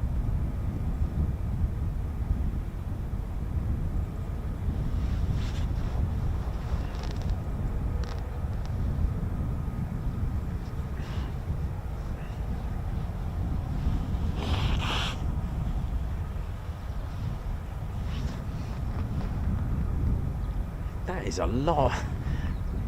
There are a load of birds there. I don't think I've ever seen that many gulls there at all, ever in my life. Look at this.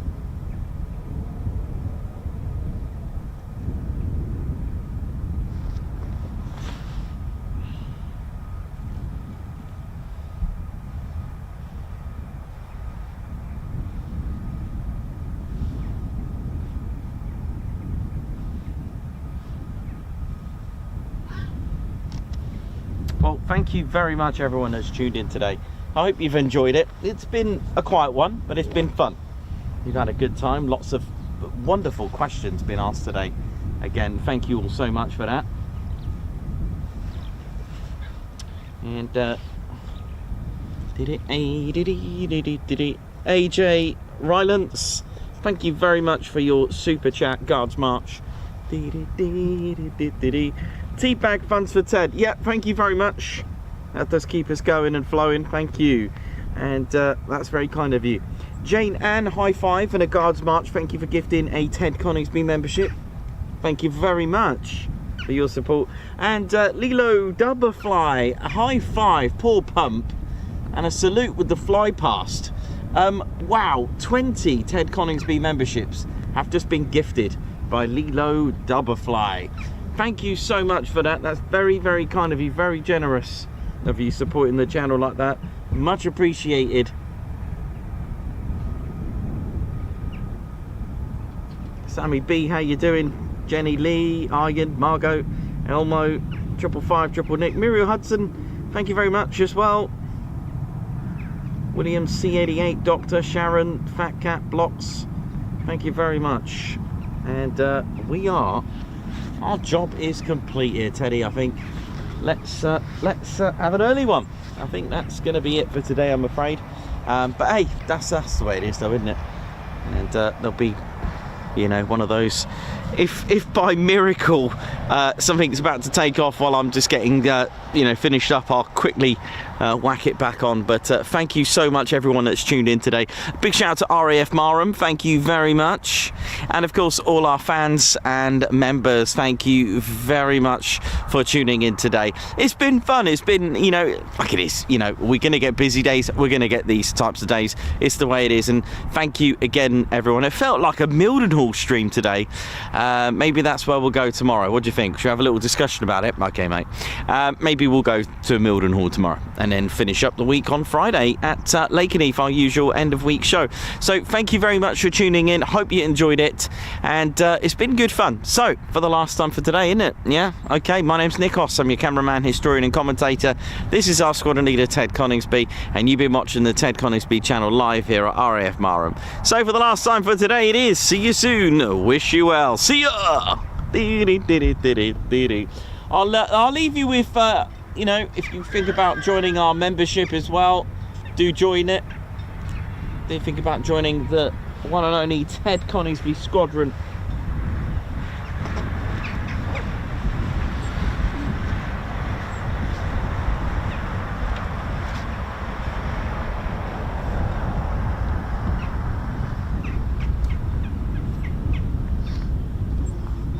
Good timing, this rain's just blasting through.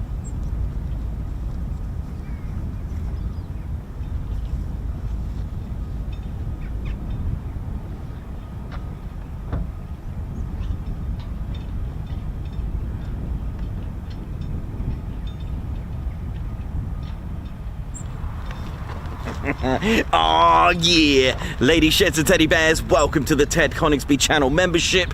I'm Nikos, I'm your cameraman and commentator. This is our squadron leader, Ted Coningsby. Just want to say a massive thank you to all our members. Guns up, and oh yeah. Take it away, Ted. Ladies, sheds and teddy bears, we want to say a massive thank you to all of our subscribers for getting us to where we are today. We have gone all over the country, from as far as Lossiemouth to Brize Norton, and military areas such as air weapons ranges, low flying areas, heritage centres and special flights for TED 2. We cannot do this without your support, and your support will be rewarded. You can now join the TED Coningsby Squadron and help fund the channel to get us around the country and provide us with the funds for equipment to bring you better content too. We have 3 exciting membership levels with awesome YouTube perks to reward you back for your support. Our first level of membership is the TED Coningsby Squadron. You'll get a loyalty badge on YouTube, unique TCS emojis that you can use on comments and live streams, members only videos which include behind the scenes, deleted scenes, sneak previews and also music videos that Ted likes to play the electric guitar on. You'll also get access to members only Discord server and discount on all of our Ted Coningsby merchandise. All of this for just $1.99 a month. Oh yeah.